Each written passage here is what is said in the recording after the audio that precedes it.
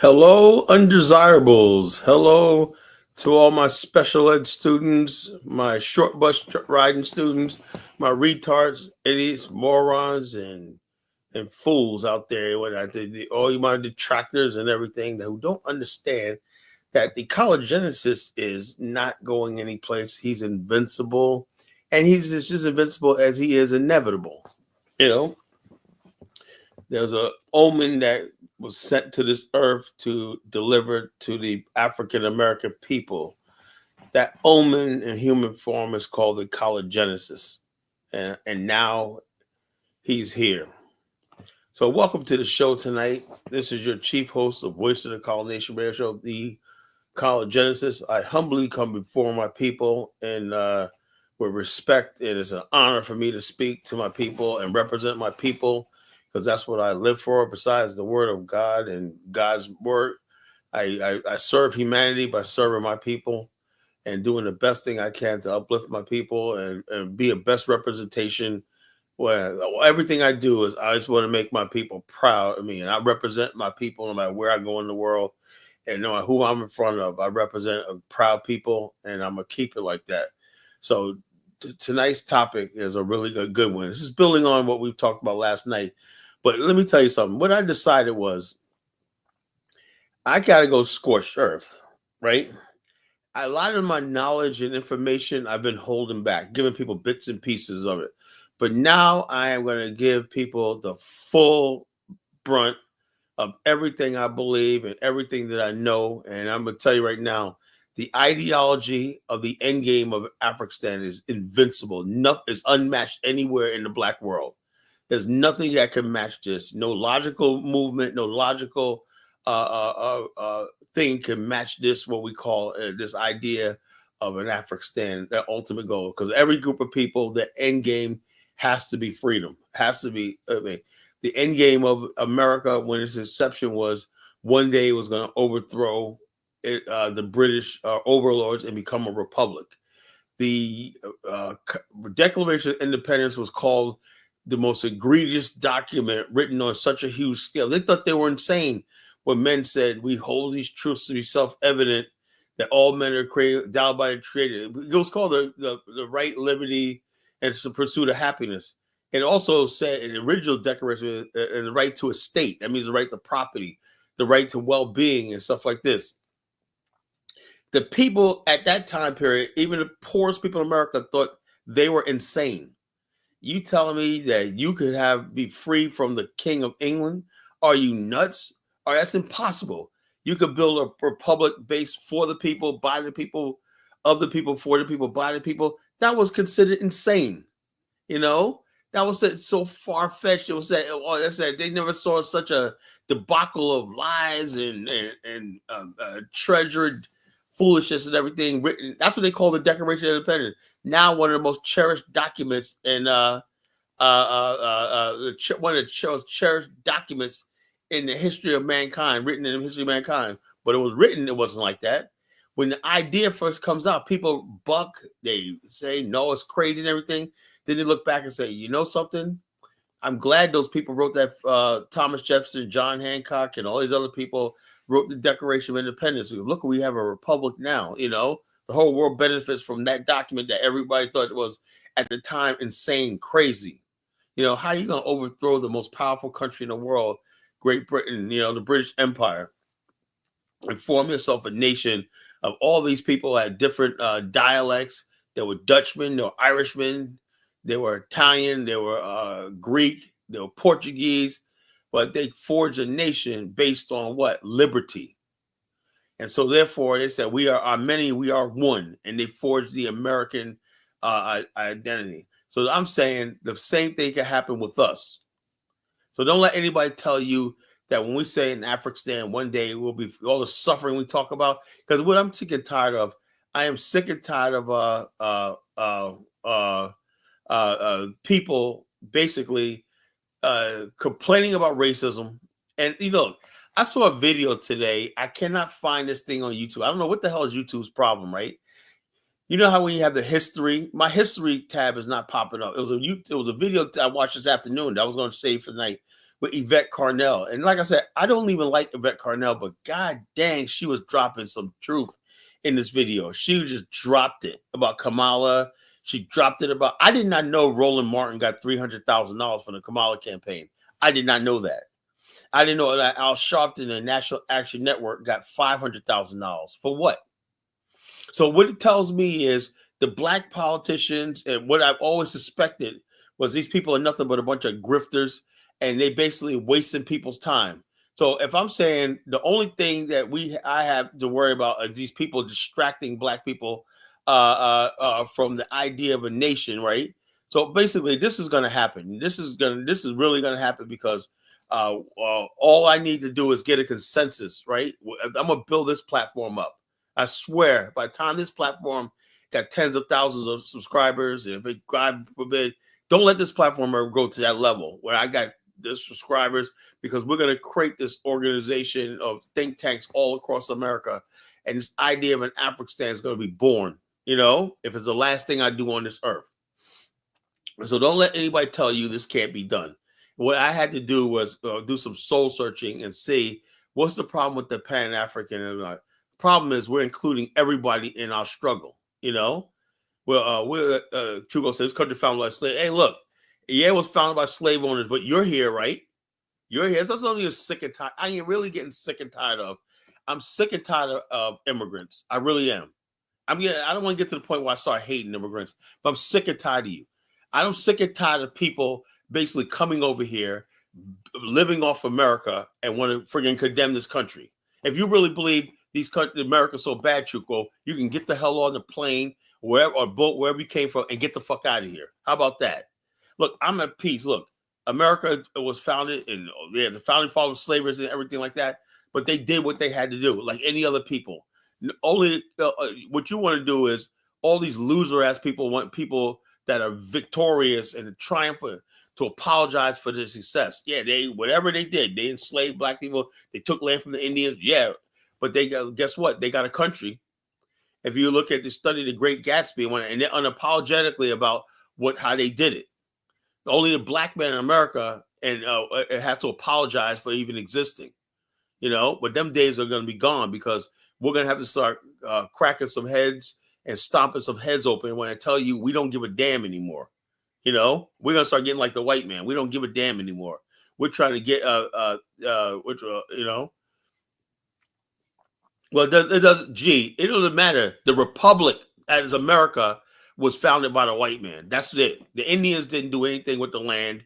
They didn't do anything, whatnot. And the bottom line is so the Republic that we know today, the government, everything, the money, the currency, all the infrastructure was built by the white people, the European settlers.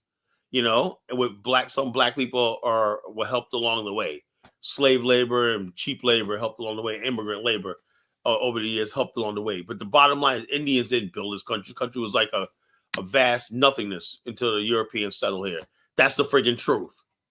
The Indians didn't build no buildings, no monuments, no streets or anything. I'm just telling you the truth, So I don't care about who was here, Another thing I'm getting sick and tired of. I'm sick and tired of hearing about so-called indigenous people. Basically, indigenous people are just backward people who don't build nothing, don't create nothing, but they think they're the most entitled people in the world.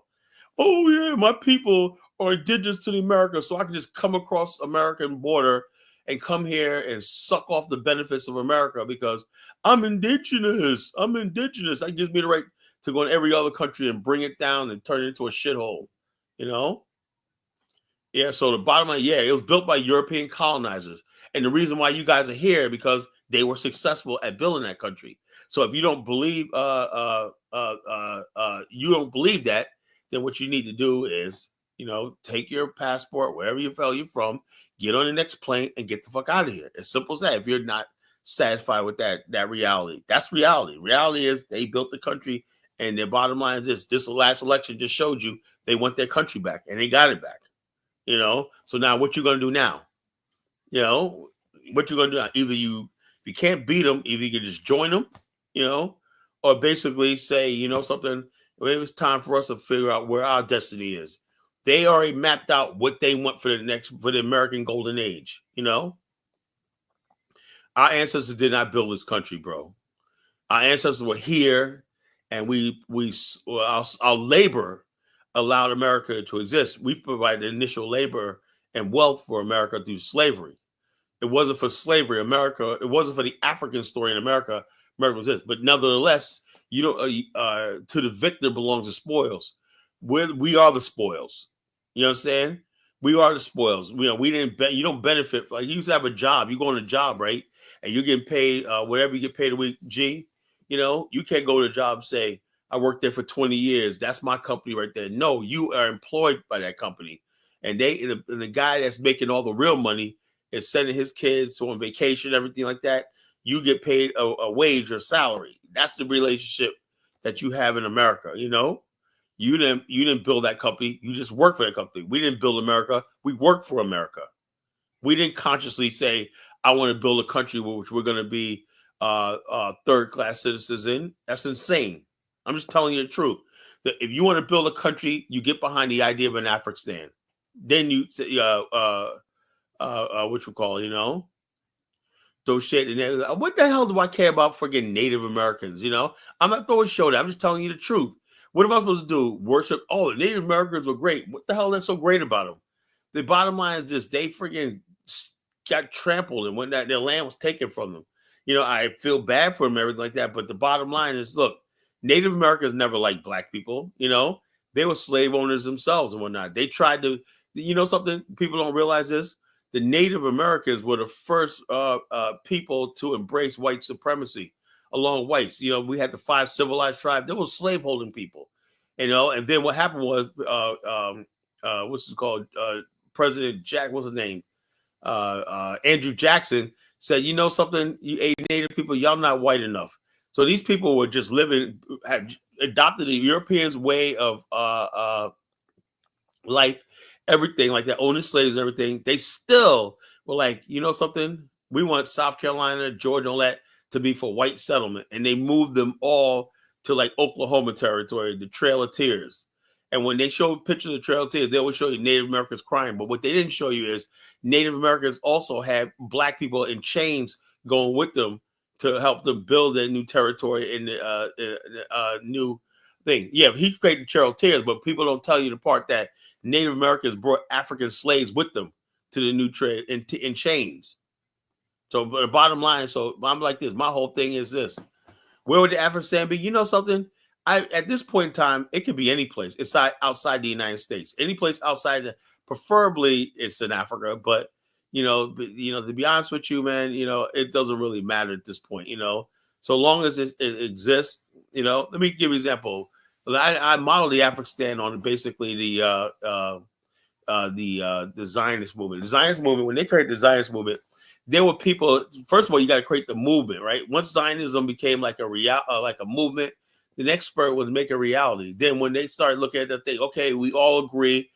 We spent 20 years agreeing that we need a homeland of our own, Jewish homeland, where we could be free and everything. That's a general consensus among the Jewish population in the world. Now, the next stage is, where is it going to be at? Now, there was some Jews that said, something, let's build a Jewish state in South Africa. There was some that wanted to build a Jewish state in Uganda. There was some that wanted to build a Jewish state in Kenya. Then the smallest number said, let's build a state in the Palestine, And then the people that said Africa, because it was bountiful, they said that would be a perfect place because it was just, they couldn't get an agreement from the colonial governments there, like Britain, France, and everything. And so basically some Jews just took it upon themselves to start settling in the Palestine area, right? And so they started populating the place. Then after a while, that became the main place where Jews said, yeah, this is where we ought to basically, this is where we ought to build a state. So the bottom line, it doesn't even matter about where the state's going to be at right now, because there's going to be like 20 different places for possible places for an Afrikstan. The main thing is get the ideology, get the consensus, and then get a mandate. Once the Jewish people, once the African American and the diasporas have a mandate, then you go looking for it, where the ideal places to do that. My job is to build this and get a mandate. Once we have enough black people in America that either support this or not totally against this, it's a reality, So like, I don't know. I look. The bottom line is, why would I go to Australia? That's too far away, and Australia got a lot of dangerous animals. You got to consider climate. like I said, a lot of things, so we don't really know. They got several people. Look, I've been working on this for years, right? And like several of the BAO members got several places that they've already mapped out on the African continent and talking to local government officials. And from what I hear on the ground, we got a lot of good feedback. Yeah, that's a good idea.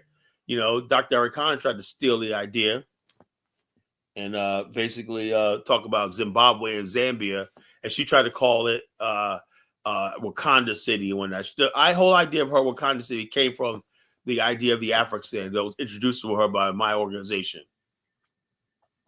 So the bottom line is where it's going to be at, I have no idea.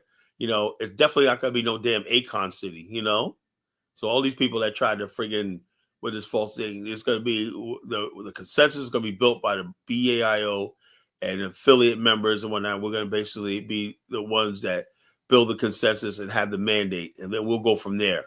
So everybody else is popping up with their own little land scheme all over the continent and whatnot, So it's, so it is what it is. So no, the bottom line is this. This is how stupid Africana is, right? When we went to my partner, Mr. Rosenthal, went to Angola, and then when the last government came in 2017, he sort of went to Angola to Zimbabwe, and I'll show you the picture of him meeting with Robert Mugabe, and he put the idea to Robert Mugabe, and then Robert Mugabe was like, "Yes, that's a good idea," and then that's when he met Dr. Arikana, and then she started calling the thing Wakanda City because at the time, that's when the movie Black Panther came out. She started calling it Wakanda City, and I said, "No, this is not a friggin' Marvel Wakanda." Even though the Wakanda, if you really look at it, Stan Lee was a white person, but the idea of Wakanda really came from Black creators. It's the idea of Wakanda comes from something deep in the African American culture. The only culture that can produce the ideology of Wakanda is African Americans, because the whole idea of a fantasy, and it's not the only one. I'm going to talk about this too. The idea of Wakanda has been around for like 400 years. The idea of Black people from the West believing that they could build a homeland on the African continent with it. Wakanda don't come from Haiti. It comes from the African American experience. This idea that basically, no, it didn't come from, it came from Marvel. Marvel bought the idea, but the original Black Panther creators were Black people, It was really modeled after the Black Panther Party at the time, So the bottom line, Stan Lee bought the rights to it and everything like that. But the original creators of the Black Panthers were Black creators talking about a futuristic Black city called Wakanda. That was something in the imagination of Black people for years. Proof of which, we have things like George Clinton. We have Cosmic Slump and all this stuff like this, and Black people even fantasize about an all-Black planet, That's why you got African Bottom talking about Planet Rock, and you got the Johnson crew called Space is a Place, and Cosmic Space and all that stuff like that. Black people. So the bottom line is this idea of this place, this futuristic place, and even the movies like The Wiz. This idea of a fantasy Black place has been in Black culture for 400 years. It's an escapism. It's called escapism. If you know something about African American culture, you would know that. Wakanda is not the only escapism culture in Black America. That existed for 400 years. It existed in the 1600s when the first Africans came to America, It doesn't matter if they move or anything like that, The bottom line, there's never really been no real plan for this, that, the other thing. The reason why is this, because most Pan-African movements end up being dominated by people from the Caribbean, people from Africa and whatnot, and that's not gonna sell to African Americans. A movement has to be about African Americans for the most part, right? And you have to see very little Africans and Caribbeans involved, if not at all, whatnot. But then Black people in America will buy into it, But this idea, like I see now, a lot of Pan-African movements and whatnot, and they're full of people from the UK and stuff like that. And we're like, dude, man, I don't want to live around a bunch of people from fucking from all over and whatnot. I don't know these people and everything. Black people will move someplace where their people are the majority. So no, Black people didn't reject Liberia. If you study my novel, right, there was a consensus like 90% of Black people wanted to go, but the problem is there was no money to go. You know how hard it is to uproot from America? My novel is based on that. So you don't know what you're talking about, Prince. If you don't know, you ask. Black people didn't reject Liberia.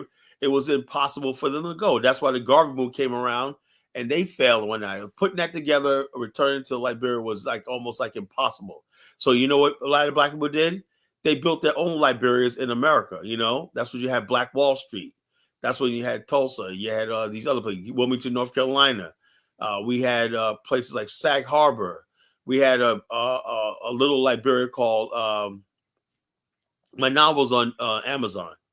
And check it out. We had a place called Baja California, and we call Little Liberia in Baja California, Mexico. It was like a city state they created because people couldn't get to Liberia. And also there was a Liberia created in Costa Rica and Panama.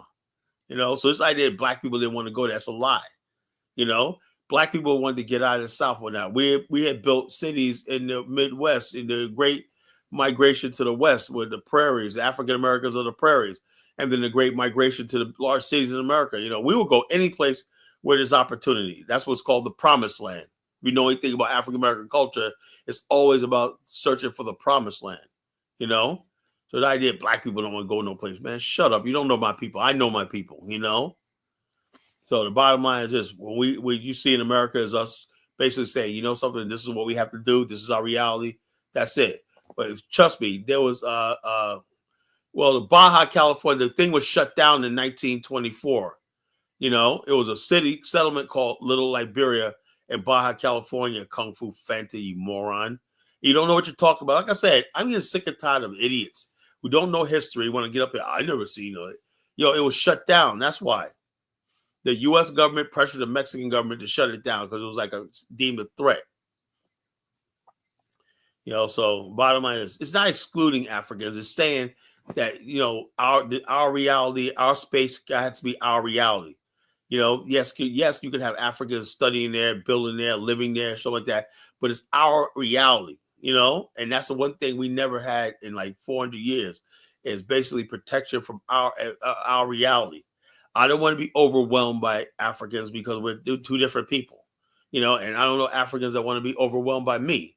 I don't blame people, even the native Liberians. I don't blame them for rising up against the so-called American Liberians because no group, one people are going to want to dominate another group of people. That's just, no matter how good it is, you do not want to be dominated by another race of people. I understand that, So what's the solution? The solution is Black African Americans somehow got to be separated from these other groups of people. As simple as that. That's, I just, it is what it is, So, so it is what it is.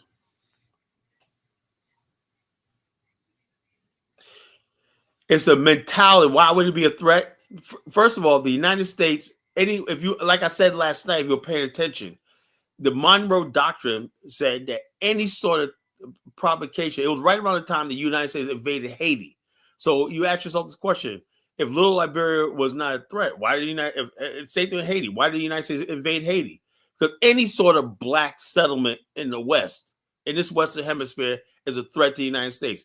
The United States invaded Grenada in 1983 for doing nothing but just trying to stand up for itself. So you don't know freaking what you're talking about. The United States deems anything in this hemisphere as a threat. That's why the Little Liberia in Mexico did not work, So this is what it was. Look, about Angola. Angola is the country that basically said they wanted, but there's a language barrier, and that would have to take some work. But that's probably the most reasonable. Angola and Zambia are probably the two most reasonable places that I've talked to, and they're saying yes because there's whole sections of the country that are completely empty and unoccupied. Angola has 3 times the size of Nigeria and it has only 25 million people. And it's very rich in oil and everything like that. There's plenty of land and plenty of space. And like I said, I talked to my Angolan partners, you guys got to come and claim your land, claim back your land. Because most African Americans are from Angola, Congo area. We're not, most of Black people in America are not from the Senegambia, Ghana, and all these countries. We're not from there. No, Cote d'Ivoire is French, that would not work. Any of those countries that are basically part of the French or British colonial infrastructure, look, we could basically check us out. Yeah, yes. When we get that land, the Afrikstan, I'll be gladly give my U.S. citizenship up. That'll be one of the criteria. You got to give that U.S. citizenship up. You know, or you could just become a resident of it. Keep your U.S. citizenship, become a resident. But if you want to have a citizenship with a voting power and everything, you got to give something. You are like a soul, like the soul stone. You have to give something up. That which you love. You love America so much, but in order for you to take your reality on hand, you have to give something up. And to Black people, the greatest challenge is going to be giving up that U.S. passport. Yes, there's something that has to give up. You have to put yourself at risk. You know, you have to leave the comforts and the certainty of America for the unknown. Yes, you have to take that risk. But the bottom line, when you succeed and you know you're free, and when that no one can tell us what to do, we raise our own flag, build our own monuments and everything like that. We're free in our own land. There's nothing like the feeling. Right now, we can't be who we want to be because we live in this society right here. We live in a white man society, you know? Angola doesn't have sand dunes, bro. You don't know what the hell you're talking about. That's Namibia, moron. You know?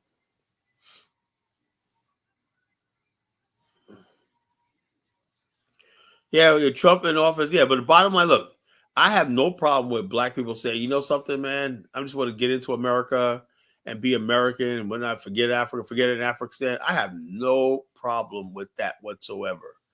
I have no problem with that. So it's just reality, you know? But it's like the Jews, right? There were Jews that basically say, you know something, I'm German. No, I'm a British. I'm a Russian and everything. But they didn't see the idea for a Jewish homeland. They thought it was unnecessary. The biggest opposition to the Zionist state was coming from Jews. They thought the idea was stupid. It wasn't until after World War II when they said, look what happened to us in Nazi Germany. And they said, you know something, those Zionist people weren't joking. The same thing that happened to us in America at any time. We're not, anytime. We're always going to be in grave danger as long as we're a minority in this country and whatnot, you know?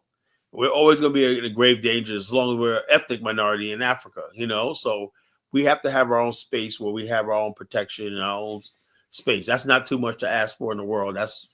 I don't bend on that. So anybody that wants to F with me, you got to understand that. Because if you don't respect that, then we're not brothers, we're not friends, and you're my enemy. As simple as that. That's the way I see it. I would not tell somebody, you know something, like I said, I'm not mad at the native Liberians. I understand why they did what they did. One group of people has got all the shine and they dominate and everything like that. And you feel like you're just because you're one group that you feel like you're inferior or you're outside, even though a lot of them like this, but they're like, who are you? Who are you to friggin' tell me what to do and whatnot? And that's obvious. Like I said, the thing with the native Liberia was inevitable to happen. I don't know why they didn't see that coming. I would have saw that coming a mile away.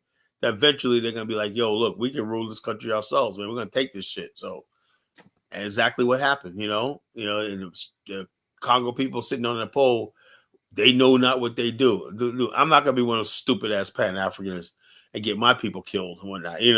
Under some idea that we're all fucking black. The hell out of here with that shit. So, like I said, the only thing that's going to work is in Africa. But tonight's show, I want to talk about the Tao or yin and yang of an Afrikstan. Because since people ask me the questions, what kind of government, you call it? What kind of economy? How would you do this? So my job,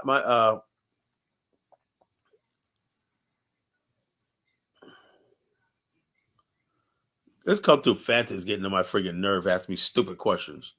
Little Liberian, Mexico. Yo, it happened. The black people from Los Angeles went to Little Liberia, built a city or town called Little Liberia. Yes, black African Americans are capable of doing these things. We built hundreds of towns in America. Yes, building is in our DNA. So building a nation is no big thing. We're capable of doing it. So people really we got to start reintroducing ourselves to these people. They don't know what we're capable of.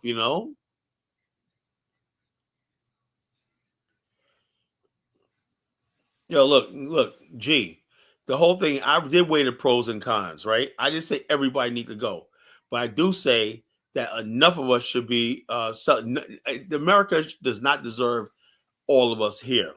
There should be at least 25% of black people in their own nation, least, minimum, if not 50%. You know, some people stay here, some people stay over there, and we'll become stronger because we'll be stronger. Right now, black people in America, G, has the pros is the Afrikstan will be our voice on the global body. We'll have representation in the global organizations, whether it's the World Bank, the UN, World Trade Organization, all these different bodies of government and everything, global stock exchange, our own monetary system, and all that. That's the pros, you know? And so therefore in America, you have 50 million people with no sort of recognition globally. You think that's justice? How's America basically got us smothered in here, got 45 million people that they take $1.6 trillion from every year, and we have no political power, no political voice. That's unacceptable. And the bottom line is we cannot leave that to the next generation. We cannot leave the next generation powerless, you know, and basically on a global scale, you know. So yeah. I told you why I was a threat to America. You understand the Monroe Doctrine, any sort of black settlement or whatever like that, because at the time in Mexico, the United States feared, during that time period, America feared Spain. They feared the British. They feared Mexico for the most part. They feared the Japanese, and they couldn't count on the black people in Baja California to be loyal to the United States. So that's basically a threat. This community had ties into the west coast of America, or the black community west coast of America. So if black people are doing trade between Los Angeles and this new little Liberia and Mexico, that's a real threat that America has to have power and control over everything we do, you know? So the bottom line, us having sort of independent commerce and networks and everything outside of control of America, yes, you know, that makes absolutely sense because that's how America operates. Why do you think America basically invaded Haiti and cut it off and cut its independence? So Haiti was one time rich, you know, and the United States went there, sent the Marines and went there, and they looted the country, stole all this gold and everything, and installed the Duvaliers, you know. They know this stuff and whatnot, you know. Yeah, America, that's what America does. Look, and before I get to the Tao and yin and yang of the Afrikstan, let me tell you something. Look at Japan and look at friggin' the American hemisphere. Japan is basically surrounded by countries that they partner with and develop them. No, Afrikstan will have no U.S. military base. Are you fucking crazy? That's the whole idea. We'll have our own military base. We got military people, you know. We got all that shit, you know. There ain't gonna be no American. What the hell? I don't want no American built base anywhere near where you are. That's a threat to us. So America's not gonna have any power whatsoever over what we do. We're not an American operation. This is the African American nation. You know, we're coming alive. You know, so it's clear. No, we're not gonna have no American military base. What the hell do we need that for? So anyway, the Japanese basically invested its yen into Southeast Asia, China, Malaysia, South Korea, Singapore, even the Philippines and everything. And they created new industrial trading partners. Now, Japan doesn't even have to produce a lot of its industrial goods because they moved their operation to Asia. And they gave those countries a boost up in the industrial age called NEODM, newly industrialized economies in the 90s, right? I was hoping that would happen in Africa during the same time, but during the 90s, it never happened. Because what Africa lacked was that one country that was industrialized. I thought it was going to happen with South Africa. But then it dawned on me that South Africa is still controlled by whites. And South Africa, instead of investing in Africa, being the only industrialized country, is sort of divested from Africa. Even with the black South African power, they divested from Africa. So the bottom line is this. The United States have never invested in this hemisphere. That's why you have poverty all over this hemisphere. Some of the poorest countries in the world. Look, if you want to be poor, you build a good relationship with the United States. Liberia is supposed to call itself an ally of the United States. The United States has never done anything for Liberia. You know, any country that deals with the United States is dealing in poverty. Honduras, the United States screwed that country up. It's dirt poor. Why? Messing with the United States. You know, all these countries, Guatemala, Haiti, Puerto Rico. Puerto Rico is a disaster. They say it's a floating island of junk. No, that's because American companies and everything, like Walmart, whatever, whoever come there and loot the country and whatnot and drive up taxes and everything like that. And the people could barely survive in Puerto Rico. So the bottom line, being close to the United States is not anything good for any country. The only country in this hemisphere actually doing well doing the United States is Mexico, because Mexico has a huge population. For some reason, Mexico is rich. Mexico got 2 large coastlines. And basically, it's really Mexico has a lot of money. Mexico City is the largest city in the world, and so therefore, there's a little balance there. But for the most part, you don't have what you call, you don't have I know Puerto Rico's not you, but the bottom line is this: it doesn't matter. Even if it was a country, as long as you got American businesses there, it's always going to be poor. Puerto Rico, Dominican Republic, Haiti, all these countries are friggin'.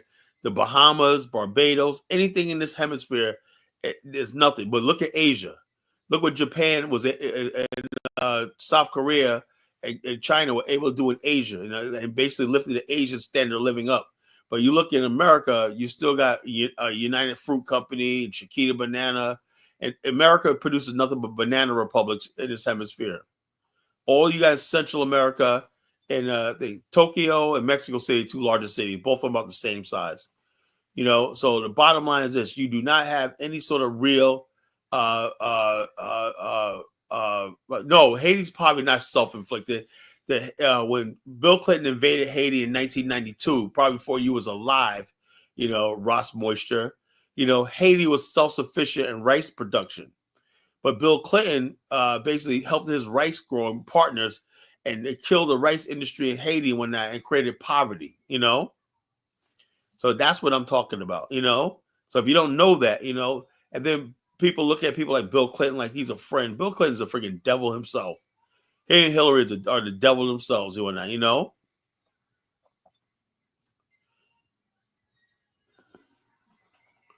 Yeah, I know. Look, the bottom line is this. Okay, back to the tower of the thing.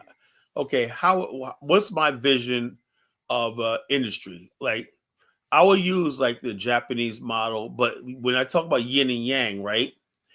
I will use a Japanese model, but like an African centered model too. For example, in West Africa, we come from people, traders called the Dayula. Dayula is a West African term meaning trader. These were the men were the masters of trade. They traveled with their own theater troops and everything like that, and they were the masters of trade in the whole world.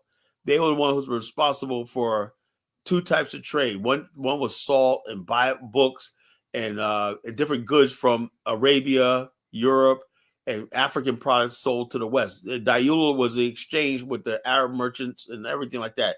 They were the masters of trade. Now, the other type of Dayula were called Wangara, No, it's it's not a tribe.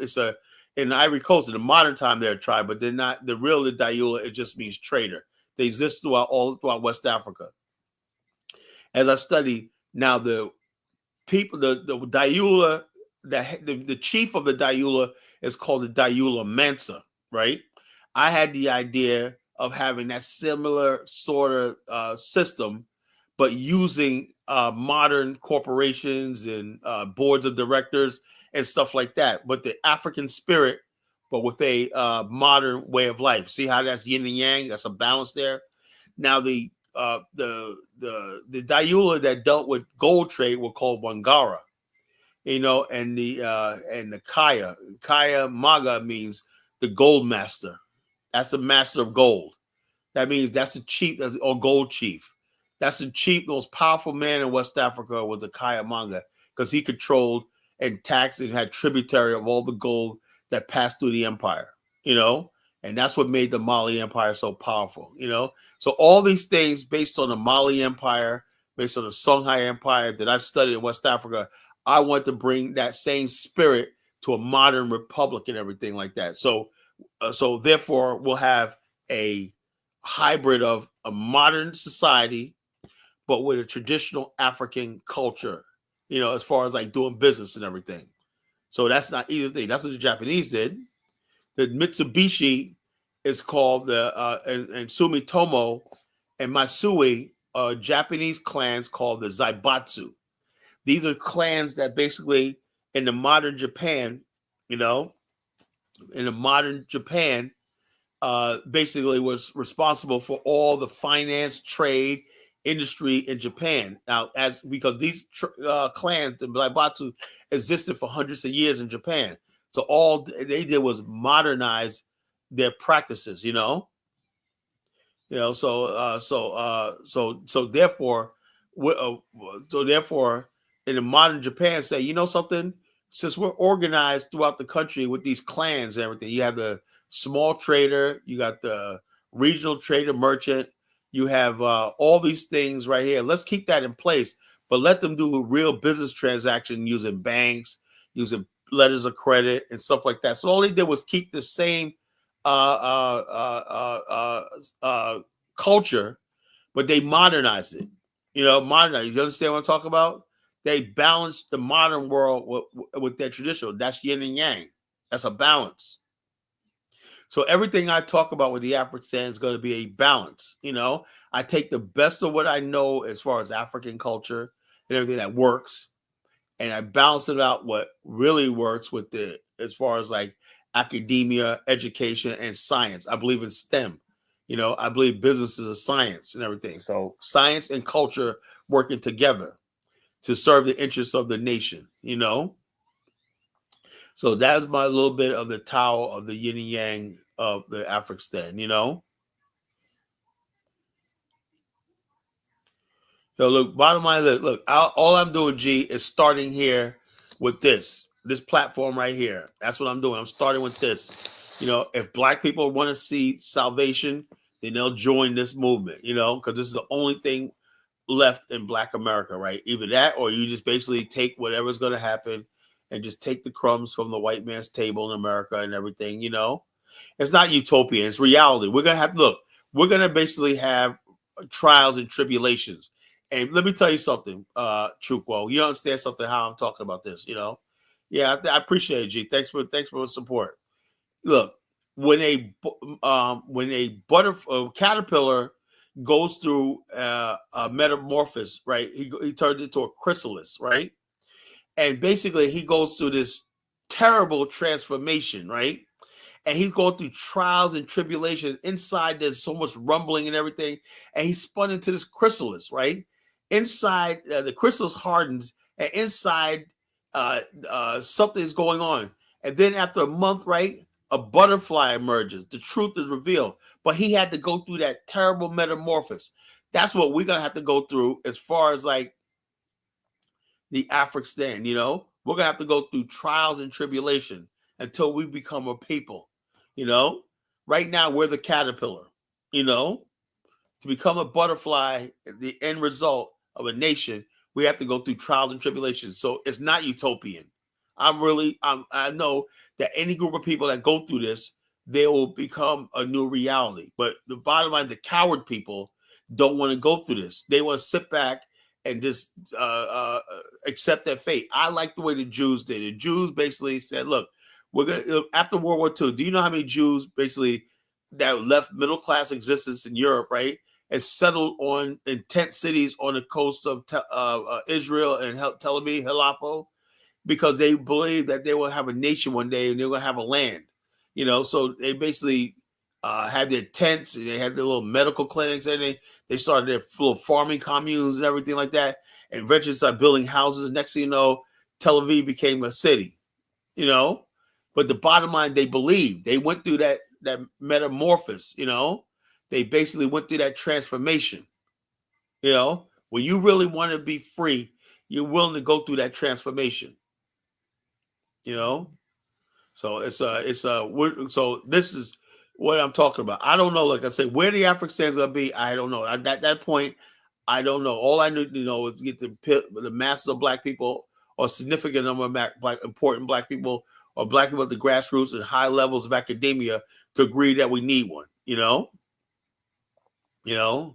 So therefore, so I don't know about where it's gonna be. I have ideas, but somebody behind me could come and say, something, Carla, I think this is a better place.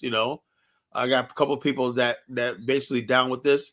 they have different ideas. There's some people say, you know something, right there on the banks of on the Lake Tanganyika is an excellent place for an Afrikstan colony. And there's some people say, no, we don't. We need coastline. Some people don't mind being landlocked. There's land in Zambia that I was offered, but some people said, no, Colin, we don't. We want. I said, look, and I was trying to make the coast that we got it. Sometimes, man, I don't know why black people love the coastline so much. You know, why do we feel we need a coastline? I look at countries like Botswana; they're landlocked and they're doing really well. You know, Uganda's landlocked, but it's doing really well. You know, so why we freaking got to always basically feel like we need a coastline? You know, that could be the problem. You know, I don't know. You know, but we have these discussions, you know. So a lot of people are like, no, we need to have it right here. We need to have it here, you know. So that discussion, I don't really take charge. I let people make up their own mind, you know. Yeah, people are like, our coastline is therapeutic, but you know, I want to know why is it countries that don't have a coastline seem like they develop faster and better, why is Burkina Faso and all these countries that don't have a coastline seem like they're more better than the countries that have coastlines? I don't know. Look at Ghana, man, it has a coastline. It ain't shit. You know, I would think Burkina Faso is better than Ghana. You know, Ghana got a coastline. So what does the coastline actually do?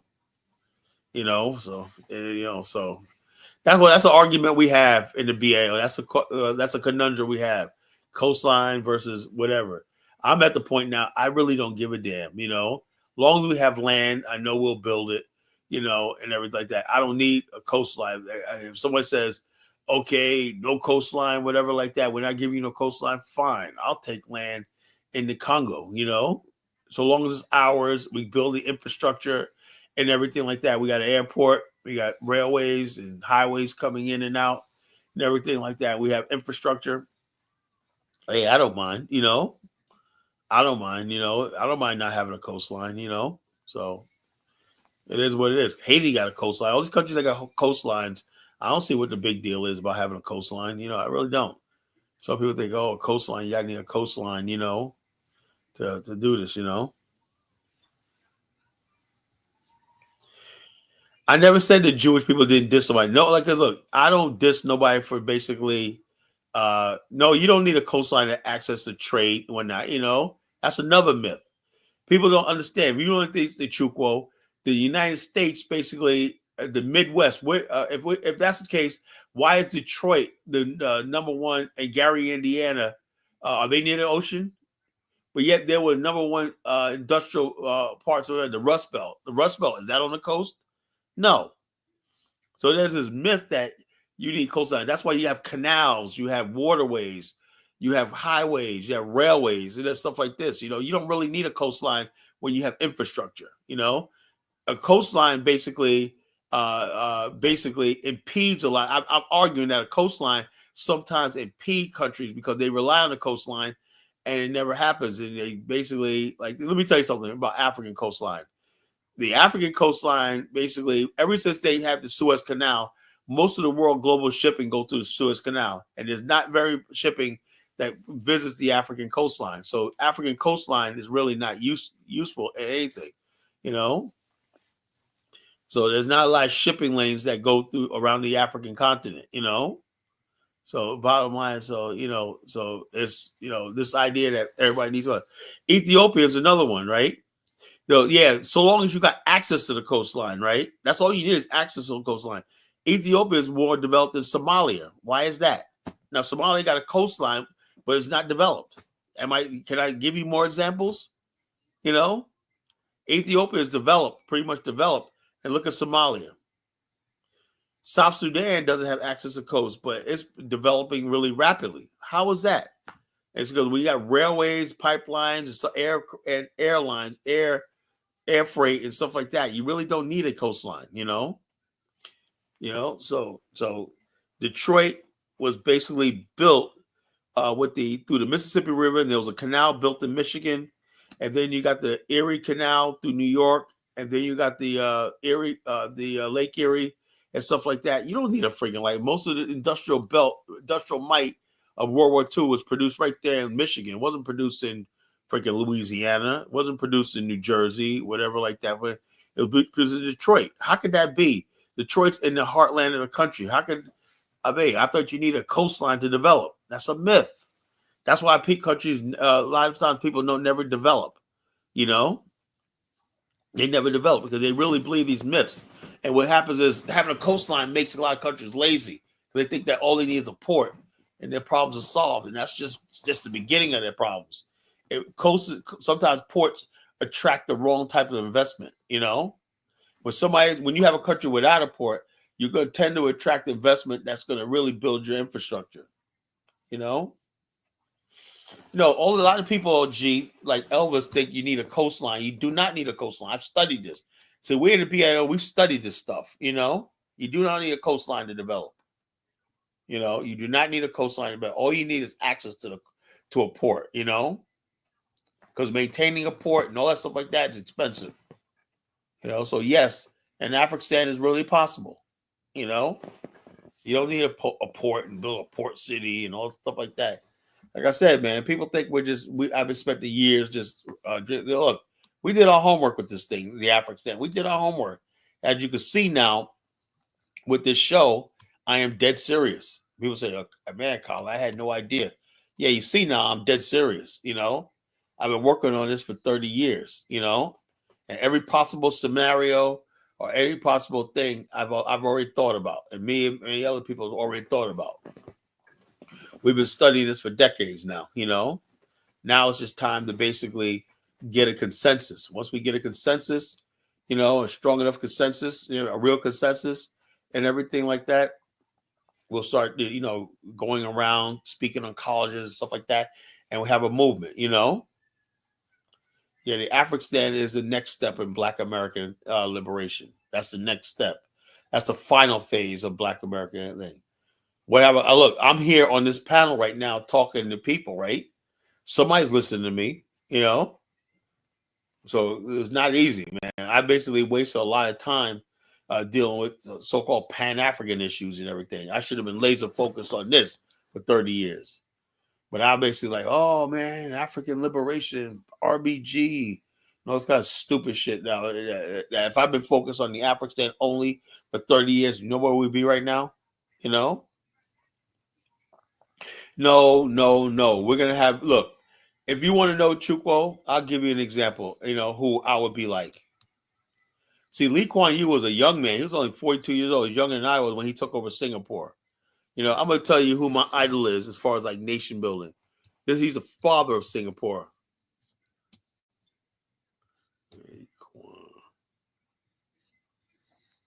Lee Kuan. So I'm going to show you, since you asked, right? Now it's time to play some videos, bro.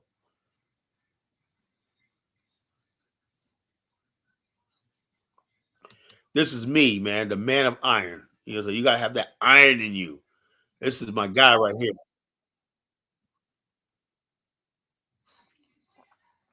This is the man right here. I'm going to play a couple of videos from Lee Kuan Yew. This is my idol right here as far as like nation building,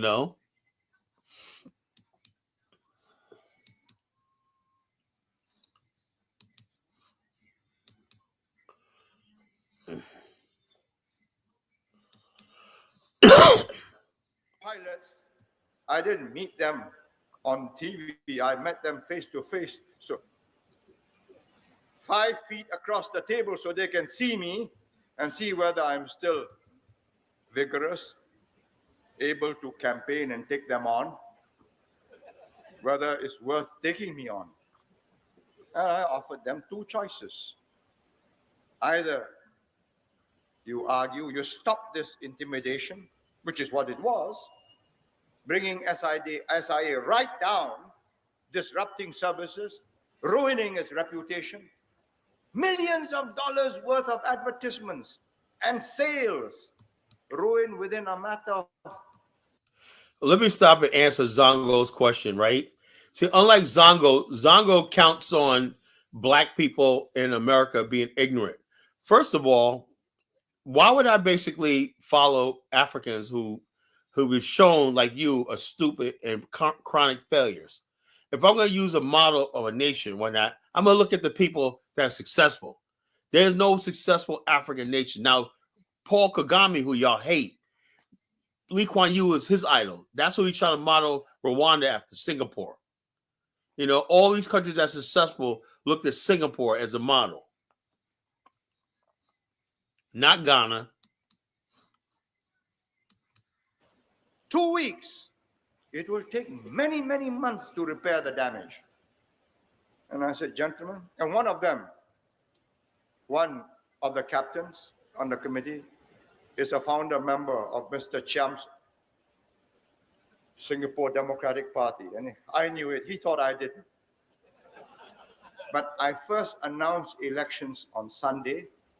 Then I met them on Monday, so that they know I'm ready to meet them during elections. I gave them a choice. Continue this, and I will, by every means at my disposal, teach you and get the people of Singapore, help me teach you a lesson you won't forget. And I'm prepared to start all over again. Or stop it. Get back to work, restore discipline, then argue your case. Took them 65 minutes. They did as much talking as I did, a lot of them in answer to my questions. And they decided, okay, it isn't worth the fight. Why? Because they know they'll lose. They know that I'm prepared to ground the airline. They know that I can get the airline going again without them. And let there be no mistakes about this. Whoever governs Singapore must have that iron in him, or give it up. This is not a game of cards. This is your life and mine. I've spent a whole lifetime building this. And as long as I'm in charge, nobody's going to knock it down.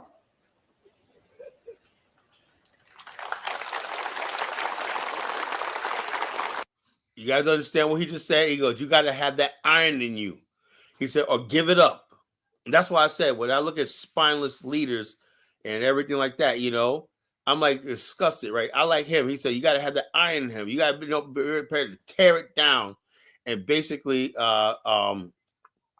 build up from nothing, you know, rather than compromise and give in. He goes, you got to have that iron in you, that steel in you. You know, he has a steely resolve, you know, and that's how I am, you know. And you want to know how I'm asking when the bottom line, the main thing is to build a nation, you know. It ain't about friggin' whether who's a dictator. It's making sure that you're working for the interests of the nation and the people. That's what's important, you know. The Afrikstan is not going to be colonized by the Chinese people because, like I said, I know my people. I know us ourselves. We're not going to have Chinese people friggin' citizens. We're not going to have Chinese people like that. All the work that's going to be done, everything like that, is going to be, for the most part, is like us. And we have to use foreign labor and stuff like that. It's going to be a skills transfer, you know. So the bottom line is this: yes, we're a different mind. We're not lazy people like other people are. You know, we're going to basically tell people, you have to do this. You know, people, you're not going to have a choice. You're 18, 19, you're going to get that skill trade. This is what you're going to do. You know, that's the way that society is going to run. No, there's nobody. Singapore is like that. Nobody's just going to be able to sit idle. You know, you're going to have something to do. You're going to have a trade, a skill, education, or something to do to be part of this. You know? So, Jerry Rawlings didn't have the tenacity to do that. Jerry Rawlings was a good leader, but he just didn't have he wasn't really smart. He wasn't educated like that. This man, Lee Kuan Yew, was a lawyer. This guy knew it. He said Jerry Rawlings, I don't know what his background is, but Lee Kuan Yew is Chinese, national. But he knew the biggest threat he was going to have in Singapore, being a multicultural society, were his fellow Chinese. His fellow Chinese was going to be his main people that's going to play. He was right. The Chinese, he knows the Chinese, how they know how to circumvent democracy by using culture, family, and like things like the tribe. But what he did was he went into something, the triads and the traditional Chinese family and whatnot, and incorporate them into his plan of nation building by building families and working with the state. So he basically sidelined the people that would be pulling the Chinese away into these families and clans and stuff like that to undermine the power and authority of the state. He was brilliant. Lee Kuan Yew was brilliant in that, you know. And that's what the black race does not have. It does not have people like that. Because what happens is people basically in Africa vote based on their tribal background and everything like that.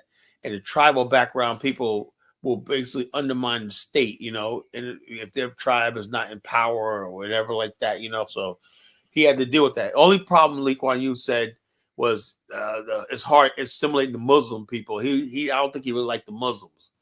He always said that the Muslims, because they got Allah and they got Mecca and all stuff like this, they would just basically they could never really become Singaporeans. That's what he said. And they're always basically trying to usurp the authority of the state. And so, but this guy, if you want to know who Kahlo would be like, if he ever had the chance, it'd be like him. That's Lee Kuan Yew's my idol, as far as like nation building. I wish I had a black person in Africa that can give me a model. I like Paul Kagame, but why go for the student when I go to the teacher? Paul Kagame's teacher is Lee Kuan Yew. So I go to the source, His book From Third World to First World should be required reading for anybody joining the Afrikstan movement,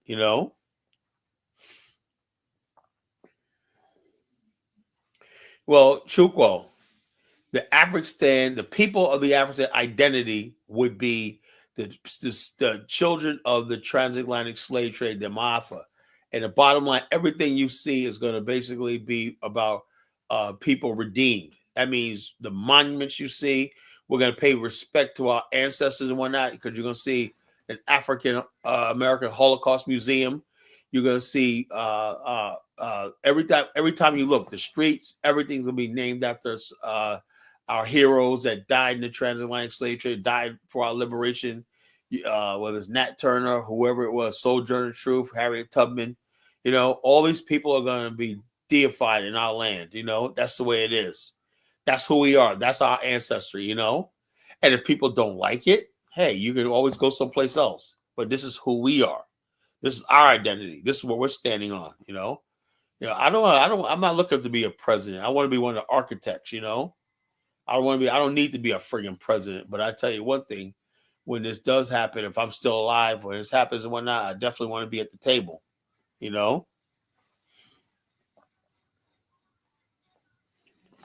I'm working on a blueprint, a model and everything, but the bottom line, even before I create a blueprint model, I'm putting it out there so people can come with their own ideas.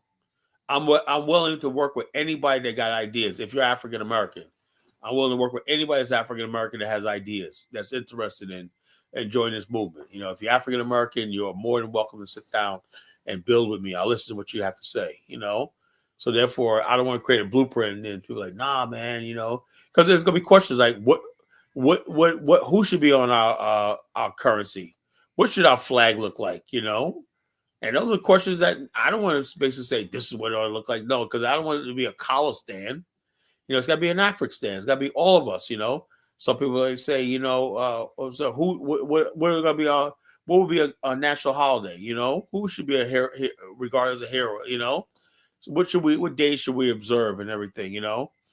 So the bottom line, we want to be able to protect people's religion. Because not everybody's no, we don't get the land first. Sorry, Elvis, that's ass backwards. That's putting the cart before the horse. We got to become a people first. The land comes second. I look at how it was done before. The Jewish people, the Zionist movement, had like 25 or 30 years of planning and building and discussion and meetings and summits and congresses, and the first Zionist Congress, second Zionist Congress. And right around the time we had the same Pan-African Congress, but the so-called Pan-African Congress wasn't focused on building a nation state. I don't know what the hell we were trying to do, So the bottom line is you care about the friggin' thing. Look, at Chukwu, you say one more comment like this, you're going to be gone. All right? Chukwu, I'm going to give you like 5 seconds to delete that comment. I'm counting to 5. 1, 2, 3, 4, 5. Goodbye, Chukwu.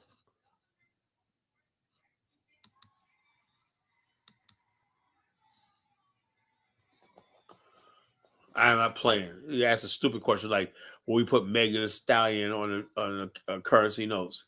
I am not playing. Stop playing with me. This is, like I said, this is a serious thing. When I talk about the Afrikstan, I am dead serious. So I don't need people. If you're gonna be stupid, I know Chuko's low IQ and he's slow. He goes to a retard school because he's retarded, basically. But damn, at least try to act like you're smart. Once in a while. No, I'm telling you, I'm not playing games. You could ask me good questions, everything. And matter of fact, I don't even care if you basically, I let you guys insult me. I don't really care about that. But this thing right here, the Afrikstan, comes before anything to me.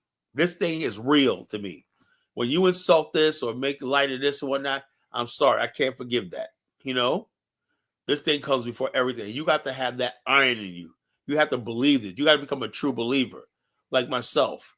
When you're a true believer and whatnot, you don't like being mocked for what you believe. And Chuko's trying to mock me.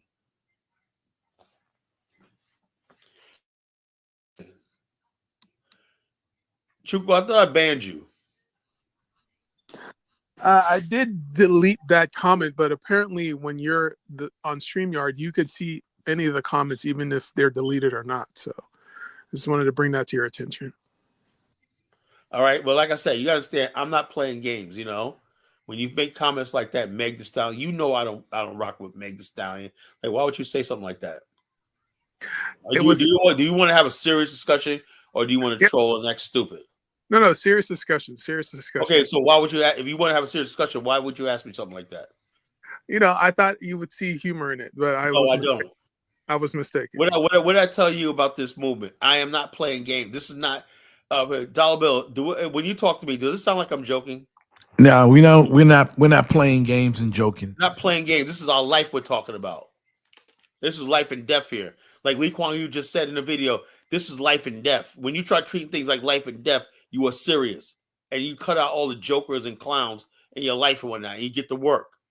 That's what the problem in the black community is. We got too many jokers and clowns, and everything. People don't know who's serious or not. Everything is just entertainment and fun and games. This is not fun and games, This is probably the most dangerous thing we could ever do. Talk about a nation's building. Because, people, I don't care how, like this, the bottom line, I know there's going to be forces of people that's going to come after me. And I'm putting my very life on the line for this. But this is something I really deep down believe in because there's nothing left. America basically just spoke. They want their country back. The MAGA people and everything like that, they want their country back. There's nothing that you could do. Hey, Dollar Bill, I saw a video with Yvette Carnell. Something? I'm starting to feel her a little bit. Because she basically, even though I don't like the ADOS thing, I thought maybe she's a little corny with the ADOS thing, but she was dropping it. She said some really intelligent things. I forgot. I used to follow her. Before she started attacking the Pan-Africans, because I was a Pan-African, whatever, But she basically talked about. But she told the truth. Pan-Africanism was dead. Yeah, she was telling the truth. Hey, I was just mad because I felt some sort of way, Of course, anyway, but she was right, So anyway, check us out, brother. Go ahead. Okay, I went up on her panel one time, and I told her that my mom is Black American, and she says that I'm also ADOS. So according to, I don't care about I don't know about ADOS, whatever like that. I just go by what I see in your heart and your soul. That's why I said we're a little more advanced. When we say African Americans, that means you have no other allegiance but to the African American race. That's it. We don't have no. So, I'm half this. I rather look the half people. I'd rather you go with the other side. Just like Barack Obama, I could never accept him. Kamala Harris, forget about it and everything. At this point in time in my history, my life, I only want to deal with people come from my ethnic group. 100%. She also said that she was an anchor. You're an anchor baby, and you anchor yourself, okay, in your tribe, in your father's tribe. No, not an anchor baby. But so, are you saying that you need to have two African American parents to be African American? That's the way I see it. Yeah, I could be wrong, but what I'm saying is this though. Like, let me give you a perfect example. And this is where my grace comes in. My boy Nee, right? One of my good friends, Nee, right? That's my brother right there, Sampa, right? He's Ghanaian, right? but he was born in Baltimore. But when you really talk to him, right, he's culturally African American. He says he knows he goes to Ghana and stuff like that. He's Ghanaian. His family's mother's over there in Ghana, whatever like that. But he says, look, make no mistake, I grew up in this culture right here, and this is all I know. And so I accept him as freaking African American, Black American, because he was born here, and he basically not only that, but he wears our arguments. You know, he wears our arguments, our thing. You know, you don't have to worry about whether who his loyalty and allegiance is. You know, I don't even care about that. Agrees. So I make exceptions when I have people like that. You know? If people agree with you, then they're part of you. But if they Well, don't, no, I'm saying now you don't have to agree with me. Dollar Bill and I don't agree on everything, you know. But I'm saying the narrative, the story, right? When you have our story, you understand who we are. You don't understand who we are, you know. You know what? Remember, just think about this. Remember when the mafia came to America? You could be part of a crew, but you couldn't be a made man unless Right. both of your parents were Italian. Right. Right? And specifically Sicilian. If you weren't from there, you could hang out with the guys. You could You be could be part of the associate. crew, but you could never be a made man. So, in order for you to be a made man, you're gonna have to. You would have to be of our particular lineage. 100%. You can't be a made man. no. So I'm Igbo. That's fine. I got no problem. Yeah. With that. So what we do is we say, hey, look, you know, you're Igbo, whatever. But you like can be ADOS. She said you can be ADOS, so you can go over Yeah, there. you can be ADOS, whatever like that. But as far as like the African American people, that's, you know, the real thing, the nation building people and everything like that. You know, when, you know, we check your ancestry out and you go way back and everything, you know, you have no other lineage but to Black America. And also, well, we talk about the Afrikstan, we also talk about people who have 100%, like I say, slave ancestry from Jamaica, Dominican Republic, everything. Those are people too. Canada. So wait. Did you say Jamaicans are also? Yeah. Yes. They're in the Americas. They're in the They're Americas, you know. They came across the Middle Passage, you know. Once you cross the Atlantic in the Middle Passage, right? Whether you were dropped off in Jamaica, Haiti, whatever like that, you're one of us. So You know? they're African Americans. No, they're not. They're Jamaicans, but they're part of the. That's why we're creating an Afrikstan. They become Afrikstani. They're qualified to become Afrikstan people, you know, because they come in there. When I say when you say Afrikstan people, Afrikstani, that's why we need a place so we can unify. You know, we're saying that your ancestors were descendant of the transatlantic slave trade. That qualified you automatically for citizenship. Understand? Everybody else, you know, you could be a resident, you could be whatever like that, a friend or whatever like that. You can have legal status, but to be a citizen, hold public office, and also, you know, this is another thing when people understand something. What bothered me is this, right? A couple of years ago, I seen people that were, it just happened this year too. People who were basically, and white America puts up with this. I would never do it. You got people coming from Palestine and Mexico and everything, tearing down friggin' statues of the people who built the country, George Washington. Despite what you say about them, right? You're in their country. They built it, you know? What I'm saying, I know for a fact of the matter, I look at Liberia as an example, right?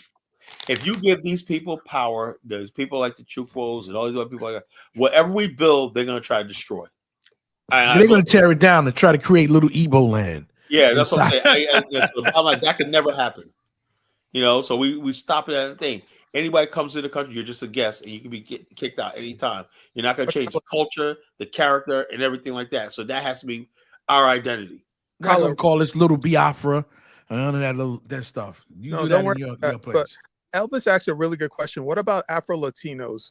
If they are like Black Cubans, Dominicans, Black Puerto Ricans? You take it on a case-by-case basis, you know. A lot of people call them Afro-Cubans, and they look barely black and whatnot, you know. And it may have the culture, but they look barely black, you know. But we're not going to concentrate on them anyway. We're going to concentrate on our people first. Our people, you know. Those people are just outliers. We'll work that out. I really doubt they wouldn't want to be with us or whatever like that. So we can take care of that later. So that's not even a problem, man. Because we got 50 million of us, man. If I can get 7 or 8 million of us on board with this, man, we'd be, oh my God, man. Because you know what's going to happen, right? That state will have actually power over all the black precincts in America because there's nothing left. There's nothing left, man. What are you gonna do? Go to the The Democratic Party? Afro-Stan is the last stand. That is the last thing we have to do is have a land, a political entity, geopolitical entity of our own.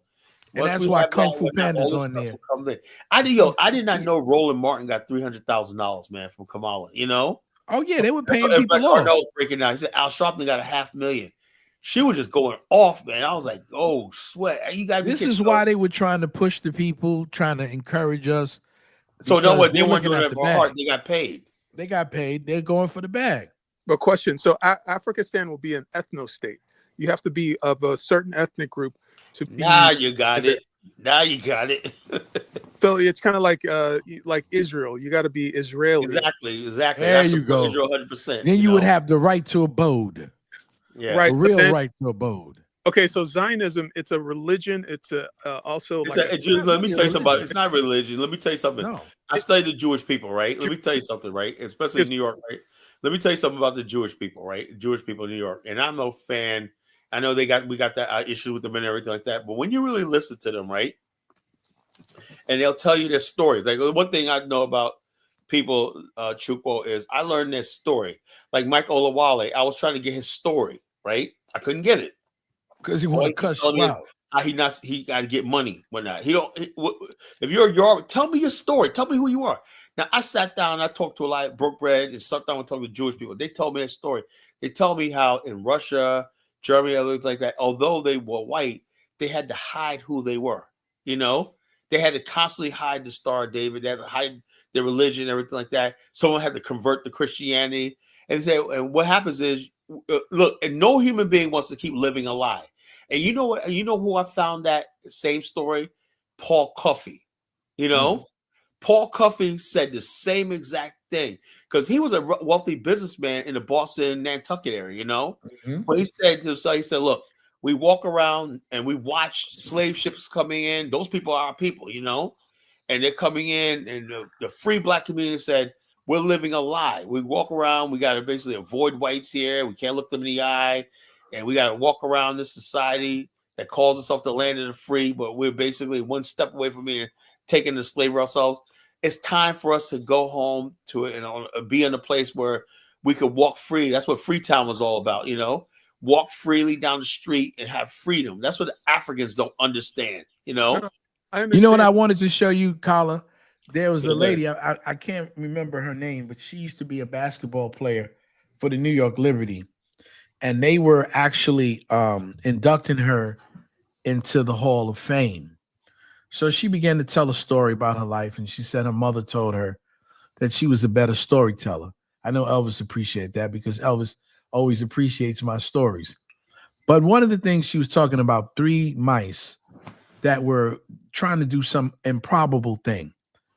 And all of the haters and all of the naysayers, like the people on the panel, you know, the usual suspects that come up here, they were saying, oh, you know, like they're calling you Kala the colonizer and calling you names. And so she's talking about these 3 mice. And so one of the first mouse kept hearing the haters and decided that they would just give up and die.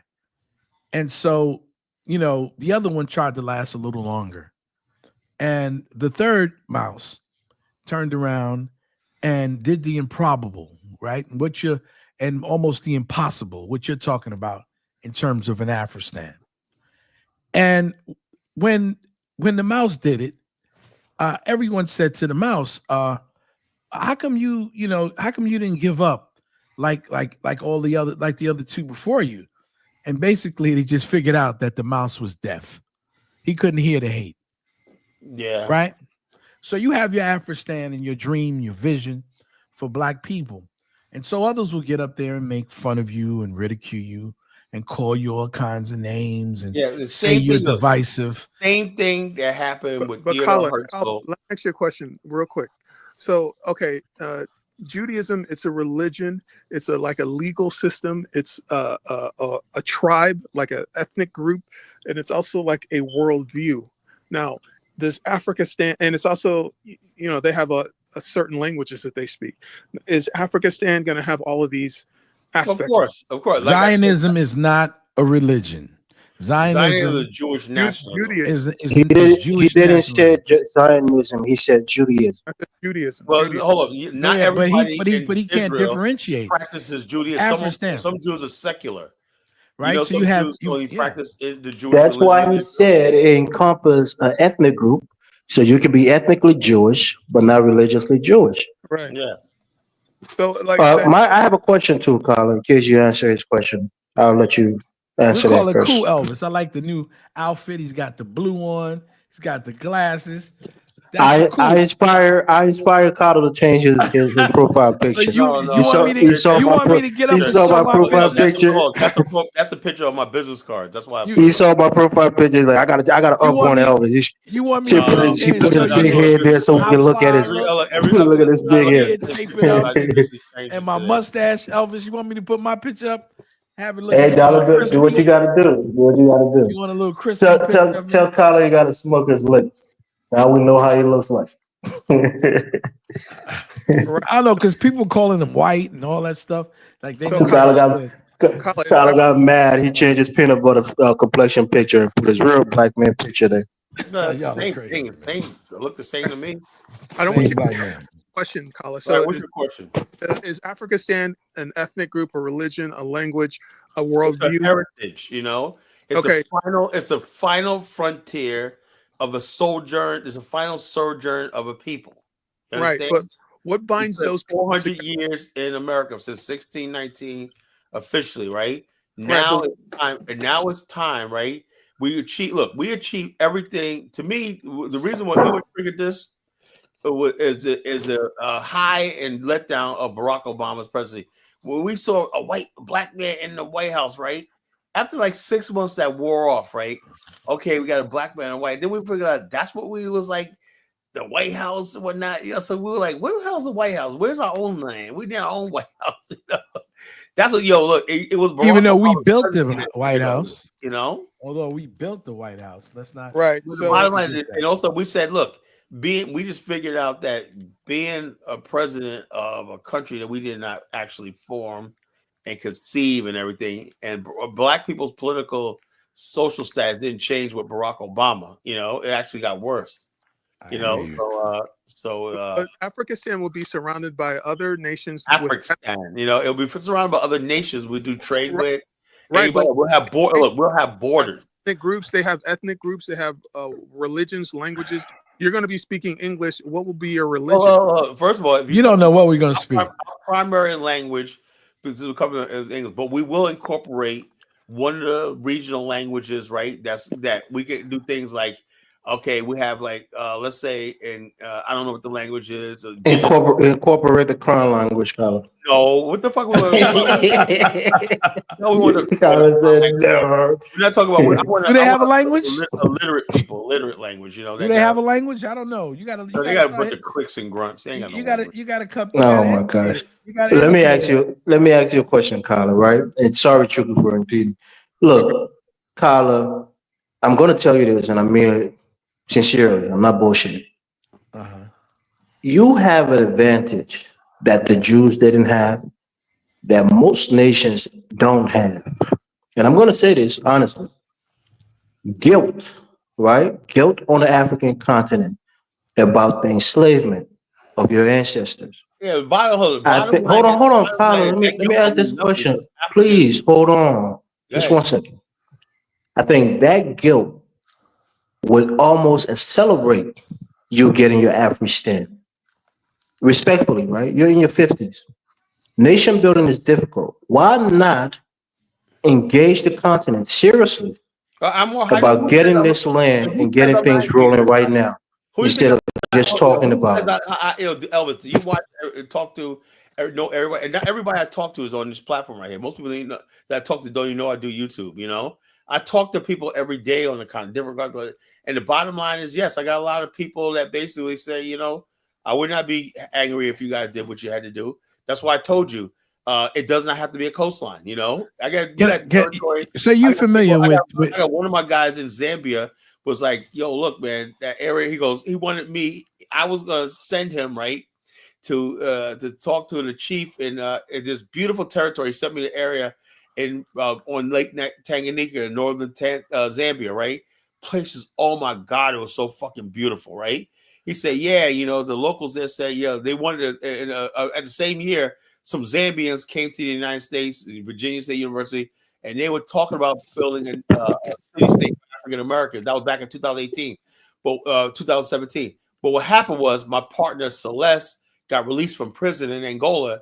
As soon as she got on Christmas Day, 2017, she called me and was like, "Kala, I'm out," and so that's why I started putting my Angola plans back together. You know, because I was Angola. But Carla, are you having progressive talks? Of course I am. What do you think? You think I would be here if I wasn't? You know, of course I am. But that's not the biggest problem. The problem is getting people organized. Look, exactly. The problem is that our young people here are caught up at this FBA stuff. They're caught up with this Freedman stuff, and they have to realize this reparation thing that they need to have an end game. So an end game for them should be in Afrikstan. John Zola and Ram Moise had a good idea. The official language should be Shnagalaga. You should whatever it is. What you call a Chuko? Do you want to get banned? You want me Chuko, let's have an honest conversation. Don't make light of it. Okay, don't make light of it. I'm trying to treat you like you're halfway intelligent. Yeah, all you got to do is put mute him for a little while. Okay, Carla, he apologized. Let's let it be. Yeah, he said always does the same thing, and he apologized. Just mute him because he doesn't listen. He's one of those individuals who just, he's a sadist. He likes them on, to just talk to him bad, and I don't know if he's a sadomasochist, and he really wants that that feedback from us. Who cares about Ross Moyes? Who cares about the white kung fu Fanta? We don't care. Those are people who are the distractors. They don't want you to have an intelligent conversation. They don't want you to reach the masses. That's why we said, and when we say these things, maybe we have to say it more eloquently. It's not that our situation in terms of immigrants in this country we don't have a fight with immigrants in this country. Our real fight is for the minds of our people here in America. But right?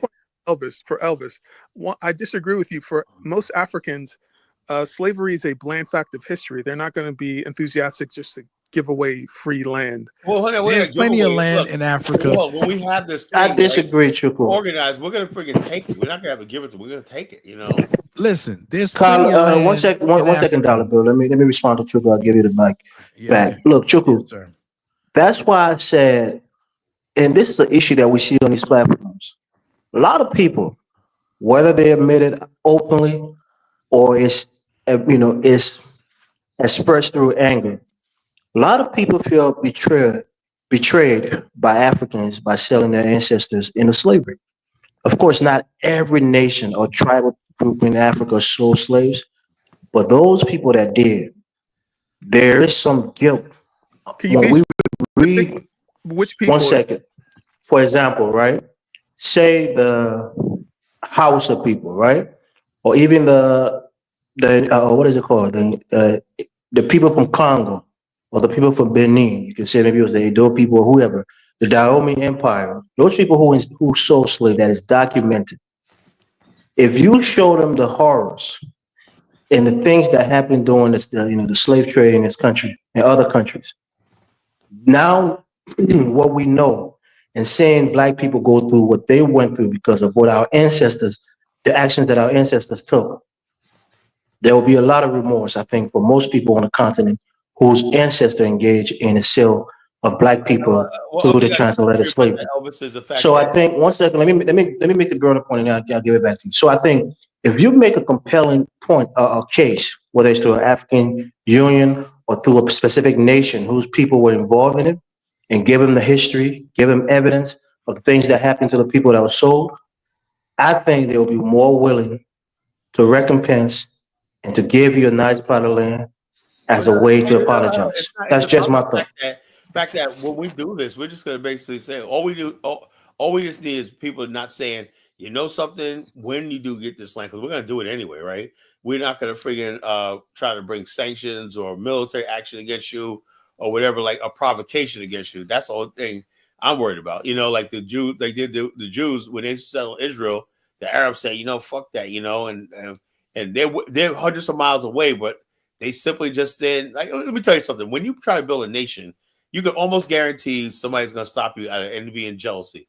Remember the Kurds, right?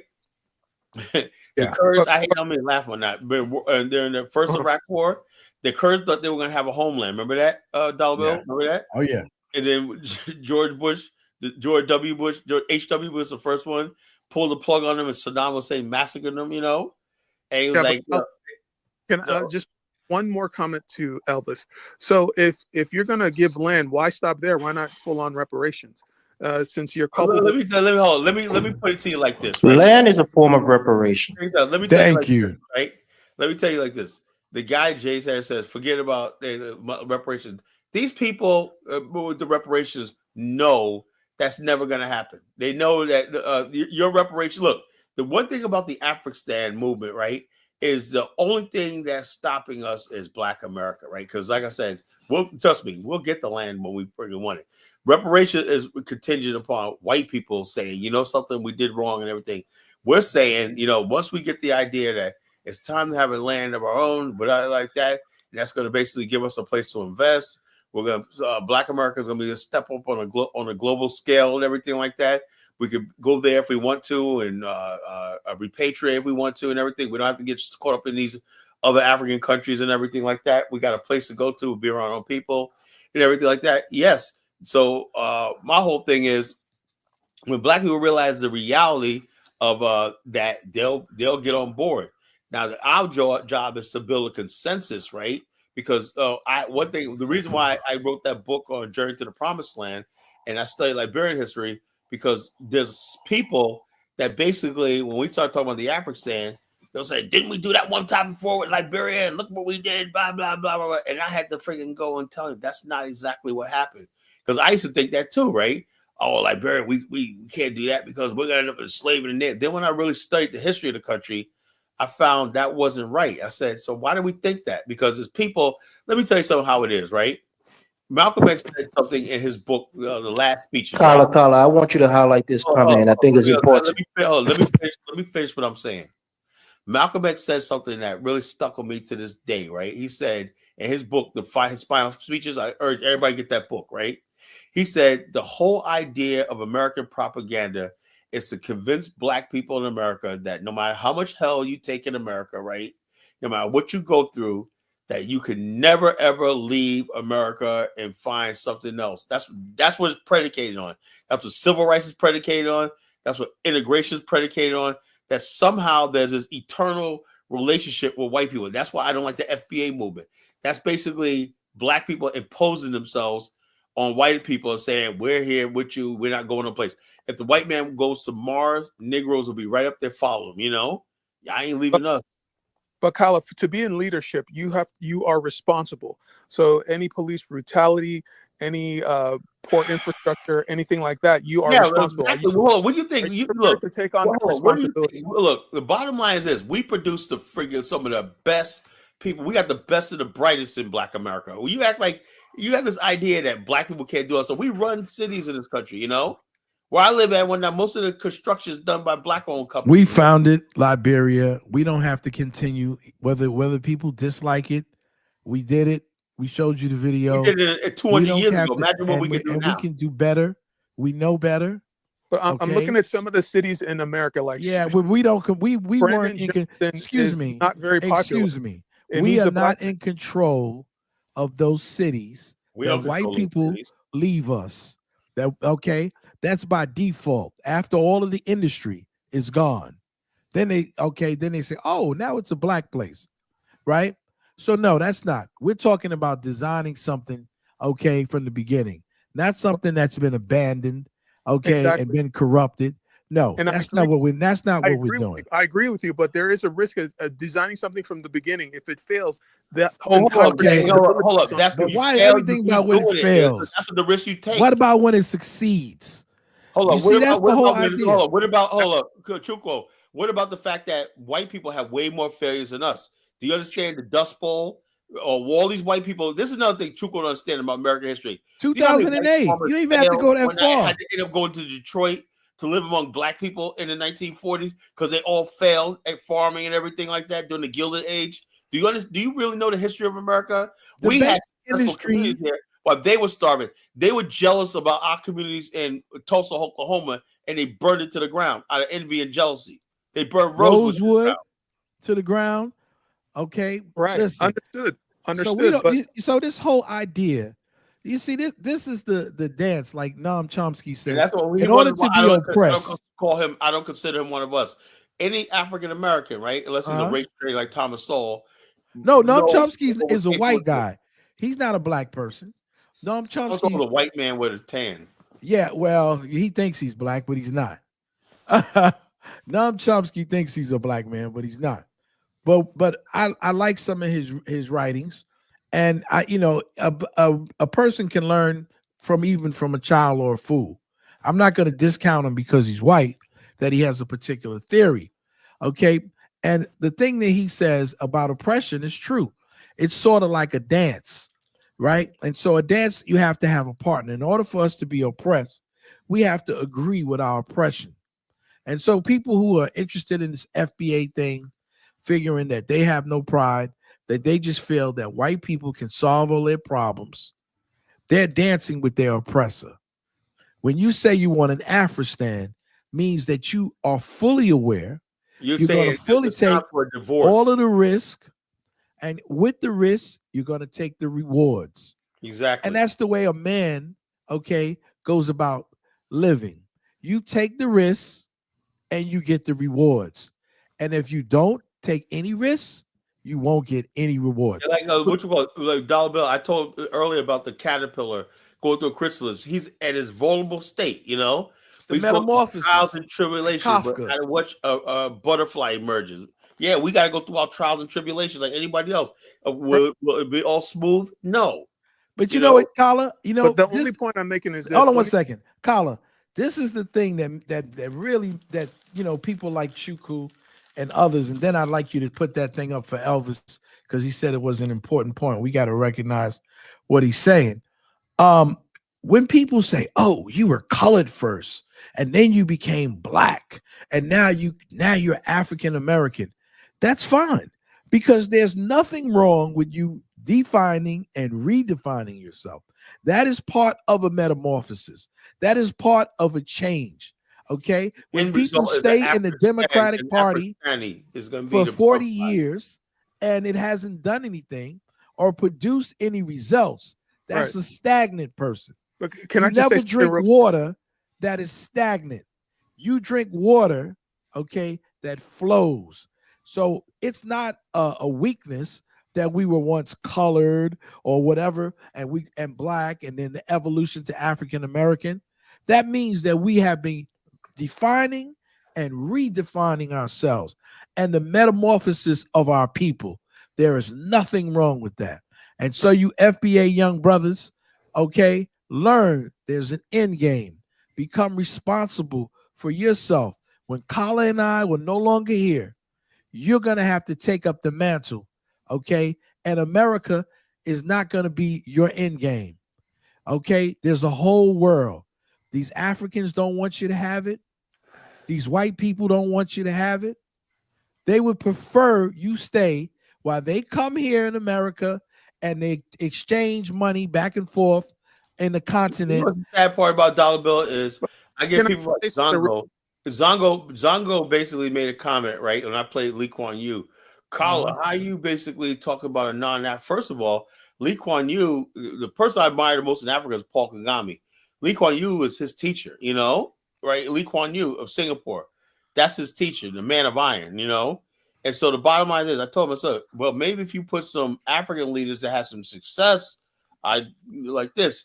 But they have this idea with African Americans, we're supposed to be so anti-white or anti-Asian that we can't think straight. That's what they think. While they're free to go have a relationship with everybody else, they want us in this little Pan-African box, It's the game. It's we can see it's like the Mike Tyson fight. It's the finesse game that they're trying to play with us. So when you say something about someone else, why are you quoting white people? Why? Because they got ideas. We need. Right? You can quote anybody that has an idea. Okay, right? the main And then issue, they want to get up under white people. right? Oh, and say to the white people, look at those African And also, Americans. there was like basically, like I said earlier tonight. Look, the white man, for better for worse, he basically built this country sea to shining sea. You know, were we helping? Yes, but the helper doesn't basically call the shots. We But just Colin, get paid a wage, whatever like this. look, And the bottom line, they said, well, white people built this country, but aren't you over here benefiting from this country you say the white man took from the Native Americans? They're You know? benefiting from that, and they're benefiting from Colin, our struggle, Colin, our blood in the streets. That they Colin, came here. They're disrespectful to the white people, and they're Colin, disrespectful to us because they refuse to accept what we've done right on this culture. And when we say something about it, they say, you know what? Why are you crying? Colin, here's the issue, though. The main issue here is that responsibility and authority are linked. So with responsibility comes an equal measure of authority, right? So if you want to tell us that. No, but if you want to assume authority of being the captain of Afrikstan, I never said that. I never look. The bottom line when this got a myopic right, point of view. more than likely, what I would be part of is a council. I would be a council of like at least 100 people, and basically for the first 25 years, what we're going to do is basically form a different committees. This committee right here got a mandate to form a government with an electoral process. Will kick up and set benchmarks and timetables and everything. This one right here will be responsible for diplomatic things. Do that, you basically have to have the right people, like the president picks his cabinet. You're the architect. Hold up. We're the architects, right? What we do is go and say the blueprints and say, hey, this is what we want. And we bring the experts in every field to make that happen, you know? But as the architect, you're also responsible for the project's success or failure. No, we know that. That's why we can look up and say, hey, look, we're not stupid. Look, hold up. Do you understand the president of the United States don't know everything about Secretary of Defense and everything? That's why he hires experts, you know? But he's not a fool. The president's not a fool. He knows when things are going right and going wrong with the outcome. You know, that's the same thing with us. You know, we that's what government's all about. And the whole thing, will we make mistakes and everything and get it wrong sometimes? Sure, we will. But are you prepared to take responsibility for Africa? Yeah, I'm ready to take responsibility. Yes, we're ready to take that responsibility. We're ready to be leaders. Do you take responsibility for yourself every day, young man? Every single day, yes. Excellent. So why wouldn't we want to take responsibility? Right? That's for myself. You're taking responsibility for a nation state. That's good. Yes, no kidding. Exactly, and that's what you should do in your homeland. You should take responsibility. You know, it's a funny thing, right? I heard early in the chat, because I've been here from the beginning listening. Sometimes I just sit and listen. And people are talking about the Native Americans in America, so on and so forth. But I want you guys to use the Native Americans, who were millions of different nations of people, okay, who just dwindled down to small tribes. I want the Africans, okay, here and abroad, to use them as a cautionary tale, because you don't own certain parts of the north of Africa have already been taken over by Arabs, and they're never coming back. Morocco, you're never getting it back. Okay, so let it be a cautionary. Let it be a cautionary tale. Okay, that when white people who live on these little islands and like in these little British Isles, who are fighting on these little territories, right? When they make the decision that, you know what, instead of us fighting over these little small territories, let's just take over Africa. And we'll take, you know what? You're missing one point. You're missing one point. The plan, excuse me, Africa I'm making the point. Okay, the plan and the model has already been done. Okay, Morocco's already been taken over, and they're going to look at Africa and see that it's abundance of resources that's just being squandered. Key point here about being squandered the same way that the Indians here's the point you're squandered missing. North America. The point and you're they're missing going to is say they're going to lick their chops, and they're going to say, just like we split them up before, and we set up these lines that they still use today, let it be a cautionary tale to you Africans that if you're not willing to take responsibility and fight, okay, these folks are going to one day come for you. And they're not here's the just point you're want missing. your resources. They're gonna enslave you in your own land the same So your way Native and Americans marginalize you and use all kinds of diseases, all kinds of plagues against you, okay, by giving you these free vaccinations. And you're gonna turn around one day, and Africa is gonna be united, but it won't be black. That's the only. Right. So here's what you're missing. So the Native Americans, here's what you're missing. Native Americans were colonized. Africa was colonized the same way the Native Americans were, right? But they did not put us on. No, it was not true. It was not true. In very similar way. No, it's not. Not true. Not true. The Native Americans were millions when the first settlers sailed to Massachusetts. Okay, they were millions. There were millions of Native Americans that were running all across. Okay, is not the a sign Americas. that you're correct. North, South. Okay, we were both Central colonized, America. but we're still here. They were numbers are millions. Numbers millions. Increasing. You do not look see at our these population people now. Look at the population. You don't see them. It's okay, increasing. so wrong. You're mistaken. mistaken. Your population, okay, can be wiped out in no time with the right disease. And also, not only that, most African countries, particularly Nigeria, is one like flood and famine away from starvation because they don't have enough refrigeration and stuff like that. Most of these countries don't even have a Coast Guard. Most of them don't have navies. They don't have armies. You are ripe for the picking. That's You're right. The point I'm making that is the point. And you can't see it. We're still here. You're still here. You're here because you're not living though. You're just existing on a thread, and you don't know it. The rest of the world is taking everything that you have and talking and using it. Prove yourself. You are here. You're here. Just the fact that you couldn't make a decent wage in your own country while your father, had to flee. Okay, and he's a medical doctor. We still own homes in a country. We're there in a country that's probably one of the worst healthcare. There's no reason to go there. I mean, Chukwu is not attacking you personally. No, this is not an attack. This is not a personal attack. I'm just trying to explain. This is a cautionary tale. So when we say in Afrikstan, why are you fleeing to Africa? When we say no, we're not fleeing. No, our people came from Africa. If you're we're not fleeing. That's what our people came from Africa. Let me say this. This is what I'm saying. These people are so upset. Like somebody in the comment section from last night's show, Colin, Africans don't think about you. No, Africans basically we're on their mind 24 hours a day, 7 days. Go on TikTok. And the white man. They talk and about the white man, Kung Fu Fanta.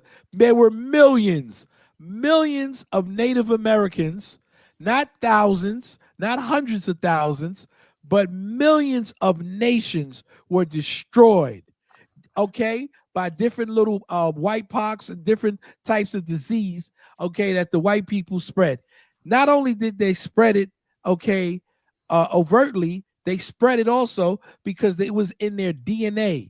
And people began, that's why it's called the apocalypto, the end of times. When these people came, people died off by the millions. So Kung Fu Fanta, you're a liar. You are a liar. Okay, Dollar Bill, do you really want to go there? The Indians were marginalized too, but you were made into domesticated human beings by the same people. We're not domesticated. And then you know what? Listen, if we were made into domesticated human beings, then you need to get that domestication. Because we were able to build up colleges, universities, industries. We were able to do so much. So if we were domesticated, then you need to get domesticated. Because right now, you're an animal in your own country. You're living like an animal on the floor, on the ground. I still have my ethnic identity. Yeah, that means nothing. That's all you got. You have nothing else. What is that? But what is that ethnic identity? Shithole country. You're here. You're on this platform speaking English, existing. You're living in America. Talk You're about living your in little America. ethnic group. Look, this, Dalbo, this is what I was saying before, right? I love what I look at, like countries like Singapore, Thailand, ethnic group, because they basically in their own countries thriving, right? Yes. You know, they have the ethnicity. What's the good of ethnicity if you're basically got to live in somebody else's country, man? You know. Listen, Kala. Your aunt never calling you a clown, man. Jeez. We destroyed Vietnam. We bombed Vietnam. We destroyed Vietnam. Take a look at Vietnam. Take a look at Vietnam. Yo, I did. When I saw that usually broke my heart, man. You know, I said Vietnam is now industrialized, got thriving banking, and that was a country that was poorer than most countries in Africa in the 60s during the Vietnam War. Look, matter of fact, Vietnamese were so poor that they dumped them into the poorest neighborhoods in Black America in the 70s, right? But we were like, who are those people? Oh, they're from Vietnam. The war had just, and I remember in the late 70s, the war had just ended, whatever like that. And we got this flood of Vietnamese. I don't know if y'all got any in the Bronx, right? But we got them in Queens. No, we got Cambodians. Okay, we had Vietnamese and everything. Okay, one point. Do you know what these people used to do in Vietnam? They used to take one of their children. They were so poor, they would take one of their children, and literally that child would have to prostitute so the family wouldn't starve. Right, but one point about ethnic identity, why it's important, right? Yeah, I know. All these identities. We have it. Look, Chuko. We have an ethnic identity. We don't care about your ethnic identity. Okay, we care about your GPA. You haven't been your gross domestic we product. care about your GDP, bro. GDP is bullshit. But I'm over you can here, take all that ethnic shit your and GDP, shove it up your ass. Yeah, and I pay a lot of taxes here too. It means that's nothing. What I'm saying. It means dollar bill. Look, yes, sir. Chuku is a man. We have to treat each other with the same respect we afford as men on these platforms, man. It's disheartening to hear every time you're taking shots at him. Don't do that, bro. No, because that's engage him as a man. No, I am engaging him. He just said we were domesticated animals. And I'm supposed to deal with him like a man? Come on. You saw it. I mean, I don't like I tell Chuku, you gotta watch what he says, but at the same time, Dollar Bill keep poking at him, talking about his father, his mother. Come on, man. He could have said, Carla, you said people's fathers are off limit on this platform. You gotta show some consistency. I think he made a point. I didn't say nothing personal about his father. Like his father, he made a point about we're domesticated. So Dollar Bill said, well, your father left Nigeria to come to here where we are domesticated. So that's what the point he was trying to make. You know, that was fair game. He wasn't attacking his father personally. He was just saying, if you're going to call us domesticated, there's something that's saying something wrong with us. Why did your father bring you over here? Why did he marry your domesticated mother? The American economy is bigger and there's more money to be made here. I'm here to you got 200 million people in Nigeria. You got 200 million people and you can't make money? There's more money. You don't think people need health care? Doctors make more money in America than in Nigeria. Because white people are paying them, right? Just that simple. That's all it is. Because white people are paying them. That's what I'm saying. You niggas cannot see yourselves, okay, being autonomous human beings. That's why you're here. You are only here because you feel that the white man can solve your problems. You live in a country, okay, in a continent where you have every the confidence that we can build our own you resent resource known to man. You leave that to become an immigrant. You know why? You have no faith in your people. You have no faith that your people, and when and people who are honest about it, okay, they will tell you. So all of that ethnic shit, miss me with that. Chuku, do you agree that calling people domesticated people is offensive? And you shouldn't use that. He's just talking about his own mother. When you're you have to return the insult.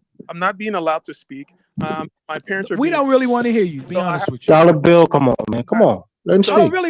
Elvis, he only comes up here every. Listen, if I'm receiving fire, up here, go sit down somewhere. Simple. It's goodbye. Just Goodbye. Every action. Hey, man.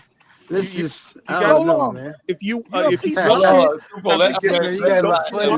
have to give Ahmed. Well, I don't Hey, respect hey, you. hey, I don't hey, respect man, you. hey, man, you I guys don't are funny, respect man. your You guys are people. funny. You're a shit slinging country. You're a shit slinging nigga, I- and I don't Hey, respect you. this Go guy back in there with the Chuko, cracker. respect what he's saying. but All he's Chuko, doing That's right. insulting me I and don't my respect family. you. but So, I'm Chuko, never gonna respect your black ass. okay, so man, then Chuko. Get out my country. Take your exactly fucking right. slit I slinging don't ass want any back tears. to your. Tell me about some fucking You're a Ebos. domesticated human Dollar Nobody. being. Bill, this is mother's a beneath you, fucking man. bastard. Your This is mother's a beneath you, bro. domesticated whore who lay Domesticated. down with a Dollar fucking Bill, shit man. slinger. Call some decorum on the platform, man.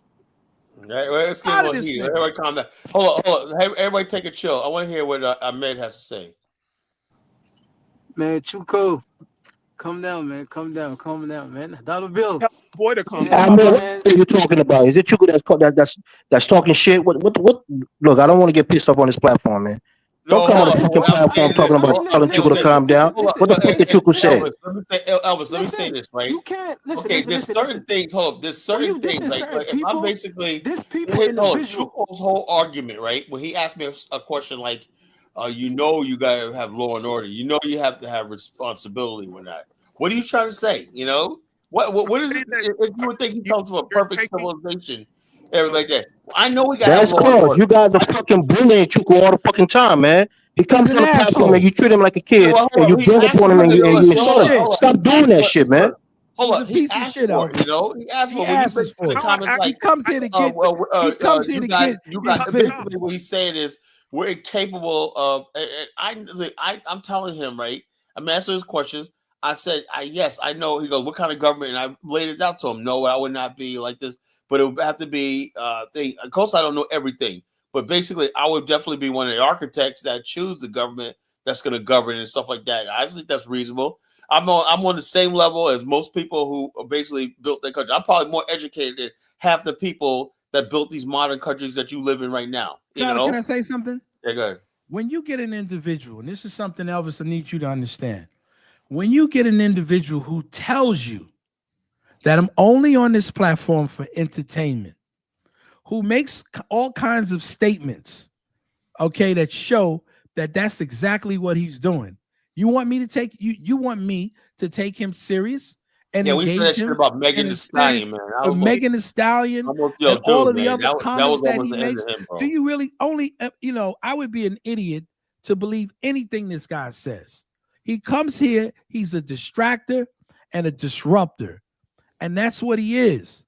And as long as he comes up here doing it, I'm going to continuously keep my foot in his ass until he realizes that he needs to go elsewhere. And this is the Elvis. This discussion right here. Now I can do shows where we joke around, we could roast each other and shit like that. But when we do a topic like this, like I said, this is what I put my whole life into. I don't need jokes and freaking people asking me, doing stuff like that. Like Megan Thee Stallion is going to be on the money. And are you going to be responsible? If the man is telling you how he's going to do it and what his vision is, whether you like it or you don't. If you don't like it, you have the prerogative. Like I said, Dollar, and I open this up for the fact that I don't have all the answers. That's why I said But no one person should have all the answers. I don't have all the answers. All people have to have is a vision.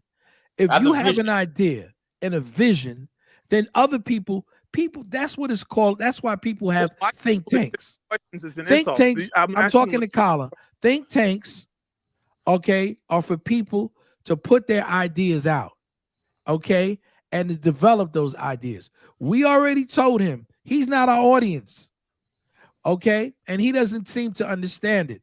It's fine if you want to discuss and talk, that's welcome, but he's not our audience. He's already claimed he's anchored in being an Igbo.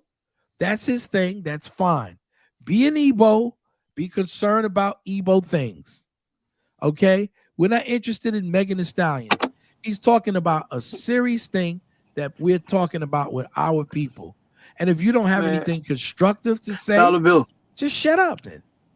Man, Dollar Bill, there's no serious person that's going to talk about building a nation and then referring to Megan Thee Stallion on a dollar bill. Come on now. I know. That's what I'm trying to tell Elvis. That is disrespect. Elvis wants me to give him respect. That's just disrespect. And then also, you're not taking the person serious. He's not. He told us. The person into a clown. You can't. He wants to be entertained. Because at the end of the day, Dollar Bill, you can rebuttal him, with intellect, not with insults. That's the difference, right? I can. Yeah, I would rebut you with intellect because you're an intelligent person. And even though I don't agree with you all the time, even though I fight with you, I respect you as a man, right? And that's the difference. I don't respect him as a man. Right? The problem with Chuko, I don't respect you disrespect either. people. So good. There you go. When he disrespect people as a collective instead of exactly. Individual. He didn't marry that dollar bill. He took it. That was a shot at Black America, right? And I want to understand where is this hatred of Black America? Does Chuko understand? Hold up. Does Chuko? Let me say this, Ahmed. Do you understand? Chuko understand that without Black America, the Black race would really have no accomplishments. No accomplishments. Because the bottom line, you take the Nigerians, if you guys did not exist and whatnot in the last, the world would not miss you. Right. All the inventions and everything that made a mark on the world, we did. The Black Americans are the premium blacks in the diaspora. I've already said that. No, that's Black in the world. That both my parents blacks in the world, man. I've already told you that. I have huge respect for Booker T. Washington. All of us. It's all of us. With Booker T. Washington. I've already told you. Yeah. You have no respect for Booker T. Washington, calling us that we were domesticated. Black America. Yeah, man. Come on, man. Come on, man. This guy's a clown, man. He needs to be banned. It's not a clown thing. He has a personal issue. This personal issue is going on. My personal issue is with being insulted. That's my personal issue. Well, stop insulting people. Hell, you keep insulting us. Individual. Don't insult people all as a group, man. You can't. Chuko sounds like a white supremacist. To tell you that's what he is. He's a butt-broken nigga. You can never win that war. You can never get a better solution because you attacking the group, the whole. Okay. Don't gang up on. Tyler, let's have a reset. Let's have a reset. It was a good Listen, point. Elvis, I want you to know he comes here to get ganged up on. Group-wise. That's what he comes here for. He enjoys. He's a butt-broken nigga. Let's have Chuku have his say. Chuku, can we have a reset? Can we agree to engage each other with respect and not with stereotypes? I want to hear what G has to say. G, you haven't been on in a while, brother. What's on your mind? How y'all doing? What's up, G? Good, man. Good. No, listen, I agree with what you're saying. I do. I really do respect it. But my only I hear butt coming in. Damn. But there you go. But see, man. But the only thing about the fact that what confirmations do you have to make this into a reality? First, G, listen to what I'm talking about. Listen to this carefully, okay. And I hope you can agree with this, right? Okay. I'm following the same model that the Zionists did, right? They have to build a consensus, right? You know what a consensus also is? That how people have AI and stuff like that, and people are doing their own AI version of what an Afrikstan is. Yeah, it's people's imagination. When you have a vision, you create a pablum. You know what a pablum is, right? Yeah, talking points, right? Right. When you have a pablum of talking points or whatever like that, right? Eventually, it's going to become policy. Policy usually becomes legislation and becomes a law. After a while. The idea of me talking about this, right? Talking about this right here. Now it's up to the other people who agree with this, right? To go out there and do their own talking and take the pablum, the talking points I put down, the stuff like this. My job is to basically say all the talking points of an Afrikstan. This is the need for it. Blah blah blah blah blah blah blah blah. Once we have that thing, we have people say, you know something. That's the final stage of our development, independent nation that represents us. Because right now, G, let me ask you a question. Do you think it's right that 45 to 50 million people have no political representation in the world? You think that's right? No, it's not right at all. Right? So the bottom line is, when people say, you know what, the only detractors are, and we got rid of one of them, these black Democrats, they're done, They took money, and we saw what they're all about, right? Right. The only thing standing in the way right now are these people talking about reparations, which is nothing but a distraction, and these other people who still lingering about this goofy ass Pan-African stuff, where they go to the African continent, the mental illness of Pan-Africanism, right? Right. And we get rid of that and the reparation movement, then there's nothing going to stand in our way, because all these other things are a distraction. These people talk about going there and getting Sierra Leone citizenship, and these people going to Ghana getting robbed. They always complain about they getting robbed and killed and everything like that.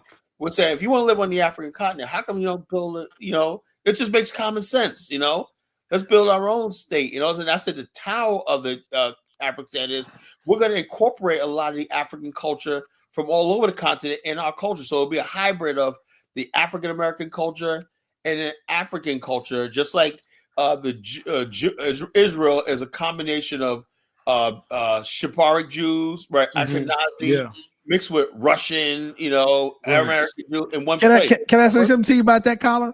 Yeah, go ahead. Now, when Chukwu was trying to be halfway intelligent to ask you about an ethno state, people don't realize that the present day Jews did not know the language at all. They didn't know the language. They had some writings, but just like the Egyptian language, okay, until the Rosetta Stone was discovered, they didn't even know the language. So it was the Sephardic people who were actually using something called Ladino. The Sephardic people during the golden age of Judaism, okay, which was in Spain, okay, they took that language and made that the official language of their country. A lot of people don't know that. So when you are an ethnic group or ethno state, you have the ability to say, you know what? I'm going to pick a language. Maybe some people will say in the group, maybe we should use Yoruba. There's quite a few people who have those roots. Maybe some people will say, we can use Kiswahili, right? Some people will say, well, you know, that's a little bit too more Arab than, okay. Well, then, you know, people like Baruti will say, no, that's not, you know, it has been used by the Arabs, but they also have, it just comes from being a Bantu, right? And so we have the decision to make, okay, whether we're going to use a language, whether it's antiquated and make it new again, or to create a language based on the linguistics that we have, okay, we can do all of that. But Kala, that's I'm talking to Kala. That's what when you have the power to do. When the United States was first, before it was the United States, when people first came here, they thought they were the lost tribe of Israel. And for a long time, they wanted to use Hebrew as the language for the United States. Most people don't know that. They didn't want to use English. They didn't want to use the same language of the people they thought to be their oppressors. They felt that they were leaving England and coming to a new land. That's why they named it New England, right? New Amsterdam. Right. Okay. All of these things were called new because it was a new thing that they were doing. And that included linguistics. So when people say that, well, what language are you going to use? Oh, yeah, you're going to use Snagalaga or you're going to use Ebonics? Those people are not serious about anything that you're saying, Kala. Mm-hmm. And so they want to use it as a talking point to confuse people. Okay. But those are things that you can do when you do have your own space. You can make the decision on which language you're going to use. You can use a traditional African language and you can add new usage into that language, new words into that language, right? And so those are all of those things you can do when you have power over yourself. But the thing is, the people who are against self-determination, see, they're confused and they're in a spot where they're vulnerable. They don't want you to become a people because that would stop them from kissing up to the white man and saying, we're the real Africans. Look how nice we are. We don't hate you. We're the good Negroes. Right. The question about the ethno state. African Americans are a distinct ethnicity in America, but you had mentioned that you wanted Jamaican Americans and even Afro-Caribbeans to be a part of the ethno state. So where do you draw the boundaries? So are all these people the same ethnic group? Yes, they are. Believe it or not, they are. They came from the triangle slave trade. Okay, and a lot of our people, when you ask the question, if you don't know, then I'm gonna tell you. Don't ask a question and not want to get an answer for it. Yes, they are the same people. Yes, they are. So Jamaicans and Americans are the same. Yes, people. they are, and they and even more than that. For years, these same people have been in our universities, our colleges. They've grown up with me and people in the 70s. Their parents came here in the 60s, and that's why there's so many of them you can't tell from African Americans. So Afro-Caribbean, because they've grown up in the culture. Americans are the same ethnicity, and basically. Yes, basically, yes. So and there's different cultures, different histories, and different ways of speaking English, different dialects of English. But they're that's why we have what we call a fusion culture right now.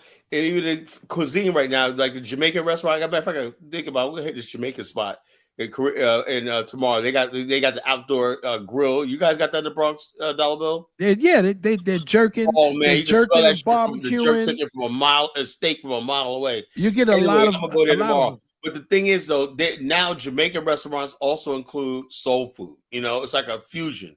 Our two cultures like coming together. You know, and, Harry Belafonte. We consider people like Harry Belafonte in our history. Okay. Sidney Poitier. Yeah. So Stokely Carmichael. These are all people inside of our culture, whether people want to deny it or not. If you look at Miami, okay, the founders of Overtown were the Bahamians. Bahamians, yep. Okay. That's where my that's why I'm trying to please don't say that, because I'm definitely want to be related to you under no circumstances. Under none. So I'm not gonna claim you as my relative. You don't have to. Anyway, you guys are best friends, man. No, I don't like them. Yeah, you guys are best friends. No, I'm not. No, I don't like them. But what I'm trying to say is, when people did certain things in the Caribbean, they were sent to America. When they wanted to break, slaves, they sent people from here, to Jamaica. So there's always been a long history, of people, and that even goes with people in Louisiana who have Haitian background. Even last names as well. Okay, so this whole idea that some of you Africans want to try to come in, you got so many black people, from various places that have been in our community, have been in our culture for years and years, for decades. Question about the Jamaican ethnicity. There's Chinese people in Jamaica. There's Indians. We ain't talking about them. Okay, no, but so. Well, as true call, are you trying to troll us? When we say Jamaicans, I'm talking about my brother Bomani. That's a Jamaican I'm talking about. I'm not talking about a freaking Chinese or Lebanese Jamaican. I'm talking about an African Jamaican, Afro Jamaican. How about that? Yeah, of course, what we're talking about, man. Okay, come on, Chuko. No, come on, man. Trying to be stupid, you know. Man, no, like a man like you, like a man like you, man. Come on, man. You act like you don't know. Do the Jamaicans know that people, man, like you, man? Come on. Do Jamaicans know that they're part of the African American ethnicity? Yo, look, they're in our family. It's a different ethnic people as well, but they talking about. I got a first cousin. Her father, was married to my aunt, and they have children. My first cousins, they have been in our family. They go to church with us. They go to HBCUs. What do you mean they don't know? You see, this is so stupid. You wouldn't even know about hip hop. People didn't, the first. This is what I want to say. Do you know that the first DJ was a young Jamaican kid? He wouldn't even use his accent. And how I know is because the first MC who helped create hip hop with him, he didn't do it by himself, was Coke LaRock, an African American. And Coke LaRock talks about the day that the brother's sister, actually got into a fight. And when he protected his sister, he went back home in the Bronx to the family. And that's the first time that he found out, okay, that he was Jamaican, because we didn't know he was Jamaican, because he was raised here. He talked like African Americans. He was into African American music. Okay, Jay-Z is Jamaican. Jay-Z is Jamaican. He's half. His father's from the South. Oh, I found out Styles P is actually South African and Jamaican. He's not African American. Oh, Styles P, his mother's South African or something like that. Yeah, well, he's married to a Ghanaian. Yeah, that's fine. So I'm just saying to you, there have been people in our community, okay, like the brother who sings that, don't you think it's time after time, living in the bottle. Oh yeah, I was thinking about this song. I was playing that the other day, man. I was playing that song the other day on my video show. He comes from Jamaica. I thought they were Puerto Rican. No, Jamaican. His family's Jamaican. The great, and I interviewed him in college. The great Gil Noble. So dollar bill. I'm guessing you disagree. I'm guessing you disagree with Tariq that Jamaicans wasn't involved in the founding of hip hop. First of all, Tariq is not from the Bronx. He's not from. He's a Bama ass. He don't know nothing about New York. I'm from the Bronx, and not only am I was in the Bronx when I was a kid. I was one of the hip hop founders myself. I wasn't in the first generation. I was in the second generation. My name rings bells. Dollar Bill. So I don't just make up this name for the internet. People who know me from New York as Dollar Bill. Okay, and I'm in the history books of rap. All right. So when I say that, I know what I know because I knew about Grandmaster Flash. Okay, I know Kool Herc. For Cold Crush Brothers and all. Are you kin to 50 Cent? Are you kin to 50 Cent? Dollar Bill 50 Cent? Is that the? No. Are you trying to be stupid?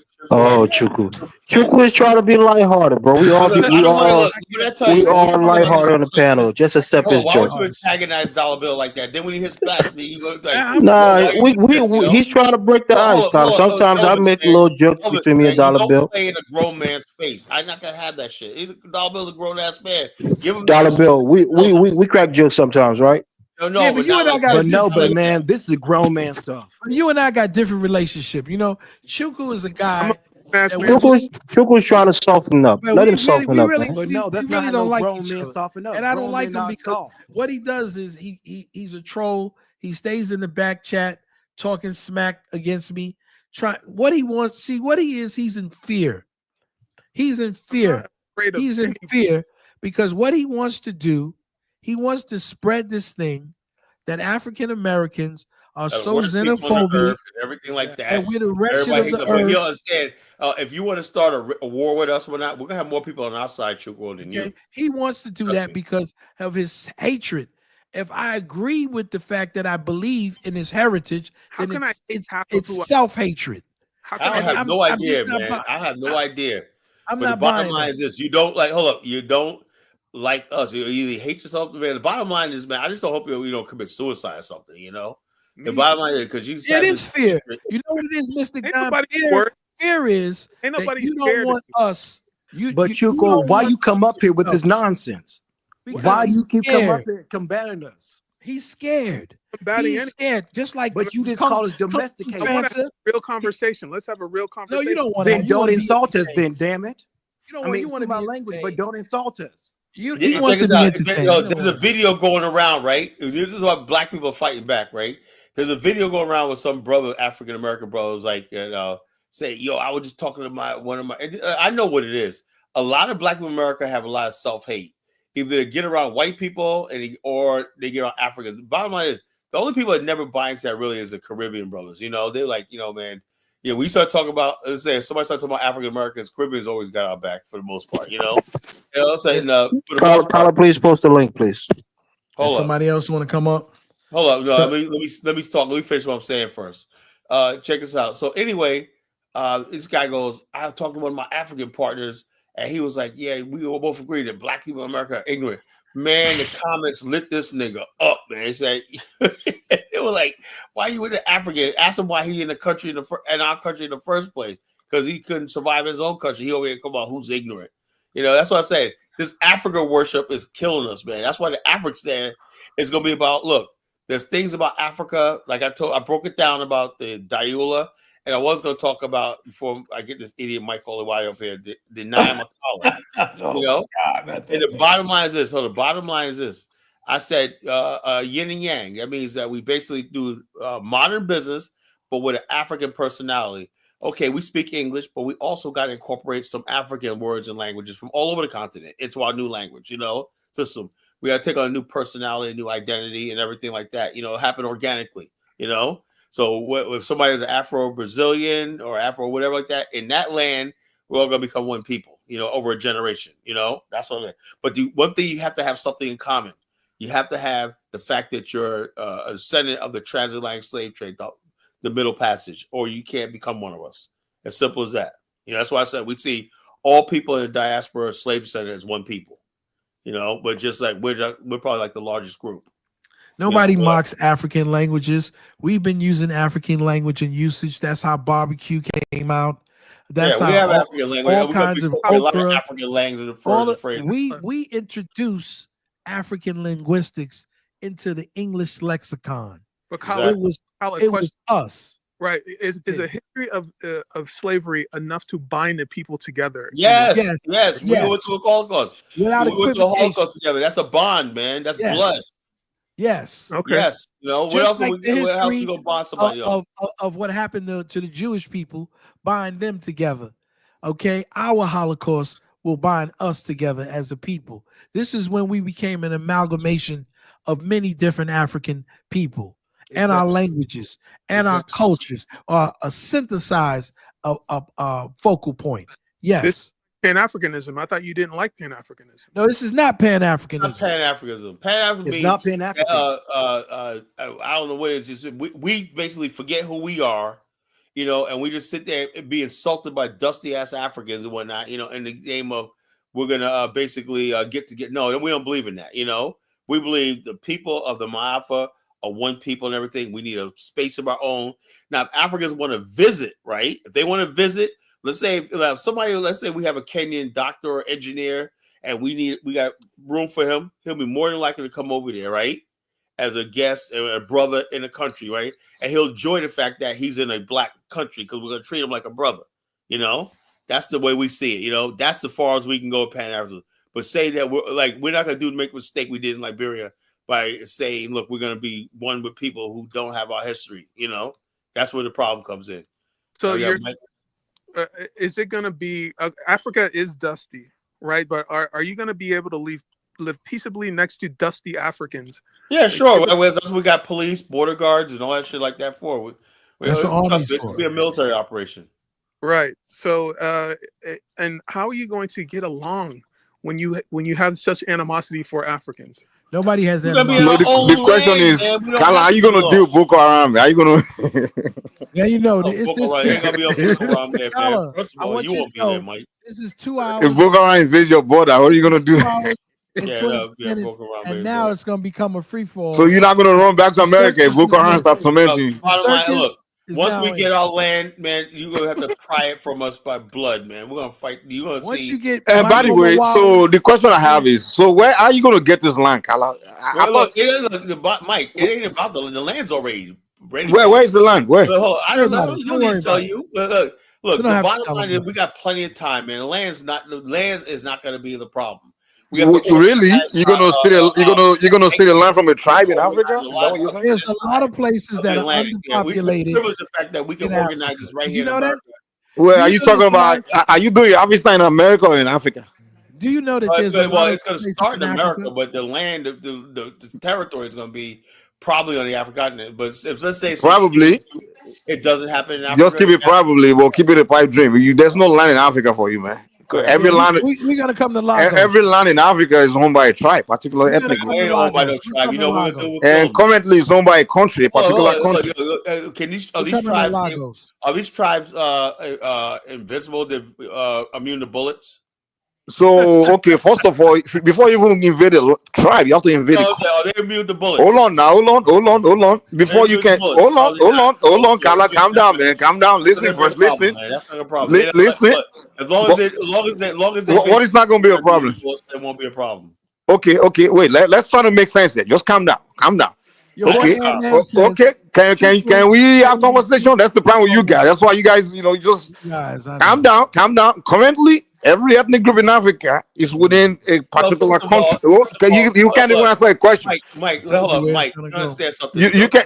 First of all, do you want to hear a question, or do you just want me to come here and hear you? Which one? First of all, we're not talking about Nigeria. I didn't mention Nigeria. I didn't see. There we go. So Carla, you always afraid of my question, or what? Let's say we go to Angola. What does that got to do with you? Forget where you go. Let me ask you a question before you start diverting. Why do you care? We're not going to Nigeria. I don't care. Okay, so do you want me here? Do you want me to ask question or not? Or do you want to be the only one talking? You know what I'm saying? You know what? Do you only want us to listen to you, or do you want us to actually? I mean, what? I don't care. I just want to make sense out of what you're saying. If you're confident that what you're saying makes sense, then you should be able to answer questions. Go ahead. You asked a stupid question, but go ahead. Okay, yeah. If it's a stupid question, there should be an easy answer to it, right? Go ahead. Okay. Go ahead. Ask your question. You just said if a tribe can handle bullet. Okay, first of all, in the continent of Africa, every ethnic group is under a particular country. So among those 54 countries, you're gonna have to invade a country before you can even invade a tribe. That's true. So my question to you is, give me an idea or a clue of where on the continent of Africa. Maybe the Sahara Desert, we can give you dry land where there's no. I don't have to drop you down, man. You gotta calm down, bro. Relax. Okay. Blood pressure's gonna go up. Do you get my question? Is it possible we can answer it? You be quiet so he'll answer it. But the bottom line is this.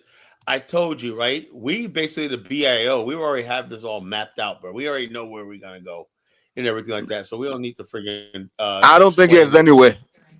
That's fine. Okay, you believe what you believe. It's not possible. It's your prerogative to think that. And you don't have big enough guns to go take land from anyone in Africa there. Okay. You got to deal with the white people first. Worry about the white people. And how big their guns are. The white people have a better chance. Even the white people couldn't do it. What makes you think you can do it? Because white people the white people couldn't even take the whole South African from the South Africans. That's why you don't have nothing. You want to go over there and take a line from who? We have nothing. $1.4 trillion of nothing. Trillion what? $1.4 trillion of nothing. So that's what you're going to use to do what? $1.4 trillion a year of nothing. You use it to do what? Buy what? Buy weapons? We're not you want us to incriminate ourselves. See how simple. No, you're not incriminating yourself. There's no incrimination here. No one. Do you see how simple your mind is? Really? I want you to because you can't answer a simple question. Think about how simple your mind is. If we did have a plan to do something like that, the revolution would not be televised. First of all, your plan is so low IQ that you can't even. It doesn't. Your plan just doesn't make sense. It's like a comedy. I'm listening to you. Like you. So why don't you can't even take a block from the Mexicans and Americans? You can't take a block from the Mexicans. Sit back. And you talking about going to take a land from a country? Sit back and enjoy. They say that about the Declaration of Independence. And let's do this first. That'll be trying to take a block from the Mexican in America, or even the Asians that are less a minority than you in America. Just take a neighborhood from them, and they can convince me that you can even take a plot of land from a tribe in Africa. If it wasn't a threat for you, you wouldn't even be talking about it, wouldn't it? A threat? Yeah, because it hurts your ego, doesn't it? What? It hurts your ego, does it not? Dollar Bill's gonna hurt you. Say something hurt my ego. You? The idea of African Americans coming to Africa and having their own thing, it just kind of like you can't have nothing as your own thing. You can come there and live your life, join the apply for citizenship. Hold on now. Hold on, Kala. The most you can do is come to Africa, be good, apply for visa.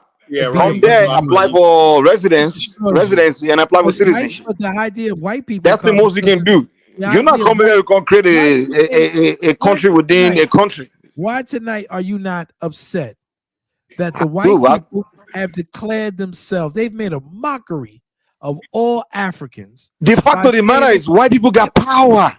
No, they have no power. You don't have. Oh, really?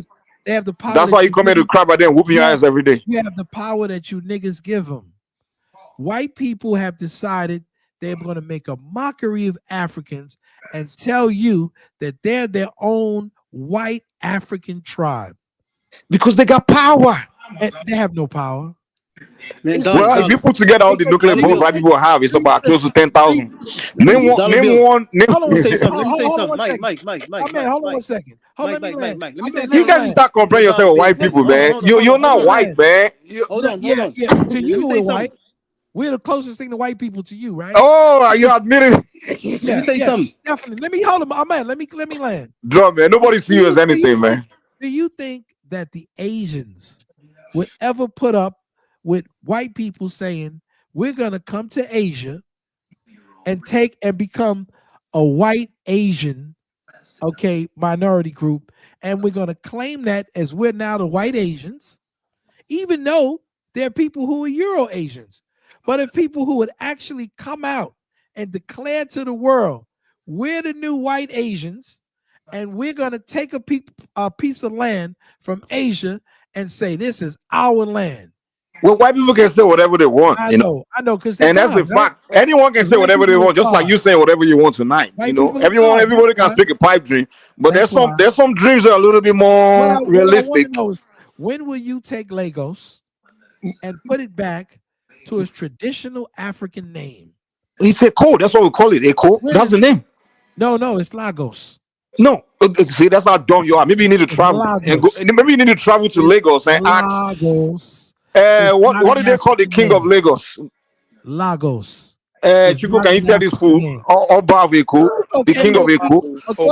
Let me tell you something. Let me tell you guys something. Well, you don't. That's why you need to travel. You can speak the Igbo language. These guys so dumb, man. You can speak the English, Igbo language. I'm not Igbo, monkey. God, Lord. You need to educate yourself, man. I'm a happy. Can you speak Gullah-Geechee? Can you speak Yes, Gullah-Geechee? I can. Yes, I can. Go ahead. I can speak. Go ahead. Let's speak it. I can speak Creole. Laga. Go ahead, speak it. I can speak Jamaican patois. You're saying it. Suck passe. Okay, yeah. The only thing you know, dollar bill. The only thing you know, dollar bill is probably Ukrainian, Italian. I can also speak some Hebrew. Yeah, you're Forrest Gump, huh? Okay. No. See, do you see what I mean? Do you see what I mean, Elvis? When I tell you I try to be nice to this nigga, I can't. Dollar bill, don't be nice to this nigga. Dollar bill. I try to be nice to this nigga, and I can't. See, I can't because you're a self-hating nigga. You think you know shit, but you don't. Don't worry about that. I'm asking you about Gullah-Geechee. Yes. Hold on, man. Let's not even run away, man. I just don't understand how you gonna get the land in Africa. Like you. Dollar bill, come on, man. The land's gonna be. Stop selling pipe dreams to your people, man. That's gonna be taking candy from it. That's not the part. The part is getting rid of these FBA people and these friggin' black leaders that's on their way out. Once we get rid of them, they have no opposition. Trust me. Kala, I know why you talk like this. I think you still have the Liberian 18th century crab the album where the U.S. government helped establish. No, I'm not Liberian because the bottom line, it was up to me. Maybe you stand a chance in doing shit like that, places like Liberia. Liberians made one mistake. They included Africans in the development. They should have done that. They should have gave the Africans their own state or left it alone altogether. You know what some people are saying? They say you still have that recolonization on Liberia in your mind. Maybe if you're talking this year Afrikstan, maybe you just focus on Liberia and stop saying Africa. I don't have to drop you down, Mike. All due respect, drop you down. But I've said this earlier in this show, yesterday's show. I have no desire to rule over and dominate somebody else. I don't. Kala, what did you just say today? Kala, you said bullet. You said Elvis. Hold on, Kala. So what did you mean by Elvis? Hold up, be quiet, Mike. Elvis, do you believe that College Genesis wants to have Liberia back to rule over Native Liberians after everything I've said? I didn't. That's not what I said. You know? I don't think so. You're expressed it. You don't want to be ruled over, and you don't want to rule over other people. Exactly. So you want your own. So what do you mean then? So Kala, what do you mean by what you said just a few minutes ago about can they take bullets? What does that mean? Look, the bottom line is because let me put it to you like this, Mike. So maybe you can help present somebody from getting killed, right? I know Africans, I know black people, but it's like see the border we have in Mexico. People come across the U.S. border, right there, just bum rush the shit right there. Because they got numbers they're gonna take over. You got all these Haitians here and whatnot. If we have a nation, that's not gonna happen. And that's why I said we're gonna be an unoccupied territory. But what I asked you before you said it now. If you come in and saying, "Oh, we got some claim to this land," no, you are going to die. You know, you mean where? In where? In where? Well, whatever Don't worry land about where. whatever land we We're not take. telling you nothing. In Africa? Yeah, whatever land we take. owns all Well, you're not going to take no land in Africa. There's no land for you in Yes, Africa. it is. though. Yo, look, Plenty of bro, we undeveloped already places. No, there is no already land. know how it works, man. Every land in Africa today. Maybe you need to look at the map of I'll tell you Africa. this. Hold on, Now, we've look, we seen already that. got I got one one. settlement in Ghana, 2 settlements in Ghana. We In got Ghana. And You- a Sable. Hold on. And we're gonna Kala, go more are you about serious? it.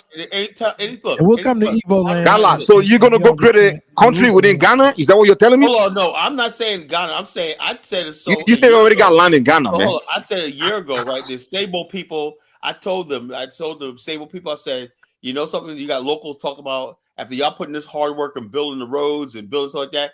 Somebody Africans, you know, that's what they do. They wait till you build it and they're gonna take it back, you know. And so the bottom line is, see what happened to Hebrew Israelites in Ghana? That ain't gonna happen to us. Oh, you mean what happened? They deport all of them? No, the bottom. Man, those are Ashanti boys, man. They will deport you, man. If you're trying to create a country within their country. Well, the savages came in the middle, early in the morning, and started taking computers, robbing the place right in front of them, whatnot. Took all stuff like this right in front of them on camera, whatnot. You know, that's not going to happen to us. And like I said, Wait, what happened again? What happened? Oh Lord! You know what? He just wants to be.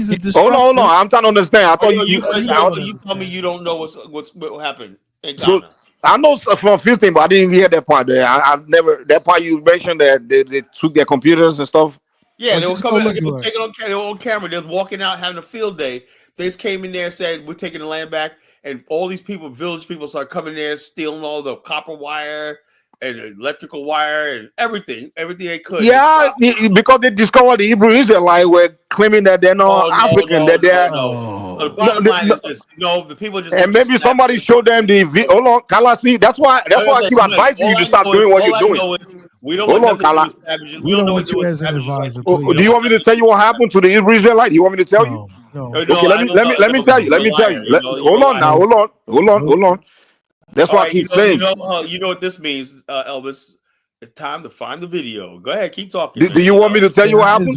That's why I keep advising you. If you want to come to Africa, you're gonna have to be friendly. All right, see, whatever. So those Hebrew Israelites, somebody showed the Africans the videos they've been making over the years on the streets of New York, insulting Africans, and they think they can now come to Ghana because set up. Like I told you, if you're gonna come to Africa, you're gonna have to go with respect. Like all these things you guys are saying, we gotta go worship you. You asking too much. You asking for respect. That's asking too much, man. The fact of the matter is, you're gonna have to learn the African culture. You're gonna have to learn to respect the people. I'm not gonna do that. Or else they're gonna take your computer. I'm not gonna be. They're gonna take your passport and put you on the plane and send you back to Virginia. That's what's gonna happen. We're gonna have to listen to. They're gonna deport you. We want our own territories. We don't have to listen. Emancipator. You're not gonna have no territory anywhere in Africa, man. There's no land available. Trust me. There's land available. You know, even in Sambisa forest, unoccupied. I come to Chinese. If Boko Haram couldn't get a land, what makes you think you can get a land? I come to Chinese keep finding land. Who are you gonna use? The blood and Crips? Are you guys tougher than Boko Haram? Yeah, we'll bring the blood and clips. You guys are tougher than Boko Haram? Yeah, Boko Haram is tough. You talking about all those pussy ass kids that stand in front of judges and be scared they don't know how to. We're the most dangerous brutal black people playing. You haven't seen us yet, bro. Man, you're not dangerous, man. Yeah, as soon as the white man show up, everybody pull up their pants. All those guys are doing gangster. As soon as the police show up, they humble themselves. Whatever. They go pick up little girls and all that hip hop tough guy shit, man. That shit don't work in Africa, man. You're not even gonna get a chance to be doing all that. I'm a gangster. I'm a thug. They'll beat the shit out of you, man. Africa, we don't do all that crap. The Africans are fucking soft. They will set you straight. What's your location? What's your specific location on Afrikstan? They don't know, man. That's why question I've been asking them. They don't have an answer to it. Mike, I'm not talking to you. Just be quiet. Colin, what's your specific location on Afrikstan? Well, the bottom line, look. I was trying to look. Let me say this. Let me show you my website. Let me show you my website. Well, we've been working on this for years. And the bottom line is, so Mike, if you don't like it, I could just easily let you off the platform. You know. Why don't you just mute yourself? Bottom line is, hold up, look. Let me find this right. We've been working on the people when I say this, like in Angola, I got partners in Angola on the ground, but they basically are like, what the hell are y'all waiting for? You know what you got to do, Kala? Yeah, I think you're gonna, because I do this with some of my students. You need to start showing some videos of the beautiful places, okay, in Zambia, the beautiful places Yeah, like, I'm in sure Angola. in Angola. Show the people. Maybe Here's our group. Here's our group, the Land Development Agency. Let me show you some. Show us some of the video. Do you speak Portuguese? No. That's the whole thing. How the hell are you gonna start? How are you gonna go to Angola? You don't speak Portuguese. Look, I have Angolan people, right? They tell me that the number one thing they need in Angola. I have people say they can teachers or whatnot. I hooked them up with the right people and whatnot, and my BAO members in Angola. They said if you could teach English, man, you could write your own ticket in Angola because that's what they wanted. They want to switch from Portuguese to English. Is Angola? So Afrikstan is gonna. What are you, Kala? Are you kidding me? So okay, so some individual from Angola says something. Individual is inconsequential. No, I got people. I got members. And you believe that's what Angola wants, so you're gonna use that to leverage and get your Afrikstan? Well, let me show you. Mike. They're gonna scam you, Kala. You need to be careful, man. These Africans. I probably got more connected with more powerful people in Nigeria than Mike will ever know. Really? You? Yeah. You know, I was the one who introduced Dynas to John Cashin, you know, and several high Nigerian officials, you know. You? Yeah, me. You know. Name one Nigerian official you know. You're some freaking clown. Hold up.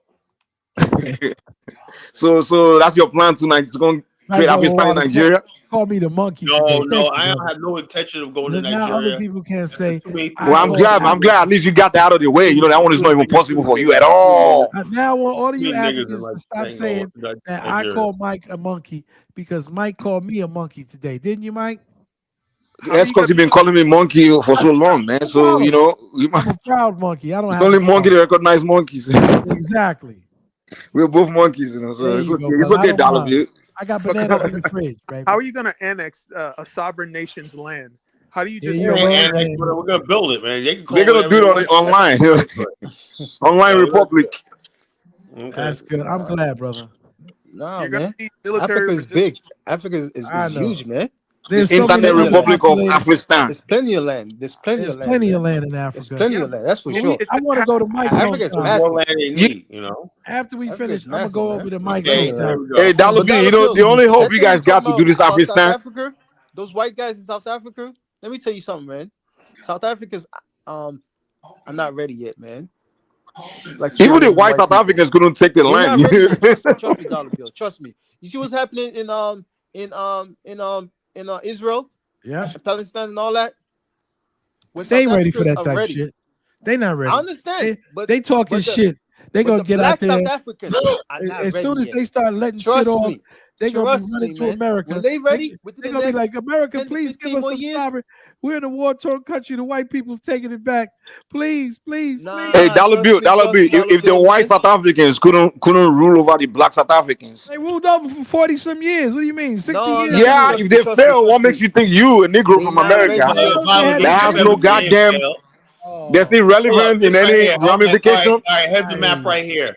Now this is an area right here. Oh, let's show the Afrikstan. Let's see. Hold up. My partner's in Angola. Said because I was talking about another part. They said this area right here. Somebody's trying to sell you a line. River. This right here is unoccupied territory in northern Angola, right there. Yeah, if you want to know, like I said, tonight is gonna be. You about to get scammed, man. Someone's trying to scam you with a line. You gotta be careful. These are Nigerians. These are Angolans. They don't need to. Really? Okay. Go give them your money, man. So, they're gonna. Look, bottom line is, look, here's the land right here, and the whole thing is you got this part here in the north, that's Congo, and you got this right here. This first strip will probably be the first phase right here, and you got this old territory right here. How are you sure it's not Nigerians trying to sell your land in Angola? Are you sure? Bottom line, it's not selling land. We're gonna occupy it, build it, and become a tax base. And I put the quote to them. I said, look, we become a tax base, you know. So the bottom line is this: they see the idea, man. Hey, so then, Colin, like with that, I'm gonna bring some Jamaicans with me. What I'm gonna bring some. I'm gonna bring some Jamaicans. That area right there. What do you have like in position? Like what kind of confirmation or what people do you have on the ground? Like, well, I'm talking. Look, like I said, I'm only one person. Let me tell you my Angolan story. Right back in 2020, right. I had a couple of people in the BAO, right? A couple of people in the BAO that was supposed to go to Angola, right, to do reconnaissances and stuff like that in that area right there. And that's the northern part of Angola. My partner Celeste, her niece is the administrator for this territory, right? And so therefore I told Celeste, I said, look, so they basically think I'm bigger than I really was, So the guys I was going to send over there, one guy named Mike he's in Tanzania now. They're both in Tanzania now. Mm-hmm. And so he was basically supposed to do fiber optics.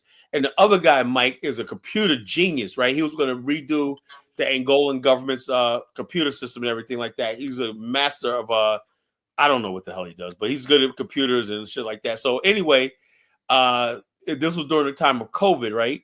They were all set to go because Celeste, my partner on the ground, said, when they get here, we got them for the hotels, everything. We got a guest house and everything.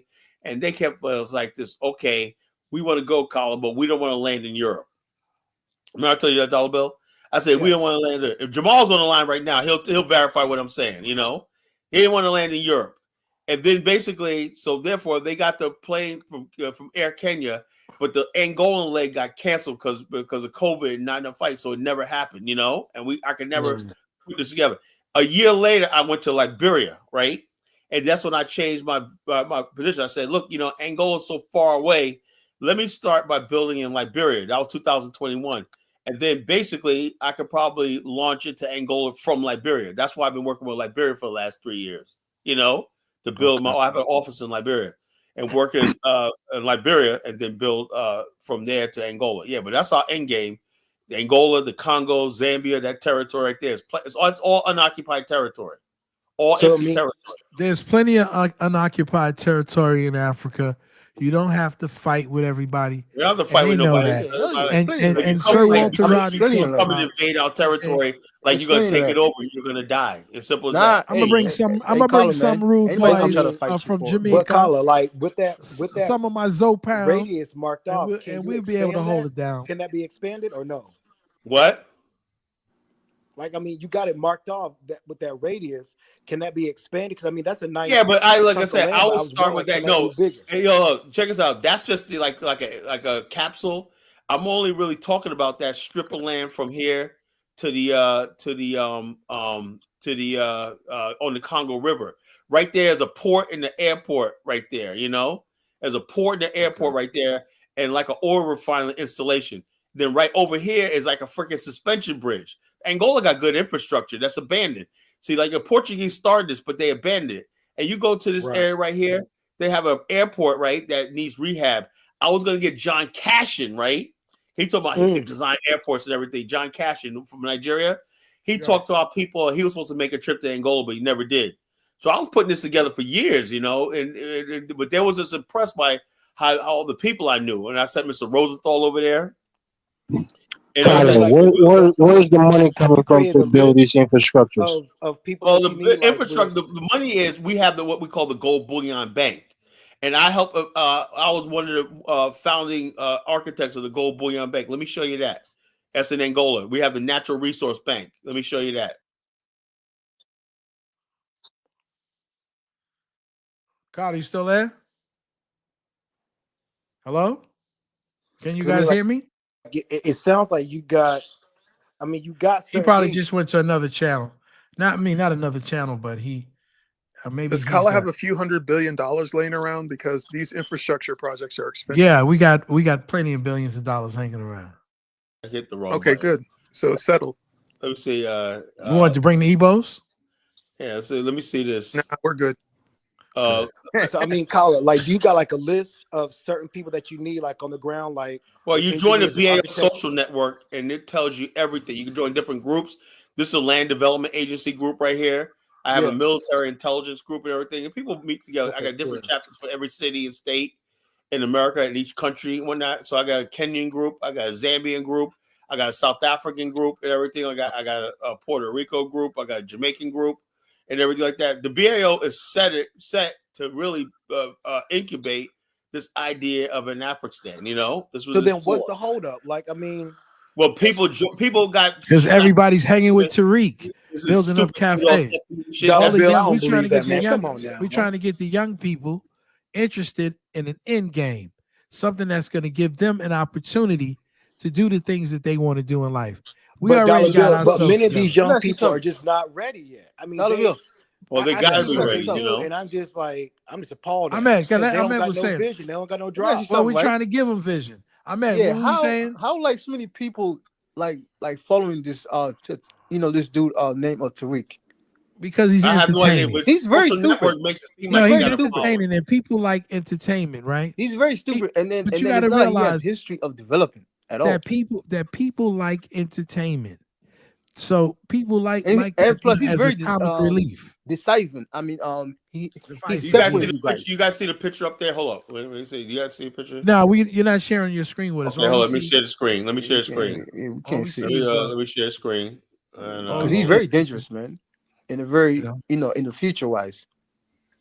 See, we want young people to see that they can have an opportunity to build businesses and have opportunity to do business across Africa. Hold up. This picture was taken in 2018. That's my partner, Mr. Rosenthal, right? He found the first black bank in Mississippi in like the 70s, where like that's him with Dr. Arikana. Right, and then she hijacked the idea of the Afrikstan and started calling Wakanda City. This was at this meeting right here, and that's his Korean partner right there. You know, business partner of the Rosenthal Group. You know, this is the natural resource bank. This is Rosenthal, Mr. Robert Mugabe, right there. Bring it down. Come bring it back down because there you go. So does he have accounts with enough money to buy? Yes, man, you moron. Yes, we have the natural resource bank right there, and you control those. You control those. Yes, the natural resource bank is in Angola. It's tailor-made just for this idea that we could finance a nation state. Only thing we don't have is freaking political will because we don't have enough black people in America that's involved in this, you know? Because they want to talk around they're not African and I'm not African. I'm a Hebrew Israelite. I'm a freaking Native American. I'm not going anywhere. Carl, you put Mike in the back? Passport.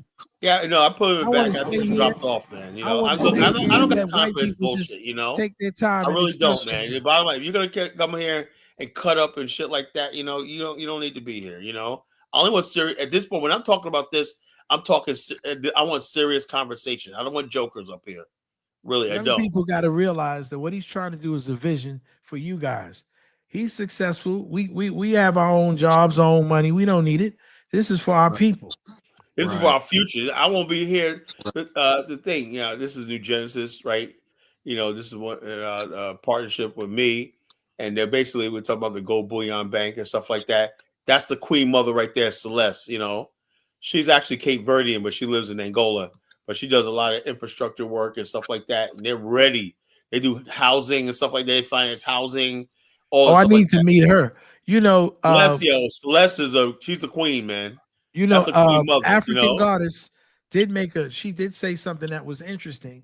She was saying that there's plenty of islands off of Cape Verde that could also be a potential place. Also the island of Sao Tome, Bioko, and all that stuff is unoccupied. You know, those islands are completely unoccupied. Yeah, Setame, grab those part of the Afrikstan too. Yeah, there's plenty of territory. You know, in Seychelles. Yeah. Yeah, Seychelles. Nice. Yeah, them crackers, they don't want to give up that though. Them seashells. Hell no, they don't. And then also, this is a good blog right here. I said, look, the basic economic model for a new state, right? And I basically put this right here. This was actually pictures of Nigeria, of the Echo Atlantic years ago when it was first getting started. Because I was inspired by the land reclamation of Echo Atlantic. You know, I was really inspired by that. You know, nothing went. You know, I mean, I appreciate Nigerians for the effort because it really gave me the vision for the Afrikstan, you know. And there's a vision about Kigali, Vision City. You know, I love what they're doing in Kigali. Yeah. I love the fact that they've been able to let's play this video. Let's have some fun, you know. Let's see some videos, man. You know, Elvis and I love the videos. You guys see that video? Oh, let me see. Let me go full screen.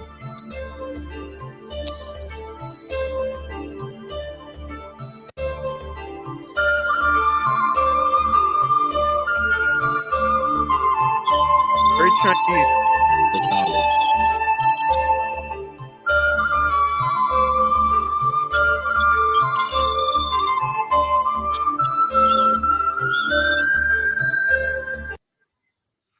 And you know what the beauty about this is?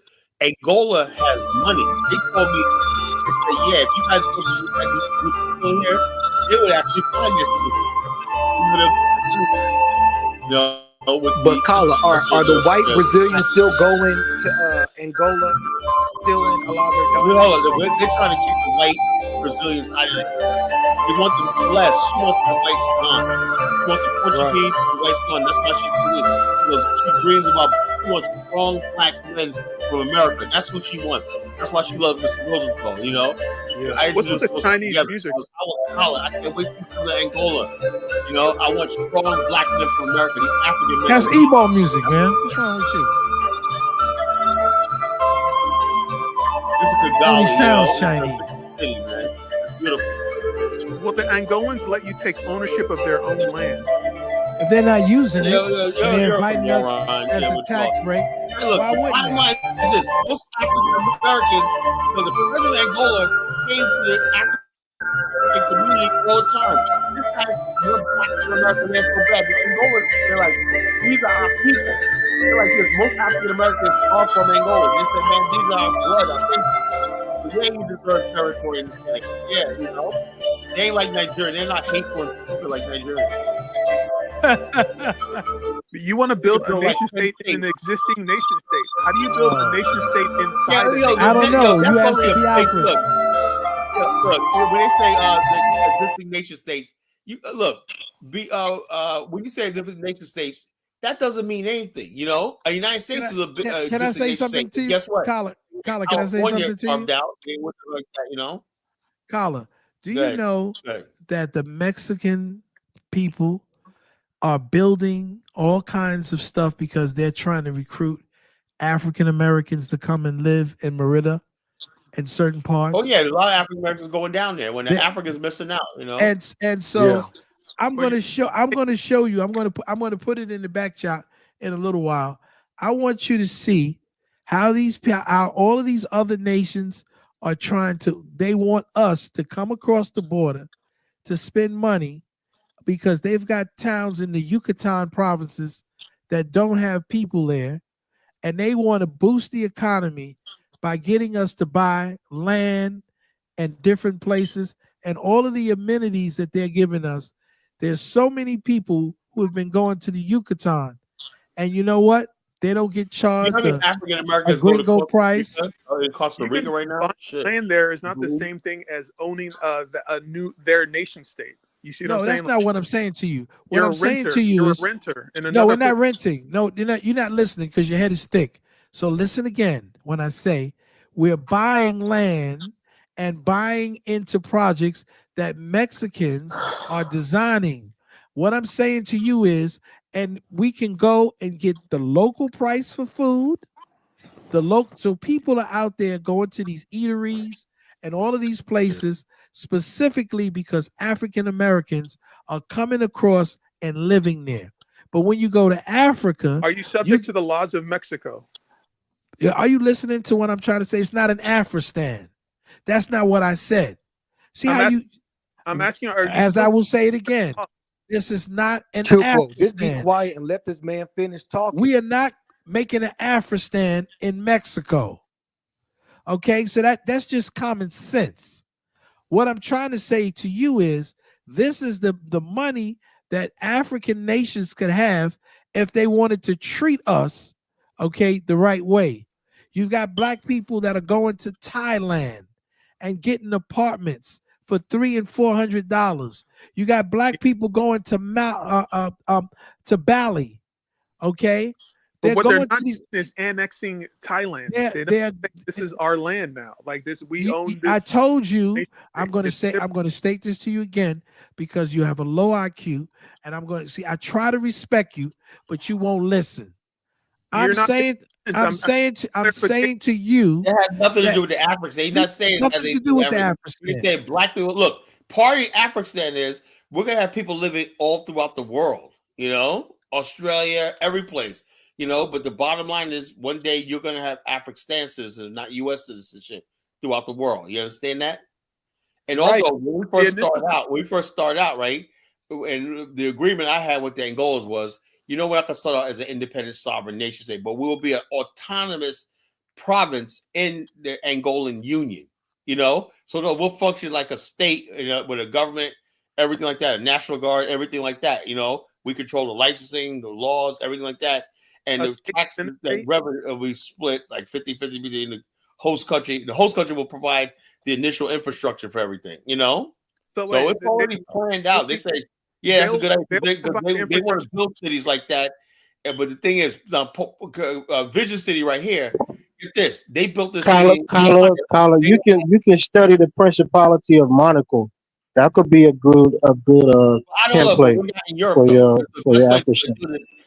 I'm just saying that's a principality that is, you know, a separate nation state kind of, but not fully independent. Dubai, there's many different examples. There's one in Pakistan, like a city state that has a national port and business district and everything like that. They're called smart cities. They build them all over the world, you know, with multiple people. And that's exactly the vision we have, you know. And some Africans have that vision, but like I said, many Africans are so tribal, they don't even know how to freaking function outside their tribal. They're sad, you know. Asians and Europeans and Arabs know how to live and reach a higher understanding. Africans just hate themselves, you know. That's a problem. The African hates himself, you know. So we're not excited to just give away sovereignty. We can't just lose. I'm not. Hold on. I just told you sovereignty is not necessary. Why? Because we're gonna have what we call a diplomatic council in the embassy. We won't have our own embassies around the world, but we'll have the Afrikstan office. Like you have the state of Virginia has an office in the U.S. embassy around the world. You know, so we can use a host country's diplomatic infrastructure because we don't want that burden right now. You know, Carla, can I show you? Could you put it? I put it in the back shot. You can't understand what this is. Yeah, I know you can't get to him. I've given up on him. You can look in the back chat. This is not the Mexico one, but this is a sister who's living in Boquete in Panama. And this is where a lot of our retirees are going and spending that money. In Colombia and various places, they have specific visas and specific things for African Americans and for just plain Americans to come and boost their economy. But dollar bill. Don't be disingenuous, right? These people are going there because these are more developed countries, not because Africa don't give them that same opportunities. They're going there because it's more developed. No, I'm not saying it. You're absolutely right. They are going there because it's more developed.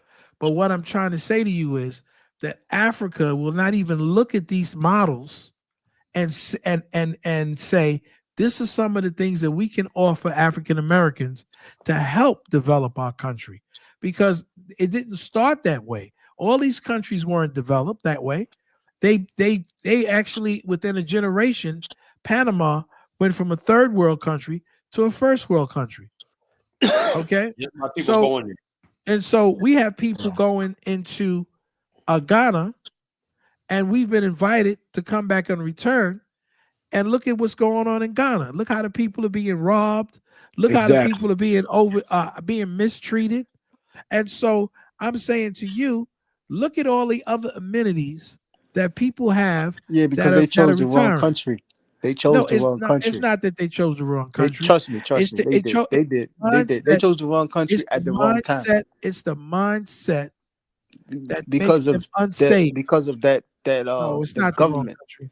It's the mindset. You got a country it was a trap. It was a trap from day one. That president was setting people for a trap all day. You can't get it. It's just YouTube acted up on my computer right here all day. Okay. You got a country that says welcome back, and yet it was a trap. It was a trap. Yeah, it's a trap. But you know what it is? You can trap a person one time and get a little something. But you can really open up something. But just imagine it's the African mind. The African mind wants to eat for today. Because that gap is and they don't want, but they don't. The African he's not a good mind. Leader. Look at the country. The African he's mind. Not a good leader, man. Listen, can I say this? The African mind lives for today. You know what the difference between white people and the African mind? White people are not just that. It is delayed, but they're willing to delay it 50 to 100 years. Exactly. But people, exactly. So this, I'm listening to people right in the chat say, trying to disparage Carla. Oh, you've been doing this for 50 years. They're thinking 50 years from now, what we want to do? You know, say, look, if we got all these people in America, right? and we look at the opportunity when they're saying, yeah, imagine if we had these people coming here, moving their bank accounts to 401ks and everything like that to our country. When they're like, wow, man, you know, we'd be good. Because you know who's doing it? The Portuguese. They said they'd much rather have us than the Portuguese. We have more money than the Portuguese. The Portuguese are getting all these black people to come and live in Portugal. Yeah, and also they're boosting the economy. Live in Portugal. They're going to Brazil and they're going to Angola and Mozambique. Exactly. Black people are going instead of going there. You could be going there. Angolans want black people from America to do what the Portuguese are doing and the Brazilians are doing to them. The Brazilians, black people are going to Brazil. Black people are going to Portugal. Black people are going to Spain. They're going to Italy. Exactly. And so what I'm saying to you is, they want us to be there. And so you have African countries because you got Negroes like Michael Mawali, okay, who want to tell you what they think you should do, and they want to advise you. They don't advise white people. Essentially, you're building a nation within a nation. What's stopping you from doing that here in America? You ask me that one more time, you're out of here. How many times has he told you that there was a civil war? Elvis. Maybe I'll let Elvis get through it. Maybe they speak in some African language I don't understand. He keeps saying the same shit over and over again. Satisfactory answer. Who's paying you? Who's paying you? Some crackers? Chuku is a man. He gave him. He's not a man. But no, you're not a man. Saying dumb shit. You can't. I think he's being paid. I think Chuku is a CIA operative being paid by crackers. Okay, to try to break up intelligent conversation. You sound like a paranoid schizophrenic. You know why? You know why? Because you continuously say the same thing over and over. No, either that or you just plain stupid. No. Which one of them? You want to build a because nation you say it over and First of all, again. You want to build a nation in Angola. Chuko, let me put it like this. The only thing you need to be worried about is, like, say, if you're Nigerian, whatever like that, and basically you're concerned about Nigeria or not, if you have a say, look, you guys aren't coming to Nigeria, hey, I like this. But if we have a relationship with Zambia and Angola, and they have nothing to do with you, like I said, I don't believe in this broad patterns. This is none of your business what we're doing in Angola and Zambia. So why do you care? Because he wants to disrupt the concept. Well, what do you need to understand for? Well, exactly. That's what the discussion is about Africa. Well, I know, but I told you, hold on. This is what. But you have nothing to do with it.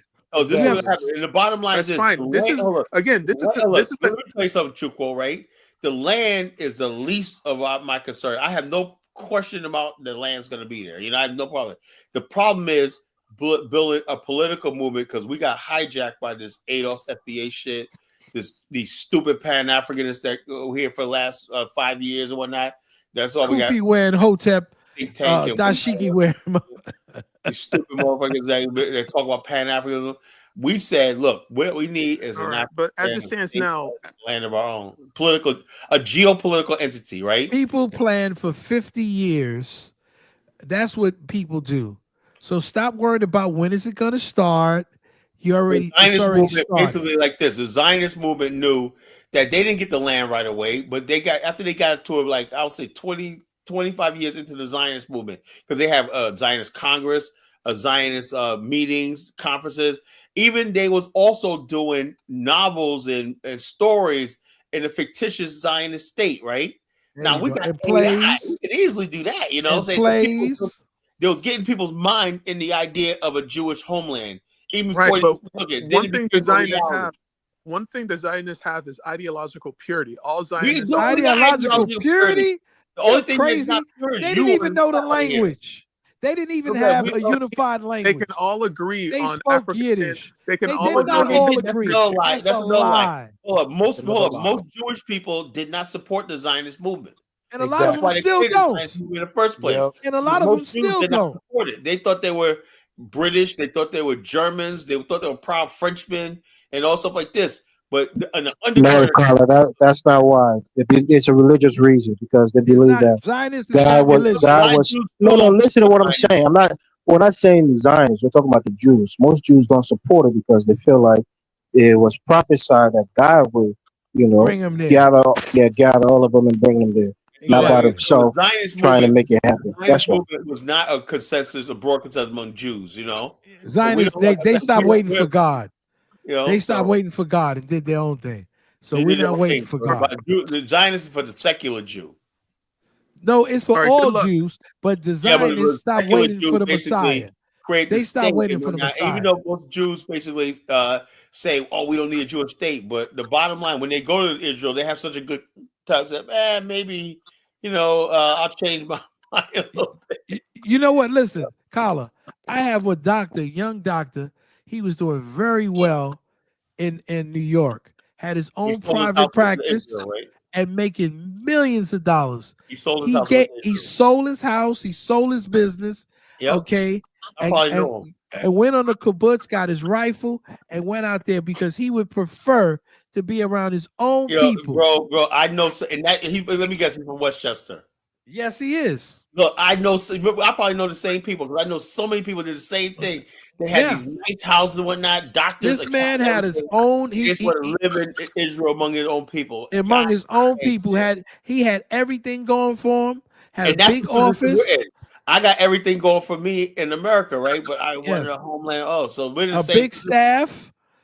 Okay, he had third-party payments coming from the government. Young man graduated from NYU, okay, and was making big bucks. He gave it all up to take a kibbutz. They call it a kibbutz. He went to take a kibbutz and to live amongst his own people. So that's when people say, "Oh, it's because you're unsuccessful." No.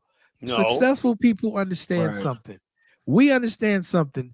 No matter how successful we are in America, and we love being in America, we're still always going to be outsiders. There's a void. We're going to be outsiders. We're going to be strangers in a strange land. Check this out, dollar bill, and only an African American will understand that. That's why we can't build with anybody else.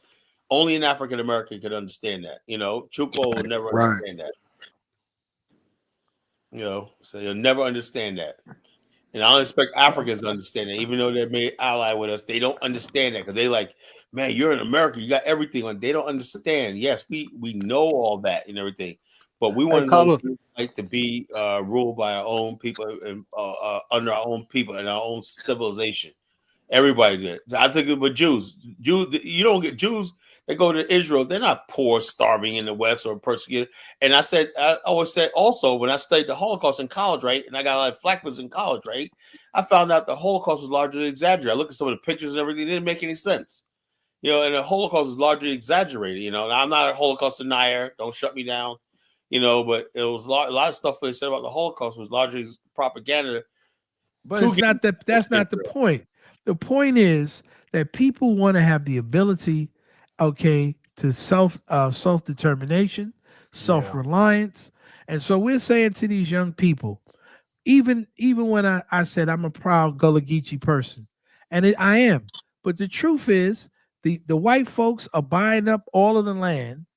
We have what is called air property in my family.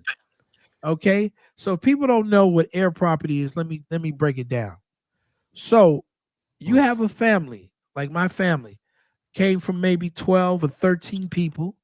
Okay, it succeeds from the oldest down to the youngest, right? And so after that, then it goes to the children of the oldest to the youngest. And so people can never get together, and say, let's all either sell the land or let's parcel out the land. And see, sometimes people do go and sell, and they sell it to the developers, and they get what is called a quick claim deed. And then we lose the property. I have some land right now that nobody wants to be on. My uncle pays for it, and it has so much trees on it that the white people, because they know we're not there, come every year and make lots of money off the timber because there's no one around. They just come and take it. Yeah, bottom line, that's another thing. We have so much land. My family still got land, but we all went to New York because there was an imbalance there. We had the land, we had the farms, everything like that, and if America was controlled by us from the top to the bottom, this eastern United States, and whatnot, we would never had a great migration. We could have built the South, but The bottom line, I told you my can't feel father nothing when you don't control it. You know, you don't have the power. I had the big discussion, that same discussion with Right. my pop, and my father and I was sitting down last Saturday, and I said, Dad, he said, you know, I remember when you said to me, Pop, we're living in the project, and we've got land down south. Why are we signing off our land to our aunt? She's got children, and she even adopted children that to this day have our land from my grandfather. And we've got land there, and we've got a church down there.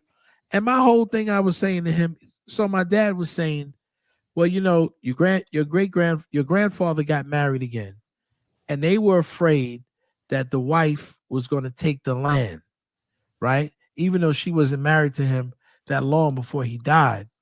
They were saying that her family, because he was married to her, wanted to take the land. So they got together and everybody gave a certain amount of land to my aunt because she was real stable, right? She had she had the church, so she had the land. She was able to borrow money off the land to pay for the lawyers and such, to make sure that we would give her like a settlement, like a cash settlement, so she wouldn't take the land and try to sell the land. And so I didn't understand this because I'm 6 years old, right? So, you know, but these are the type of things that happen. White people have been taking the land from the Gullah Geechee people, right? Yeah. And so we've lost a lot of our land. So we understand that costs millions of dollars to get back. Yeah, right? Mr. Rosenthal, he found the first black-owned bank in Vicksburg, Mississippi, right? And he said, you know, in the Mississippi Delta area, he said, look, he said, before that, he said he realized that black people had land, so he showed them how to get mortgage on. Let me tell you, don't sleep on Mississippi. Mississippi may seem like it's poor, but you got a lot of black people who got land in Mississippi. Oh, they own large claps. They own a lot of land. And they be taking that land and they be having put like 4 or 5 houses on them and putting equity out of them and whatnot, you know, and everything. There's not a lot of industry there, but you know, that's what happens. People, you're land rich and your money poor. Cash poor. Exactly. It's very, very oppressive there. Yeah. And so, you know, when before they had the before what happened in Louisiana, right? That was the place. People don't know that more black people own land in New Orleans and Louisiana than any other place in the United States before the floods. Did people know that? I knew that. Right? Most people didn't know that. There was more home ownership, okay, in New Orleans and Louisiana than any other place, okay, in the 50 states. But 50 United States of America. At the same time, though, Dollar Bill, you got to keep in mind where they lived at. Unfortunately, so there was what do you call it? A chemical plant that contaminated the water and the land there. Some kind of toxin that really did damage a lot of the resources there. And so yeah, but when they blew those dikes and purposely flooded those people out. Exactly. Okay, that's what, and then all of those black people that own their own property flee to Atlanta, flee to Texas. Yeah. Right? Yeah. And now white people, okay, own all of that land now. And they got it for dirt cheap. This is what I'm talking about that happens to us in America. But it's all systematic, though. Yeah, it is. Systematic. But so that's why you have to set up your own systems. That's why you need an Afrikstan. People don't understand that. No, in order for you to survive, if someone else has the system, all they have to do is change the system. Mm-hmm. All they have to do is gerrymander and move the lines. And you have no control over it, right? Yeah. They'll turn around, okay, and gerrymander things and make it work for them. Exactly. And so that's why we say you have to have an end game. You just can't sit up and puff up your chest and say we're foundational Black Americans and all this nonsense. Okay? You can't do it because it's not going to help you. It's just emotional name, truly speaking. Yeah, it's an emotional outburst. Yeah, that's what I think it is. You're upset. Everything because a lot of immigrants, you know, have been showing their ass, right? That's basically what it is. That's all it is. You know, immigrants have been showing their ass, talking shit, and these young people are tired of it. They're tired of their little parades and their flags and shit, talking about how they love their country. Dollar Bill, man, remember like a couple weeks ago? Yes, sir. When I told you compared the blacks in the 70s and the 60s compared to the young blacks nowadays, they couldn't compete. Yes. But you said, you know, blah blah blah and stuff like that. There's no way, because you know the black folks in the 60s or the 70s, like the young ones, are very, you know what I'm trying to say, they go after it. Like these black kids nowadays, they something else, man. Well, you know what it was? Back in those days, we had a mandate for education, right? And I know a lot of new immigrants. There's no way. A lot of these new immigrants don't understand that because they really haven't met real African Americans, right? They haven't met the people that we're talking about. So they, you know, so they come here and they can talk shit because these young kids, they just don't know enough about their own history and their own culture. That's why they gravitate towards somebody like a Tariq Nasheed. I was just going to say that. Which is pitiful, man. Pitiful. It's sad because they don't know. And this is what Carla's talking about. When you know, when we use the videos, people, oh goddamn, they're coming back to the videos again. Because sometimes you have to be able to see what it's all about to know what it's all about. If we just talk about it, people are gonna say the Zongoites and people like that are gonna say that we're lying, you know, that we're making up shit, you know, that, you know, the Michael Mwalis of the world. We played Michael Mawali's Precious Yoruba Kingdom video. Yeah. You know, where you playing this for? He just felt really bad because the people looked like, I guess, I don't know, he thought the Yorubas wore fine jewelry and stuff like that. That's a fancy. Reality, when they show those real pictures and everything, you're like, man, why you show this is for white people? No, that's how y'all look back then. You know, hungry, desperate, got your ass kicked by the white man. Yeah, you know. You know, so the bottom line, look, yeah, he was like, this is fake color, man. Everybody, look what it is. Everybody got their chest puffed out. And they want to talk about their glorious tribe, whatever tribe they come from, whatever like that. And they want us to be like so in myth of it. So listen, we come from the last generation that kick white people in their ass. None of these young boys can say. All they can tell you about is how they kill each other. Exactly. 100%. How they shoot each other, how they hunt each other down, how everybody's 100%. An op. We are the last. Of the Mohegans that have 100%. Put our foot and our fist on white people. These folks, they scared of white folk, but they can't. I say like this, right? To go against an immigrant, they can't wait to talk about who they're gonna beat this and that. But they're afraid.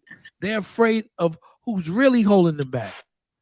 Right? Yeah, it's the same way a lot of the immigrants are. FBA are all about, and people don't like what I say is right. It's all about them basically making sure to remind people that they have a special relationship with white people in America, right? You know, we're foundation of Black Americans. So basically, you're holding on. On one hand, you say you're oppressed, you want reparations. The other hand, you're saying the best thing about you is that you have a relationship with white people and the oppression in America. What is it? But Carla, everything white people got is stolen. Of course. It doesn't matter. Let me tell you something. This is what if you really look at history, everything they got is stolen. Yo, check this out. This is why I disagree with you, right? I believe in to the victor belongs the spoils, right? Things happen in like what decides who owns the land? War, bloodshed. You know, the problem in the black race is you guys start getting some wins under your belt, you know, and the black man don't want to take anything and everything like that. So in other words, basically, we should just let the white man walk off with the whole planet while we're because we're scared of being called like we're stealing something. No, you better start doing some stealing. There's the truth behind it. But check this out. Check this out, right, Carla, right? You know, black folks has never been greedy by nature. If you actually look at it.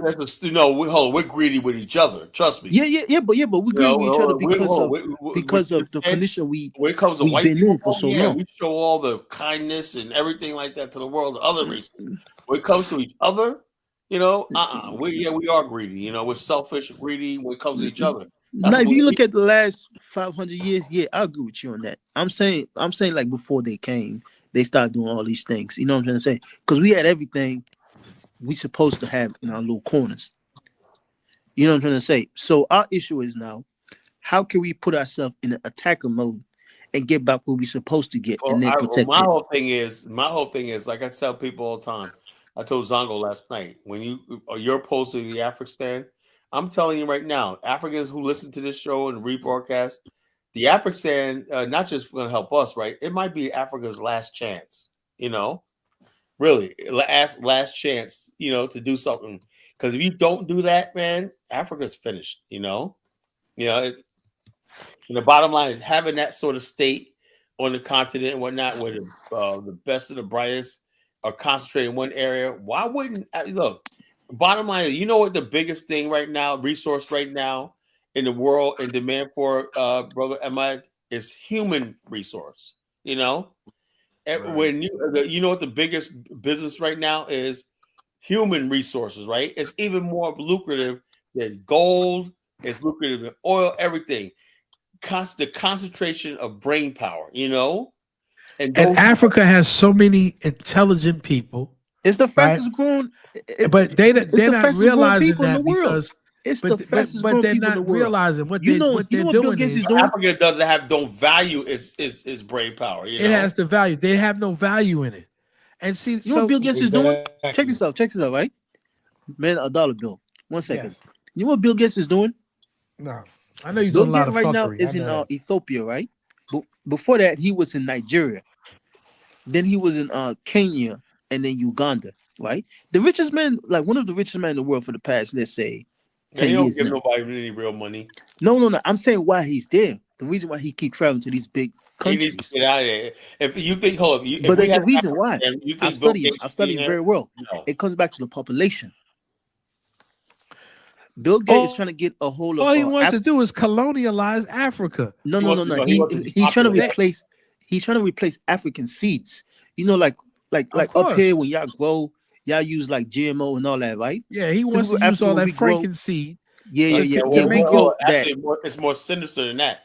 Bill Gates basically talks about stuff like the stuff that he talks about is human population. He's one of these people that believes in Mother Earth, and I don't know what would happen when people get billionaires. They believe in that the world's overpopulated. Him and his wife, ex-wife now, really thought that COVID was going to wipe off half the African population. That's what they were hoping, you know. That was their plan. But then it was the opposite. Yeah. So it was the opposite. So right now what he's trying to do is what gets me is when I argue with Africans, right? They always say Bill Gates. Shut up, Colin. Bill Gates is good for Africa. Hell no. That's an evil motherfucker. That's what a lot of Africans tell me. That's an evil motherfucker. You kidding me? Man, Bill Gates is like one of them sinister evil people that you don't know nothing about. The African mind sees him as because he's white, he's rich. And so you know what it is? It's one of the worst things, man. Listen to this. Here talk about. Do you know what irritates? Do you know what irritates? Bottom line is this: Mike O says, "Oh, you need to respect." No, I'm not gonna respect you. You don't respect yourself. You know, thank you. Exactly. I want my respect, whatnot. You know, for doing absolutely nothing. You know. We're going to build an Afrikstan. The land is no problem. That's going to be easy. Once we're organized over here on the highest level and everything. It's the best, Carl. It's the best way for y'all. It is the best way for y'all. Because you know why? You guys going to escape that African white mindset and the Arab mindset. Y'all could build your own nation, build your own culture, build your own religion. That land right there will be the incubator of and call like some of those towns, step on it. You know that song? You know, like with the vagina, like step on it. What's this dude? It's like an old song. Step on it. You gotta step on it. Yeah, the whole thing is, like I said, when we talk about the Afrikstan, we're talking about an end game, right? That should be everybody's end game. That makes a lot of sense, man. They have made reparations the end game. You know what that does? Like I said, and nobody could debate me on it, right? I said reparations puts the power back in white people's hands, you know? And so it has you go into the white man talking about, you know, now make sure to spend it. Basically spend some stupid ass money. Saying that okay, we don't care about reparations. Oh, we stand on it. That's what. Yeah, stand on it. And the bottom line is this: That's the white man. Like a couple of years ago, I was on Blog Talk Radio, right? And my brother David Hitt, man, there was a group called the Skype assholes, right? Yeah, Skype. These are Skype assholes. These assholes who do trolling, right? And so anyway, they used to call my Blog Talk Radio show, right? And I said, yeah, we in Nation on Africa. I said, we invited David Hitt on, right? Now, this guy is a college-educated graduate of Indianapolis, Indianapolis Naval Academy, right? And I said, anyway, when he started breaking it down to him, this is what we want, blah, blah, blah, break out, this is the type of government, right? And they're like, whoa, wait a minute here. What you're talking about is taking the best and brightest of Black America and leaving us with the They said, oh, you guys are absolutely serious. Yeah. When you got intelligent Black people talking this stuff, white people take notice. They're like, oh shit. So they try to derail the Afrikstan stuff we were talking about years ago. So what they said, first they said was, okay, what state do you guys want? Do you want Georgia? You want Florida? No. We're going to build a state on the African continent, homeland of our ancestors. That means they have no power. When you take the power away from them, they're like, oh, like I said, what do you have to negotiate? There's nothing to negotiate. They're like, oh, well, tell us more about this Afrikstan. What did they talk about? So in other words, what is the United States government going to do? We don't need the United States government for nothing. Wow. You guys got an ideology that doesn't put us on our knees begging them for something, And that's what I loved about the Afrikstan idea, because you feel so powerful that our end game is we don't need them, Everybody else is basically like, oh man, woe is me. We need reparations. We need to fight the orange man. We need to fight Republicans. They always get you into these stupid things. But the one thing that basically will set you free is basically wanting a nation of your own. That's something that they can't take from you. I agree with you, Carlo, but at the same time, what are the securities and the safety nets for this Afrikstan? Okay, this is what I'm talking about. First of all, when you form a government, right? When you have a government, you have a tax base. Do you understand that, G? Yes, I understand. Everybody basically, when they come there, is going to have to pay taxes, whether it's property taxes, sales taxes, whatever it is. Everything's going to be taxed. Everything, personal property taxes, everything's going to be taxed. So we're going to have a huge stream of revenue. That tax base basically will allow us to float bonds. This is how things are built. I tell Elvis, right? You don't build. I know economics. I know. You have a bond, right? And then all you have to do is show that you can service that bond. By saying, okay, this is how much tax revenue comes. We got so many people immigrating to the country, right? See, the beauty about Black America is, other countries have to start in the negative. They have to stay, like China had to wait 30 years before they start generating money off the people, because the people are so backward literate. You had to train them how to live in the modern world, blah, blah, blah, blah, blah.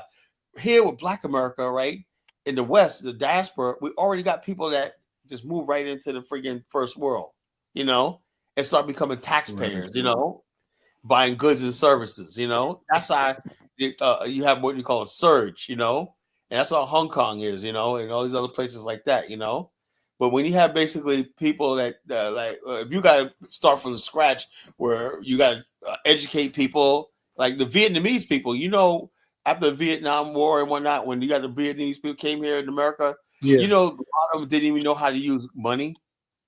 Yeah, I know. A lot of them didn't even know how to use a bank account, write checks. They had to learn all that, They had to friggin' learn how to get change, like they were going through a scan. I was like, man, these people don't know nothing. They took from the rural area of Vietnam. We take somebody from the rural area and bring them to the modern world. It takes like a generation before they can function. We're already a modern people. You see what I'm saying?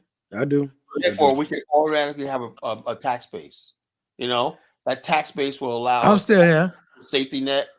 Everything. I mean, it's about police, fire department, all stuff like that. And you also volunteer police department. We can start up a healthcare infrastructure. We'll have everything. We'll have a healthcare system. medical system from the private sector and the public sector. You know, that's you definitely great. have some Jamaican nurses in there. Put it in, you gonna have Chuku? Did you only want to have it You like gonna have one Chuku as a doctor, location or like more than one location? Chuku is no damn doctor. You know, and also that's a joke. It's a joke. Right? It's a joke. Dollar Bill have it in only one Dollar Bill, location, man, Chuku gonna be your doctor. more than one location. Huh? I say, man, Chuku gonna be your doctor. Oh, Chuko's not a doctor, though. No, I don't know what he is. Colin, I'm not saying that what Chuku is. I don't know what in he is. just one location or just more than one location. You know, anyway, the bottom line is this. Can I say something? We're gonna basically have it so that the priority. Like, let me give you an example. Do you know that South Africa is losing a lot of its white people, and they're paying for it? Check us out. When you're a white South African, right, you get your education as a doctor for free, right? Paid for, right? If you spend 2 years in a township, right? After that 2 years, where they go? Canada. So Canada and England and all those people are just benefiting from free educated people, you know? But see, now Canada just bans South Africans and certain other Africans. White South Africans? I don't know about white South Africans, but I know overall. No, Canada needs the South Africa is producing doctors and surgeons and stuff like that, you know? And they move into white countries like Australia and Canada, you know. Some of them move back. New Zealand. Yeah. So right now, the brains, like I said, the Afrikstan is gonna have to compete for the brain trust. That means we will have to look for other people in the African continent, Kenyan or Nigerian, that might be a doctor or something like that, because they produce abundance of them, you know. So it's gonna be opportunity for everybody, you know. Yeah, but you can't take certain Negroes, man. This country. We know that. We know that. Some of them are dead beats, man. Look. Let me tell you something. You see how I am, right? I am, right here. I'm saying. So the bottom line is this: the people that we're gonna be bringing over and stuff like that. You know, a lot of times the people that we say Negroes, they're not gonna be interested in this anyway. So what we worry about that for? You know, I have no problem with that. True. They're not gonna be worried trying to get in there. So I'm not trying to push everybody. We're gonna be very selective, you know. Matter of fact, who's in this movement to begin with, you know? Because the bottom line is, I don't want a bunch of homosexuals and LGBT. That's why it's best to build the nation here. You know, so we know what's going to go over there. Right. You don't want them to say, "Oh, there's no difference between a man and a woman." Well, the problem there is a man and woman. In our world, a man's a man. A what's a man? What's a woman? You know, so a man's a man. You don't want them to say, "Oh, sanity." Females could compete with a man in any sports, any time of the day. So all that crazy stuff that you see in America, all this crazy. I remember when you know, what's her name? The black lady wars between black men and black women. That ain't gonna happen. Yeah, that ain't gonna happen. You know why? Yeah, the black lady got. We're gonna basically have a culture where you're going to see nothing but positive images of black women and black men. So that basically you'll have people getting married or dating and like a normal people. Right now in America, black men and black women hate each other. Why? Because we're oppressed people and we're not together. You know, when you start building a nation together, the women will come to you and we'll come together as a people, you know. That's the only way we're going to ever get together, you know.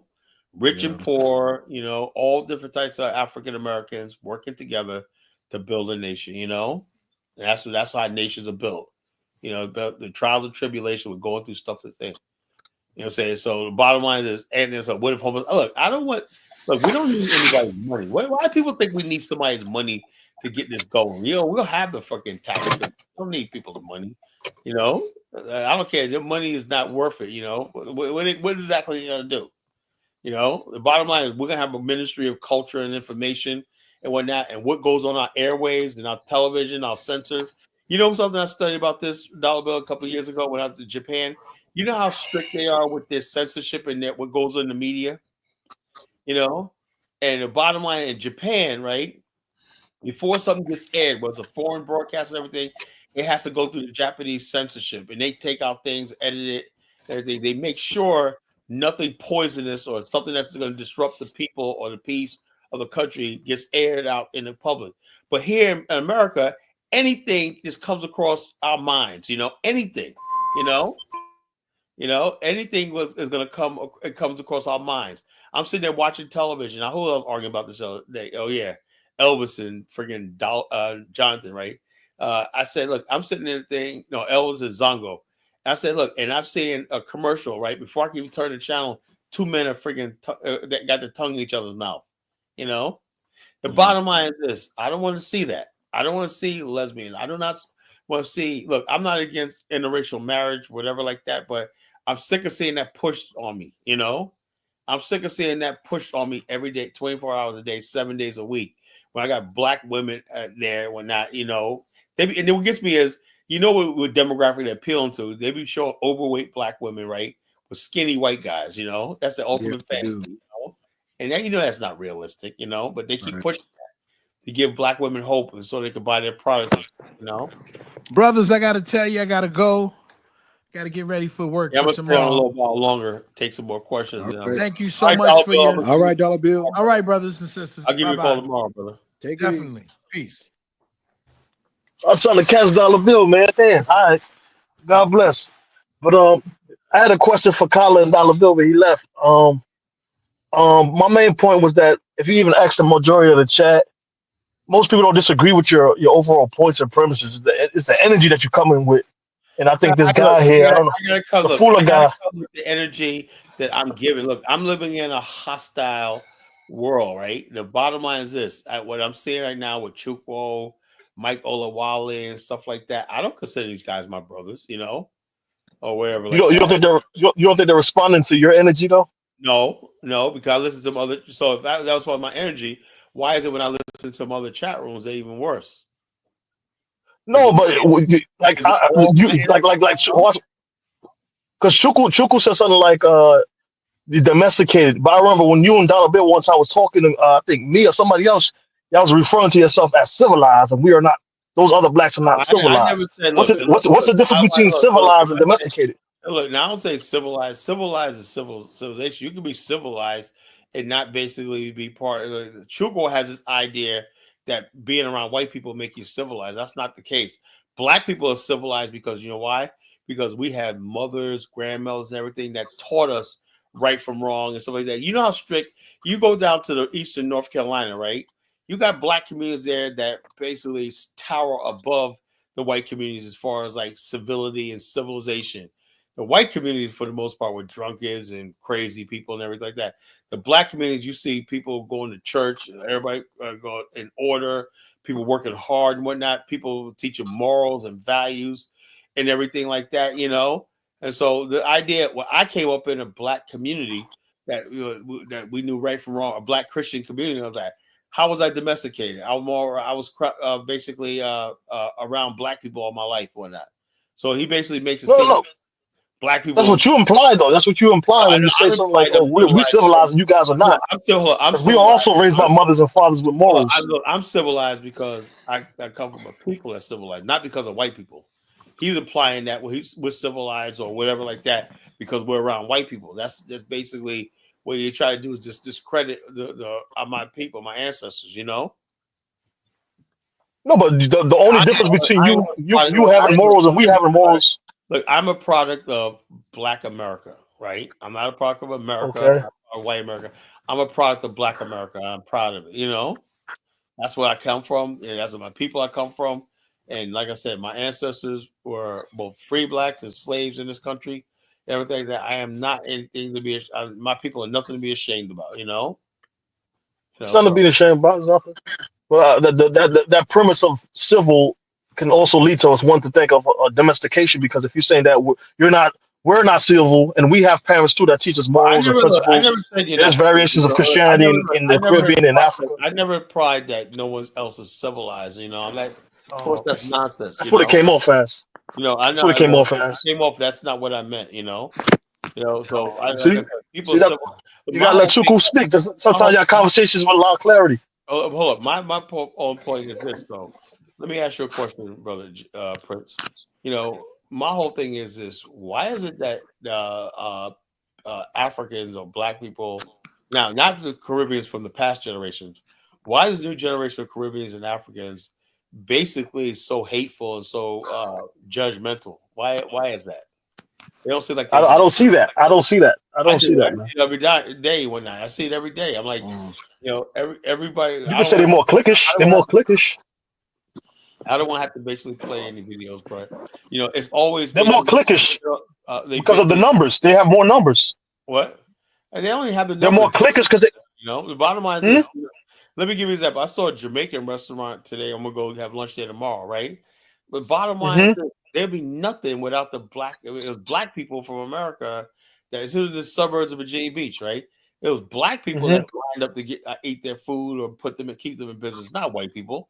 So but these people basically have this disdain for us and whatnot. I don't know if it's envy or jealousy, whatever. And that's what I'm saying. We black people in America, we don't freaking basically sit around. No. I see the opposite though. I see the opposite. No, go ahead, speak, bro. There's some truth behind what you're saying, at all, man. But Carla, there's some truth behind what you're saying. But it goes back to the skin color. It's the skin color thing. Black people, especially, it could be from the Caribbean, from the continents. We see black as inferior. Like when you put next to white. Hold on. And when they That's come the to problem. I disagree. I disagree though. Oh, we come to America, right? There's some belief behind it. It's false. Smell. It's false. It's false. Envy and jealousy and resentment a mile away, and Africans and a lot of immigrants come off as just I don't know what it is because I'm telling you, if you come, this is what I'm talking about. If you come from a highly advanced look, I've met Japanese people that basically should be like looking down. Japanese are the most down to earth, humble people on the planet. Yet they got so much and whatnot, But yet you got Africans basically got nothing when they come here and whatnot. They're freaking refugees, poor and desperate and whatnot. And they got nerve to thumb their nose at fucking us, man. I'm like, why are you crazy? I'm like, because of they been. Why do you feel that when you're around them though? Because even what's the other brother name? The guy that said that is the blackness is the reason why they do that. What's your name, brother? Ahmed. I don't believe that's true because most black foreigners they move into their own enclaves. So if they hate each other, they wouldn't even move into their own enclaves. Where you from? I'm Haitian, man. You Haitian? Haitian American. Okay. Yeah. Okay. I'll congrats to you, right? Because to me, in my book, the Haitians are the real blacks in the island. I'm talking about like we all real blacks on the island. No. I'm saying history-wise, the way you guys defend the blackness. There's no island, what I'm trying to say, from the history-wise, and then like what's going on right now. I know it's just because of America and then other countries around the world. You know what I'm trying to say. But overall, I'm talking about some infighting too. Yeah, exactly. But I'm talking about from Africans wise. These are things that I have seen with my own eye from back home when I came here too as well. When I traveled back home, I've been in this country for almost 30 years. You know what I'm trying to say? I've had family, I have friends. No, but don't most Africans live in an African heavy enclave? Even as a Haitian, the people that show the most love. I don't see no. In the Bronx, in New York, there's the Bronx. In Brooklyn, there's Flatbush is majority Caribbean. Huh? They live in squalor, though. Most Africans think they are better than Africans, but they think white people are the best in everything. I'll give you that. Most Africans think they're better than the next African. The Haitian think he's better than Jamaican. That's what I mean. That's why I said it comes back to skin color. Uncivilized, right? Well, a civilized person, right, basically judges people based on their character, right?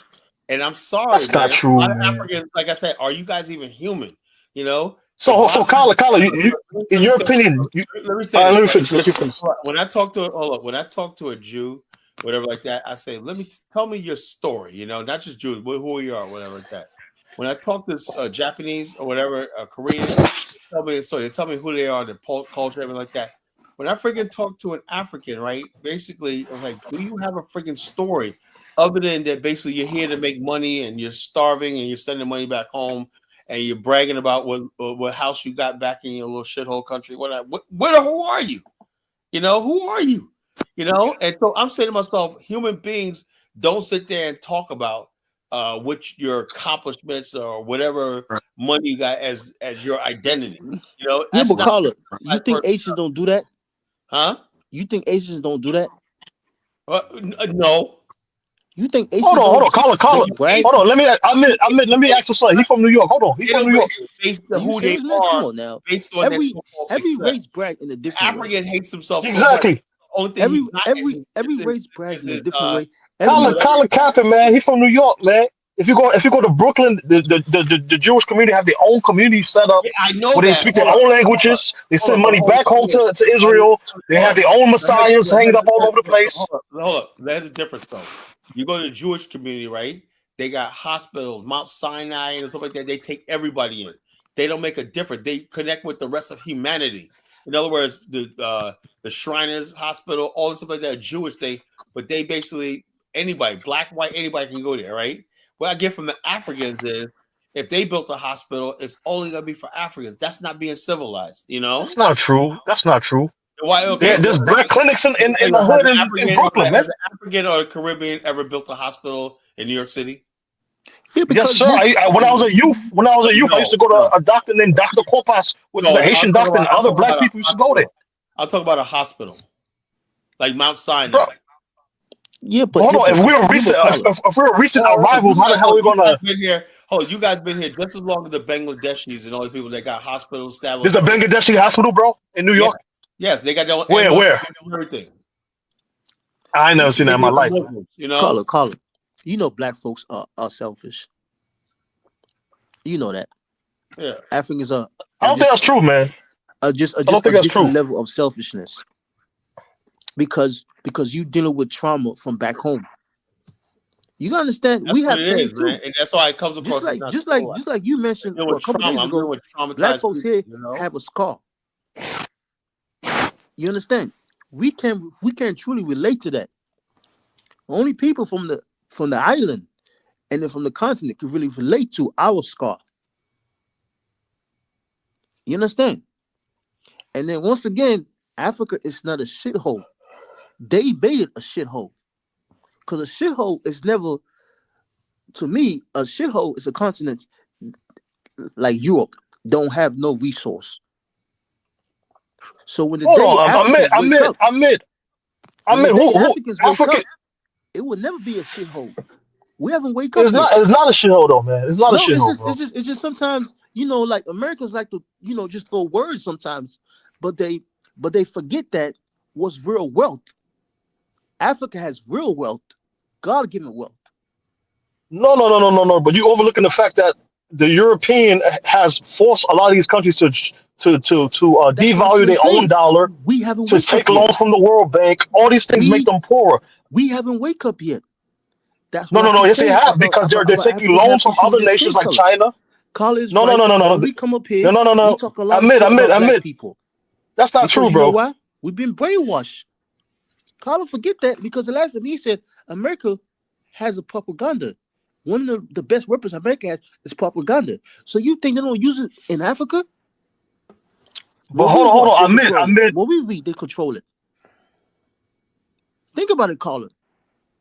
Yeah, man. The bottom line is this, and what gets me is, so you see what I'm gonna say? America spends a lot of money in propaganda, and the bottom line, the main part thing is America basically, right or wrong, right? America knows it did bad in its history, right? But they got the whole world convinced that this country is the greatest country, and it's good for white people and everything like that, right? People go along with it right now, and you got black people on the right, like that. And so the bottom line, the whole thing is America has a thing, this card to play that is the police of the world, the savior of the world, stuff like that, And like Malcolm X said, the only real charge against America, you could say, okay, what about the Native Americans? Well, that happens. War, people take over land and everything. But they can't explain 45 million people in the country with no voice, no political power, and America takes $1.6 trillion from us. And basically the same white America do not spend that amount of money in black businesses and everything like that. So there's a natural imbalance. White people disproportionately control black wealth and black resources and black power in this country and everything like that. And that you cannot call that justice. You know, That's the reason for that. Well, but Colin, There's hold a on. reason for that. Remember I Hold told on. you A that? minute, hold on. We want. Hold on. And then since I know that, right, and that's the way the white America wants it, right. So when you come over here, right, what they do is they give immigrants, some black immigrants, so they have no stake in this country, right? You know, like Black America is in America. It's a constant battle of supremacy between Black America and white America. You know, we're at war with them. You know, but Oh my God! over here, you guys don't see that, right? You guys, It's not true though. It's not true. No, it's not. It's not right. It's not true. It's not true, man. It's not true. White America. No, it's not, bro. He's right. It's not true, bro. He's 100% I'm gonna let y'all speak, but it's not true. I'm gonna speak after you. It's not true. Okay. Let me give you an example, right? So what he just said, that he's right. Just like I mentioned a couple of days ago, I think like two or 3 weeks ago, right? You watching the NBA, let's just say Monday Night Football, right? You watching the game, right? Let's just say about 80% of the players are black, right? Or 85% of the players are black, right? Every advertisement that shows up, right, during the game, every company is owned by white people. That's where the real money is. Every company. Exactly. I'm gonna respond to you afterwards. Man. Every company. Go ahead. Keep going. Company is owned by white people. That's all. This is why, Lord Prince. You think it's just? This is why I say a mistake. When we start talking about shit like this, no, it's black on people purpose. in the future. You know something? Let me say something. Besides the Afrikstan, we're gonna make moves against the NFL, the NBA, because we want black-owned teams. Yeah, come on, Kala. So the bottom line is, what's up, bro? If you guys are with us, what's good, Princess? Hey, Kala, building a nation. Hold on. If you're with us or against us, Kala, building a nation is not about. We're not talking about. Look, hold on, Zongo. I don't want your advice, man, about nation. You don't shit. No, Zongo. Answer his question about the situation. What he just said. He said that do in your opinion, do African Americans act as if there is a war between whites and blacks here? And do African Americans utilize the power that they do have? Because a lot of them buy into integration. So what he's saying is fictional. No, I don't think there's a war between white and blacks. You know, in fact, thank you. My observation shows that. Look, let me tell you something. African Americans they love white people. They want to be white. Even white people. Exactly. They're very pro integration, man. Check us out. Let me tell you something. Let me tell you a story. I'll get very quiet. Damn lie. None of back in the days when I had my own vending business, right? I had this. I'm listening. There was this older white guy, right, that came to me one night and said I was selling candy and stuff like that. I used to have my own business back when I was like 26, 27. As as older white guy, and this is how I fucked up in life, right? I got into this black power shit. Older white guy was saying, "Look, I'm going to help you guys get established. You black people in Norfolk and everything get established, and y'all going to run the ice cream, candy, soda, vending area right there." I said, "Yeah, man, that's a good idea." He said, "If you got Mr. Such and Such, you guys are all black. You work there." He was, "Y'all should be controlling this." This was a white man. He was a pastor, right? He said, "Man, he was more black power and black economics." He said, "Look, man, we got to get the black man in Norfolk, because that's the only way we're gonna survive. Black people gonna survive because the congregation mostly black." He said, "We gotta get the black man," and he had a lot of respect for black businessmen. You know, Mr. Such and Such, he called him my Mister. We gotta get the black man out here doing this, owning these warehouses and everything like that, putting our youth to work and everything like that. So I'm saying to myself, you know, my point I'm trying to make is, look, you know, where friendship or whatever that comes in, like someone like Kala. Let him finish. Even he knew back then that, you know, look, man, you got the white man. He said it to himself. He's a white man. He said, "Yeah, you cannot have the white man friggin' putting y'all back in economic bondage." So white people know that the black man is basically oppressed and marginalized in this country, and we do got white allies that look out for us. You know, so if the white man knows that, right? Why is somebody like Zongo coming on the channel talking about there's no war between black and white? Are you freaking insane? Are you? No, I'm saying like the observation that I've noticed because you're a stupid Ghanaian. There isn't a sign between. There isn't a sign of conflict between African Americans. People ask me, why do I say one at a time? Why do Kyle say we're not civilized? Is that mentality? I mean, Kala himself is jealous of white people. I am not jealous. Do I sound like I'm jealous of white people? He wish he had a power just like white people. No, I don't wish I had power. That's why he want to go to Africa to establish Afrikstan over there to compete with white people. You know, Zongo, man, look, he could have chosen to go to the south to establish his own autonomy. Zongo, man, you're gonna talk about nation over there. Let Colin speak, man. I have to rule over nobody. But Colin, can I respond real quick? And a lot of times, let me finish, Princess.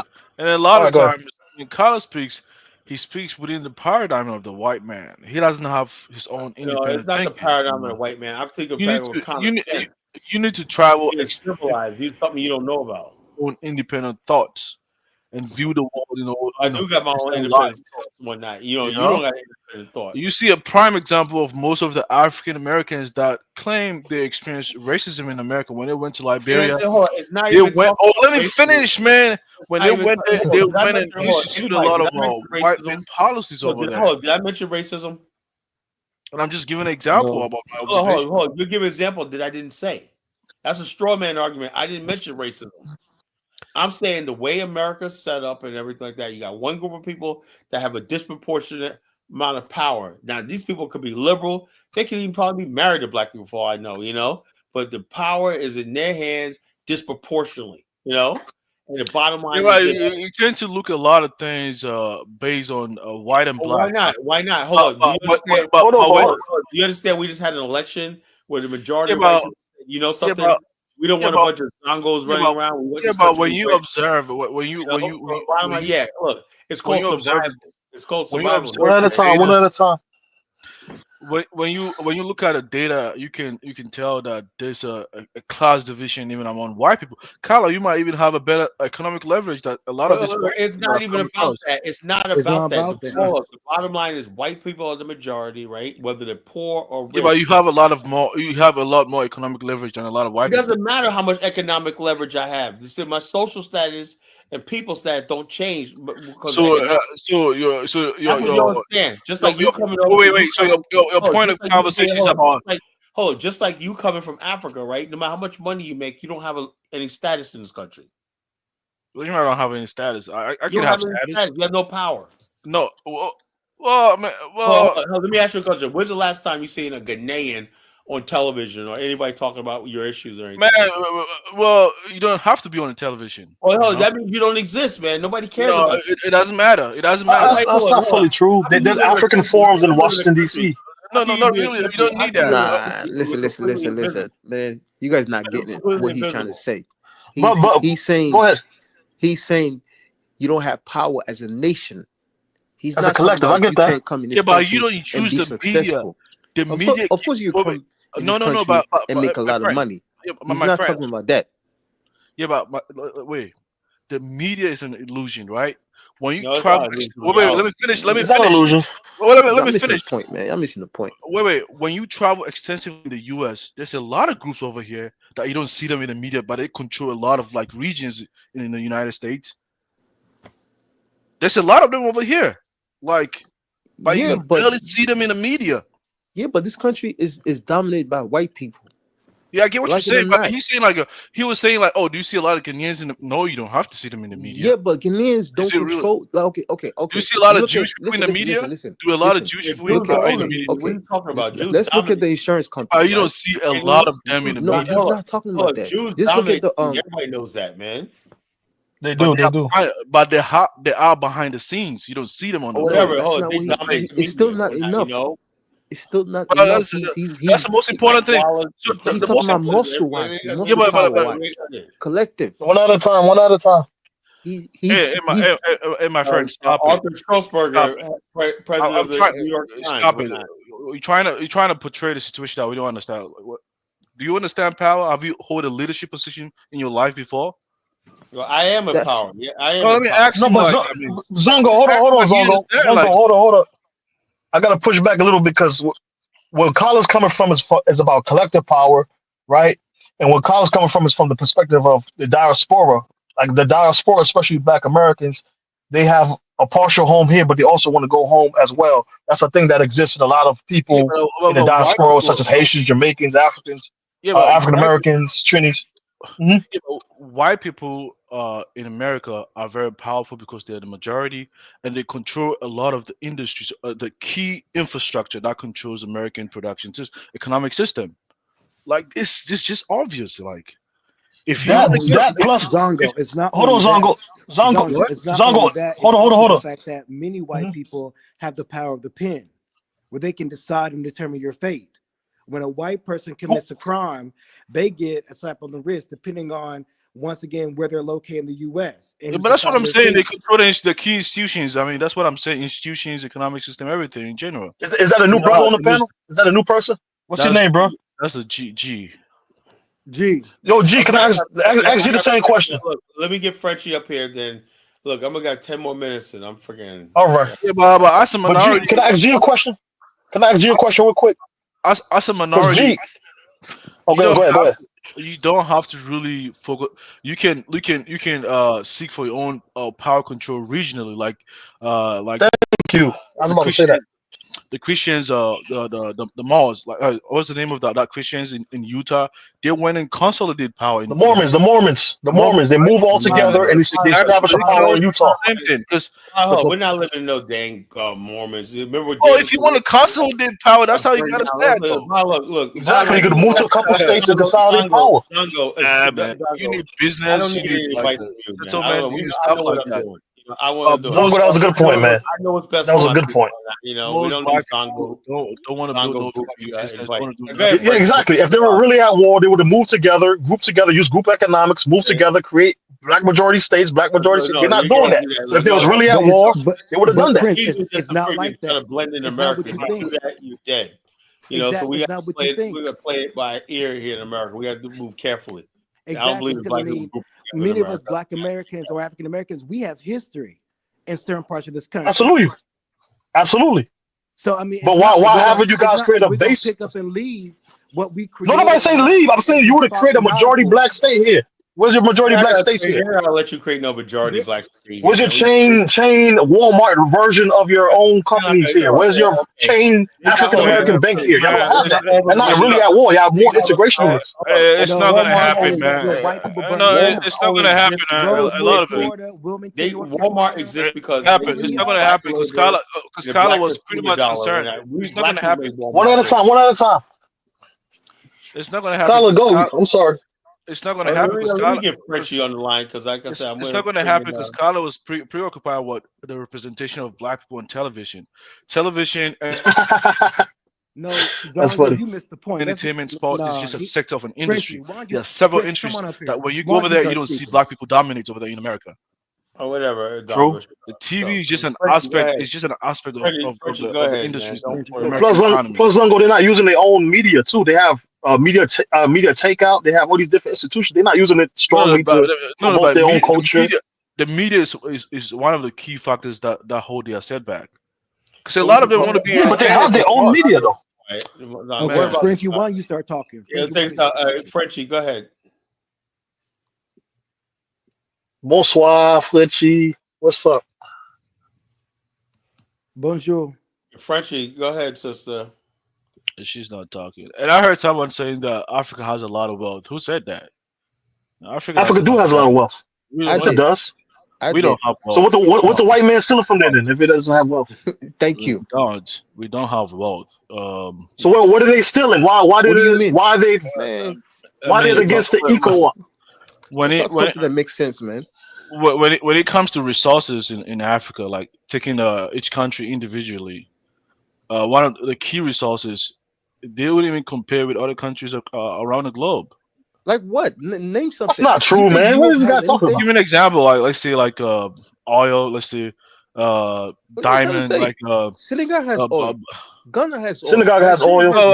Nigeria, Angola. Come on, man. Yeah, but it's not much. Wait. But he's from the desert, man. He's a household. He's from the desert. Come on, man. Yeah, make talk sense, man. Hey. Come on. Hey, guys. Nah, talk sense, man. Hey, guys. Just let me make a No, Frenchie's on. Come on, nah. Let Frenchie speak. I'm going in a couple of minutes. Yo, go ahead. I'm tired. Go ahead, Frenchie. She wasn't talking. All right, so yeah, hello, Color. Nice profile picture, by the way. Thank you. I knew you like it. So I just wanted to call in because for the past couple of shows, I've just been hearing Ahmed just spew this FBA rhetoric, and I'm getting pretty much sick and tired of it. We as Africans, we're not coming on Kala's show to bash FBAs. That's not the case. For the most part, what Africans are doing on here is defending themselves against. If you're bashing FBAs, you're doing me a favor. I didn't bash FBA. What's she talking about? I didn't bash FBA. I didn't say that you bashed them. Listen carefully. I didn't say that you bashed them. I said that you spread their propaganda. That's what I said. Well, and FBA, you need to stop lumping us all in with your rhetoric, because you do not know more than 4 billion Africans in the world. You do not know the majority. Hold on. I know for sure. Listen. I know for sure in West Africa, typical Africans. I'm not saying 100%. So we talk about majority. We think white people are better. We think white people are elite. But that's not true. That's what we think.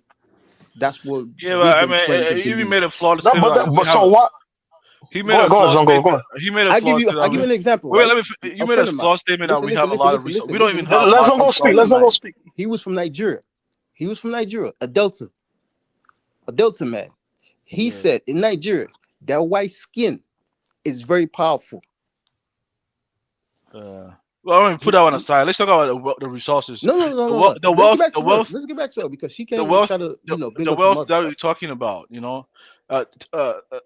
Among the countries in Africa, tell me. I mean, gold, oil. Tell me which countries in Africa is the leading producer of these resources in the world. Okay, none. Listen, my friend. Name me, right? Even the top producers of gold in the world. Yeah. Hold on. Do you know America produce more gold than even Ghana? You know that, Carla? Oh, you don't know. Just because they produce more gold. Know. Yeah. Listen. Just because they produce what are their sources of gold? Where do they get their gold from? Listen. Multiple places. Yeah, they have a lot of multiple places around the world. They have mines in Ghana themselves. They're stealing and paying locals to steal. He's missing. I'm talking about mining in the U.S. What are you talking about? Gold mines. Their sources are from multiple places, man. It's not from one place. Thank you. No, that's companies all over. No, that's not what I'm talking about. Tell me, name me in the country. Name me in Germany, right? What's raw material that they had in Germany? I'm talking about globally. Forget about Europe and it's globally. Because a lot of times, wait. Because a lot of times we tend to wait. Let me explain. Go to England. Wait. Man, you always focus on Europe. No, you said she wasn't done. Please, you just said okay, go ahead, Frenchie. You guys, please. You just said Africa does I said. Let Frenchie speak. Frenchie. We don't have much resources as we claim all the time. I hear that all the time. Speak. We don't have it much. Hold on. Let me ask Frenchie a question because he's in the UK. Do you guys live in African how you call it, like enclaves there as well, or do you live amongst the European? In America, I notice most Africans and even Caribbeans, they live in their own enclaves. So if we hated ourselves, we wouldn't live in our own enclaves. So do you guys live in your own enclaves in the UK as well? Frenchie? Yes, for the most part, you would be correct. So do you think his statement about us being anti-African and hating ourselves 100% is a factual statement, or is it false? Just because somebody live with each other, man. You know something I learned a long time ago, right? Even dealing with Negroes in America, right? They can live with each other, basically share the misery and bring each other down. Why are you so pessimist, man? Oh, let me tell you. Really? Let me tell you a story, right? Before I was born, Haitian. Right? Oh, this is Haitian. Before I was born, right? My grandfather moved from Harlem to South Jamaica. There was a whole bunch of black people got loans in the 60s. White people moved out, we moved in. All nice neighborhoods in South Jamaica, Queens, right? Same time my father's family moved up from the South, right? That's how my father and mother met, right? But anyway, my grandfather, right? He had a job with Con Edison, making good money, right? That's how he was good, right? Anyway, he had a side hustle where he basically would go down to the Freeport, Long Island, and basically buy crabs, buy fish, and everything. So anyway, he was selling door to door, right? He went to this one guy's door, his neighbor, talked to him every day through the alley one night. Hey, how you doing? Something, how you doing? He walked into the house one night. He goes, he went to sell to the guy. The guy goes, don't you live in back of me? Yeah. He goes, what's all this? He goes, yeah. He goes, well, you go quit your job? He goes, no, I'm just doing side hustle. He goes, guess what? He goes, you working concept? I'm gonna keep you there, you know. He goes, you ain't moving out of this neighborhood on me when I, you know. That was the mentality. He's like, yeah, I'm gonna keep you living back of me, and you gonna stay there. Yeah, you ain't moving out of this neighborhood on me. He was so threatened by my grandfather. Had a little side business. And I'm like, yo, man, I think worked for the city or something, you know. But just because somebody lived in the same area, we black people lived in black enclave, don't mean there was love and peace and happiness. Stop with the cap prints, you know. You know. No, but if you like yourself, you selected to move to Virginia into a black enclave in a sense, I like don't live it's a middle class. In Virginia, what are you crazy? Black in Virginia. What are you nuts? No. Hell no. You know. Do you live close to one? No. God damn. We got a nice neighborhood. We got a lot of black people that got money here. But I got 6 black millionaires in this neighborhood where I live in. Big houses, nice neighborhood. I live in a nice neighborhood for the most part, And which we call it. So the bottom line, no, it's not a black enclave, but black people here, middle class, upper middle class, everything. It's a lot. There's enough black people. You keep black people keep you company because you see black people driving on the street, nice cars and shit like that, and nice houses and everything. But yeah, we got black enclaves here. In Portsmouth, we got a place called Crystal Lake. That's one of the nicest neighborhoods in Virginia. It's all black. Called Crystal Lake. Really nice, all black. But like I said before, I like it and everything. The houses were built by this one of my client, her husband. It was built back in the late 80s, whatnot. The houses look nice, but Crystal Lake looks like my neighborhood, right? They're built around the same time, right? But since my neighborhood is predominantly white, when I go to Crystal Lake, I know some of those houses, even though they're brick, they look like mini mansions. They're not. They always look like they're not kept up like white neighborhoods. Like the house, they go in there, the cabinets look older. The flooring. White people basically live in a house, right? Same age, and they'll remodel it and stuff. Like you go inside, everything's brand new and everything. Black people, man, don't. Maybe we're not getting the loans, whatever, like that. So. On the outside, Crystal Lake looks just like my neighborhood, real nice, right? But when you go inside the houses and whatnot, everything looks old and whatnot. You can smell that old carpet, paint old and whatnot. Like, shit, man, y'all need a facelift in this place. I don't want to say it like that, but shit, like it's like I'm in 1975 and shit, when you go in the house.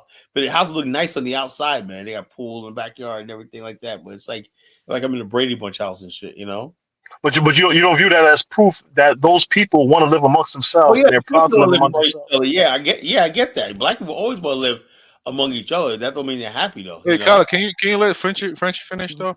We got Rod Moise on the line. Rod Moise is on. Yeah, let Frenchie finish. Yeah, guys. Look, everybody. Hello, what it do, bro? Yeah, let Frenchie speak. Go ahead, Frenchie. Vas-y. Allons-y, Frenchie. She was saying.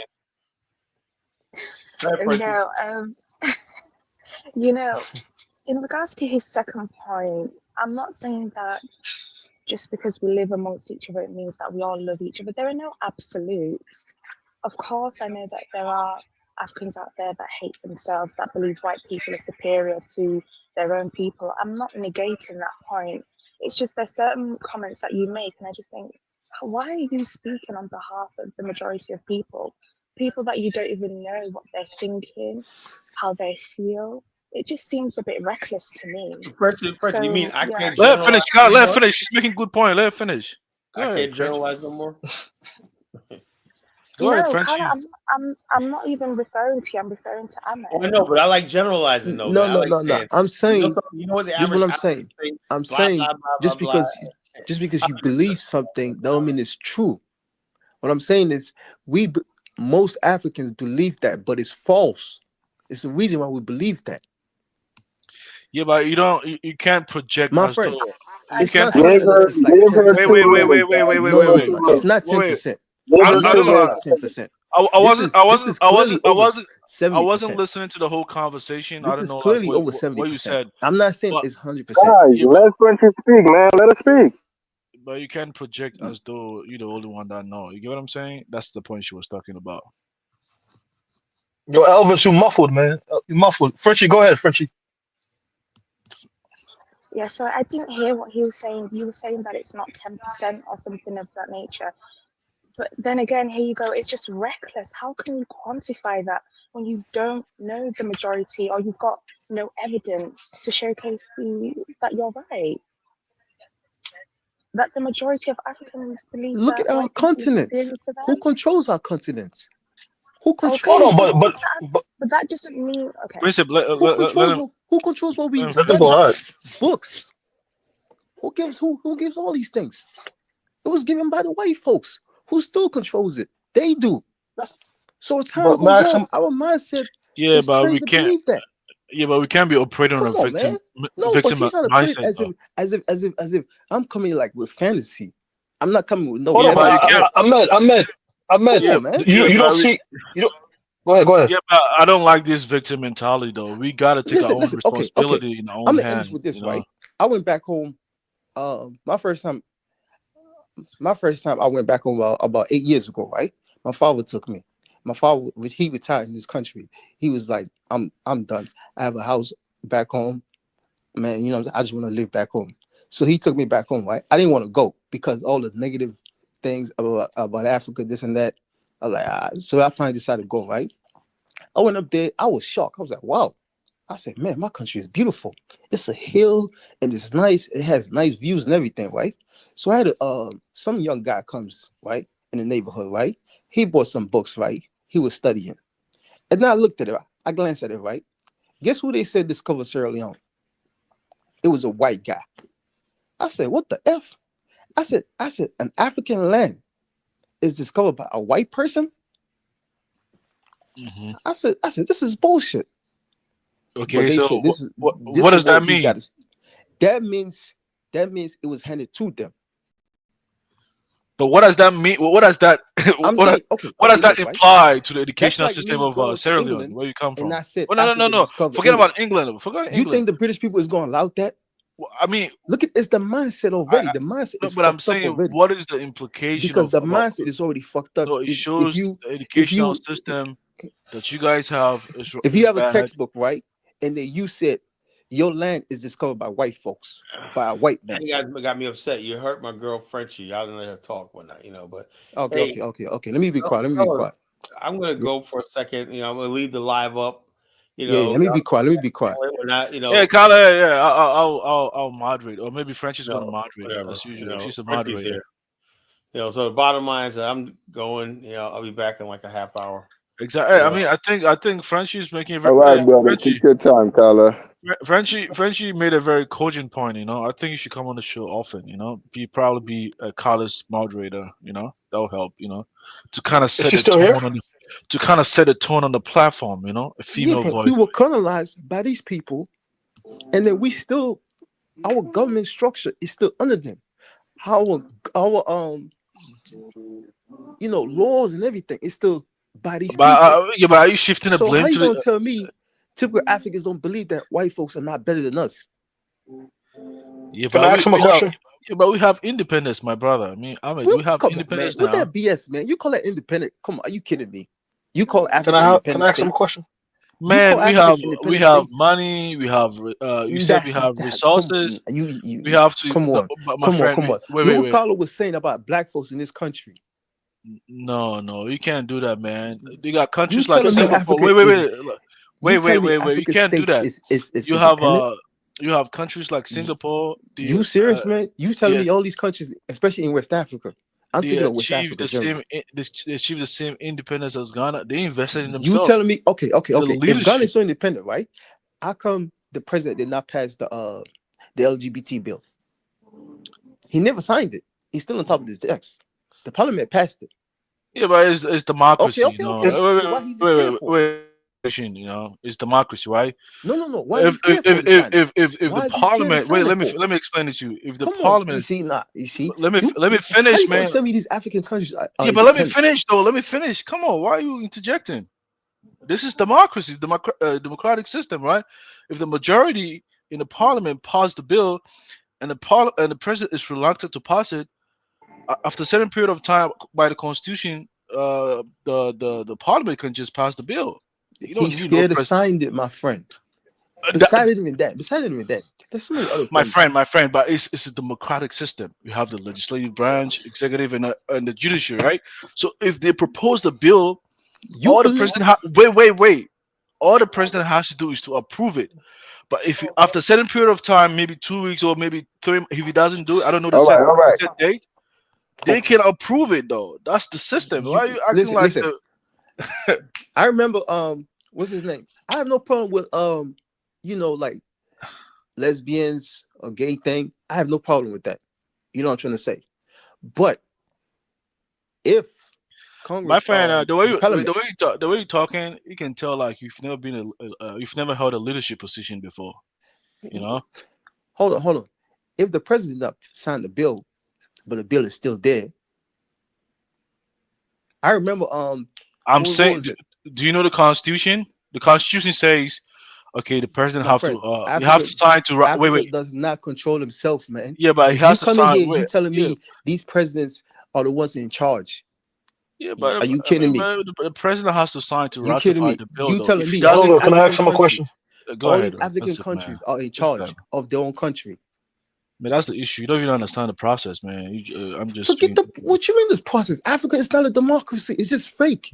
Stop using this word democracy. So explain the stop. Hold on. So explain how they're doing deals with China. Explain how they are trying to create 6 regions involving the Caribbean and African Americans in Brazil, Afro-Brazilian, Afro-Latinos. These are things that the West do not necessarily want them to do because it oversteps their reach and it overlaps their reach. So if they're having certain bold ideas, they're creating more blocks, they're doing certain things that the West technically don't necessarily want them to do because it's through isolation. That's how they control them. So for you to say that everybody's just following the West to a T, that's fictional. It's very fictional stuff. You know what I mean? Even because they're doing a bunch of steps to create. No. I mean, he has a point, right? Like, because EU, it's under. But like, trying to say? I get what you're saying. I mean, the whole Stop trying to acting like right? Ghana, this and that. You sound like some of these typical Nigerians talk about. Nigeria is like the giant of Africa. We know Nigeria is very powerful. If they are ready to be powerful, Nigeria is super rich. But Nigeria does not want to use their real muscle. Yeah, my friend. I don't like you kind of like project a victim mentality. I don't like the way victimization, man. Yeah, man. I don't like the way you think. I just man. You gotta take some form of accountability. You know. I said Nigeria is not ready yet to use their power. Mind you, now Nigeria is the giant of Africa. Yeah, I'm here. Nigeria I'm putting something claims down. to be, but they not. Yeah, but we all know like the reason why democracy, America promotes. Democracy does not work. Wait, let me finish. Because you know why? Let me finish. Let me finish. Stop it with this democracy crap. Let me finish. I'm gonna make a statement. Let me finish. Come on. You sound like Blinken. Man, let me finish. Talking about democracy. And after that, come on, man. Let him speak, man. Let him speak. I mean, my understanding, I'm not saying I'm right, but my understanding of maybe America promoting liberal democracy, it's not because they like you. Democracy is the best system of governance in the world. No, the end goal is to promote capitalism, which in most cases benefit a lot of American corporation or Western corporation at large, right? That's the end goal, promoting those systems, right? And most of these corporations, they are very powerful. They have years of experience. They come to the country. They can always dominate. If they make any wrongs, they can go through like the court system, challenge and win cases, as opposed to autocratic system, right? That's why a lot of them are opposed. Yeah, I gotta let Rob speak. He's just joined. I gotta let him speak. Man, let me finish, man. I'm talking. That's why they are opposed to countries like Sango, watch your tone, motherfucker. Watch your tone, idiot. Yeah, I'm just making it. My friend, democracy only works if your people are getting power. If your people are winning within your own country. That's what technically democracy is in any type of form. If you're using democracy in American form in Africa under these people, your people are not winning. Because if I take a ship right now, right, in Ghana, in Accra, Ghana, I guarantee you 90% of those people will come inside the ship to come to America for a better life. So that means. But hold on. I'm always. Let me ask Ramoise a question, because I'm always know, just like I do, China was in a similar predicament just 40, 50 years ago. Hold on, And now there's a giant. China make things. We I'm don't out create getting things. that We don't white man's money. manufacture things. So hold on. I'll be back. Okay, you can't go ahead. compare China to Africa. No, Zongo. Zongo. So China, the children Africa does not they had produce things. underage children working, right? They had underage children working in factories. Africans mine. I'm saying he's trying to compare Africa, this and the third, but I'm saying 50 years ago, China had a child labor issue, exactly. Right? China had all these different kind of issues, and look at them today. So it's steps. You can't just come in. You have to take baby steps to challenge the West, because the West have a system that's set up. Okay. So you telling me exploit your divisions? Making baby steps with the president taking with the president taking IMF money? I remember a couple. Hold on. Let me ask you a quick question. Did Ghana stop the water and electricity that was going into Burkina Faso when the West had issues with Burkina Faso? Answer my question. Did Ghana stop the electricity and water that goes to Burkina Faso border towns when America had issues with Burkina Faso, like Nigeria did to Niger? No, it did not. They're not following everything the West say to a T. You don't realize that, but everything that the West say, they don't do. Listen. Ahmed, wait. Let me get this statement. And I'll let Elvis or Rice Moise and Frenchie talk, right? See, a lot of time when we say resources, right, we tend to forget resources not just only raw materials, right? We need human capital and then cash too as well, and machineries to be able to produce the level of output that you're talking about that China is producing. The resource that you're referring to, you just sort of raw materials, but that alone is not enough. You need machines, complex machineries, to be able to produce the output of product that you're talking about. We don't know how to do those stuff like in other industries. We are heavily reliant on Western societies. So the question is, why don't we know how to do it? That's the question. You're not asking that question. Okay, if you want to do that, right? Because a lot of times when I listen to you guys speak, you speak human capital. I mean, educational institution can always produce human capital, right? But we don't have the machines, man. Like, what are you talking about? Of course, we don't. But you can take. You want to answer? Go ahead. I'll let you answer first. Okay. Because you could always. Okay, go ahead. Go. Mm-hmm. Our problem is like, listen, right? Of course, we don't have the machines. Industrial base. That's what you're talking about, right? Yeah. Yes. You think, like right now, the condition we not in the mindset for us to really go after it because of our presidents. Man, that should be the discourse, you know. Try to get some time. I went back home, right? Try to get some time. Pick an industry, let's say like the energy sector or the power sector, right? And try to understand. Let me finish. Try to pick an industry, let's say like the power sector, right? Like the energy sector, right? Maybe like power particularly, right? And look at like what are the means of they generating power in your country? Are they competing with other countries? If so, like what are we not doing right? You know, we have oil, but how do we use our oil to generate electricity? Do you have those turbines, those machineries to be able to do those things? If we don't have it, how do we do that? We gotta get our people in the. Do we have the capital to do that? That's the real question. We gotta get our people in the right school to get you can't be speaking in generality all the time. Instead of we keep open church and mosques. But anyway, I'll let Zongo. Can I say something? Always go ahead.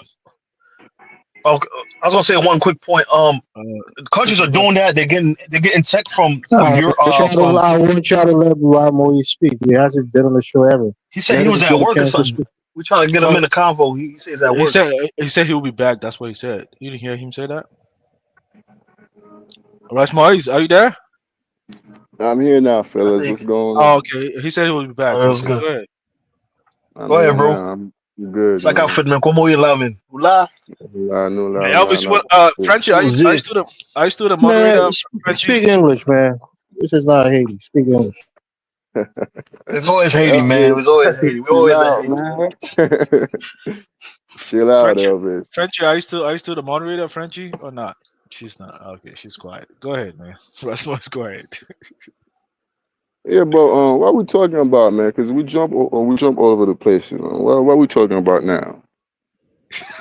Oh, What man. not? We were talking It's about saying that we talking about. started with democracy because what's his name was referring to democracy and this and that by the West and stuff like that. Rob And Morris, then I was go telling back to him bed, Africa man. You're does not not have following the democracy. conversation. It's fake. Go back to bed. It's fake. It's fake. You say what, Elvis? I couldn't hear you. He said, "Go back to bed, man." It I sounded like said, go back to doing bed. pizza. You You're not sleeping. following. You're not following the conversation. I'm right here now, man. You guys wanted me to be here, so I'm right here now. I asked for the link. I'm here No, but now. hold on. Let me ask Rob a question. Do you feel that African Americans move as if they are at war with the Europeans, or do they move like integrationists? Man, Exactly right. listen, I man. know, right? I I know live. you're right, Hold man. on. Let me answer that question. I live with Black American. I have kids with Black American. In fact, I'm a honorary member of Black American. So Show me your listen, black card, bro. these people are integrationalists. Okay, they are integrationalists. Whatever stuff like they spew online is utter nonsense. So I live with them. I live in their town. I live in a majority Black city. I know how they are, man. I mean, not all of Thank you. them. Not all of them are shady, but a good number of them are that. So yeah. So I know for a fact like they like to integrate themselves with white people. Hey, how can you blame them? I mean, if I were them, I would do the same thing too. I mean, shit. I mean, No. it's truly messed up. Our ancestors in Haiti wiped out all white people, man. That's one thing I truly regret. I That's not wish even that true, we bro. didn't wipe. I wish that we didn't That's not wipe true. them out, man, so that we can benefit from, from their infrastructure. And like, I think, like getting into their mindset, like knowing the stuff like they know, so that we can build on that. But Hold yeah. on, Ramos. You straight from there's white people in Haiti, right? Yeah, there are white people in Haiti, but come on now, man. Like, look at their number, man. Like, their number is small. It's a And why minority. why Like, why you can why why do, basically why say do you need it's white small. people to build up Haiti, man? There's a lot of architectures that come here. There's different builders. There's people that went to Congo that helped build up Congo. That went to different regions in Africa that came to America. Why can't they build up Haiti? You see, Listen, Upito listen, Kite pay bro. aname blow you man. I mean Hold lot on, you man. hold on, Yeah, man. listen. I know me and you, man, we're not gonna say eye to eye on this, right? You know very well, Haiti is very tribalistic. I know you're not gonna like that, but that's what it is, man. It's very tribalistic, man. There's no way in hell like we can work together, man. I mean, That's not we true though. only keep. It's tribalistic, but they Hold always rally around certain people. Certain people rally all the people at times, and the West reject those people. Then they don't allow them to go to election. hold on, brother. We only came together like to defeat white people, and that's what we did. And after that, we didn't really care about Black unity like that. In fact, most of us wanted to go back to our kingdoms and empires in Africa. I mean, to our tribal way back in Africa. And you know what happened after that? Like Emperor this one was like, nah, we can't have you guys do that. So in a way, it kind of forced us like to stay in Haiti, and then we've been staying there ever since. You know what I'm saying? But No, this I didn't want us to click up on some super tribal stuff. But did you like this island? I have no problem with this island, but it should have Because you allowed. pro tribe. You pro tribe. Very, very, very, very Yes, pro tribe. yes, I'm very pro tribalistic. Like, it should have allowed like the people that did not want to stay in that island to go back, because majority of the people did not want it to stay in that island. I mean, to them, like being on that island was a curse to them. So therefore, they wanted to go back to their kingdoms and their empires, wherever village they came from, their tribes. You know that. You know that very well. No, but this island declared Haiti as New Africa, and the little regions where you come from, they have their own somewhat own cultures there. Leogang got his own culture. Jeremy got his own culture. Okap got his own culture.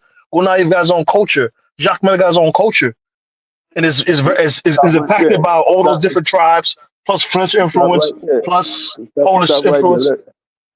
Stop right there. Okay, can you blend all these different ethnic groups together and trying to create like a culture we can live under? We can't, man. We've tried that. We do. What the hell are you talking about? We've tried that 200 years ago. It's not working, man. Look at the state of the country right now, man. I mean, Yeah, they gotta do like that.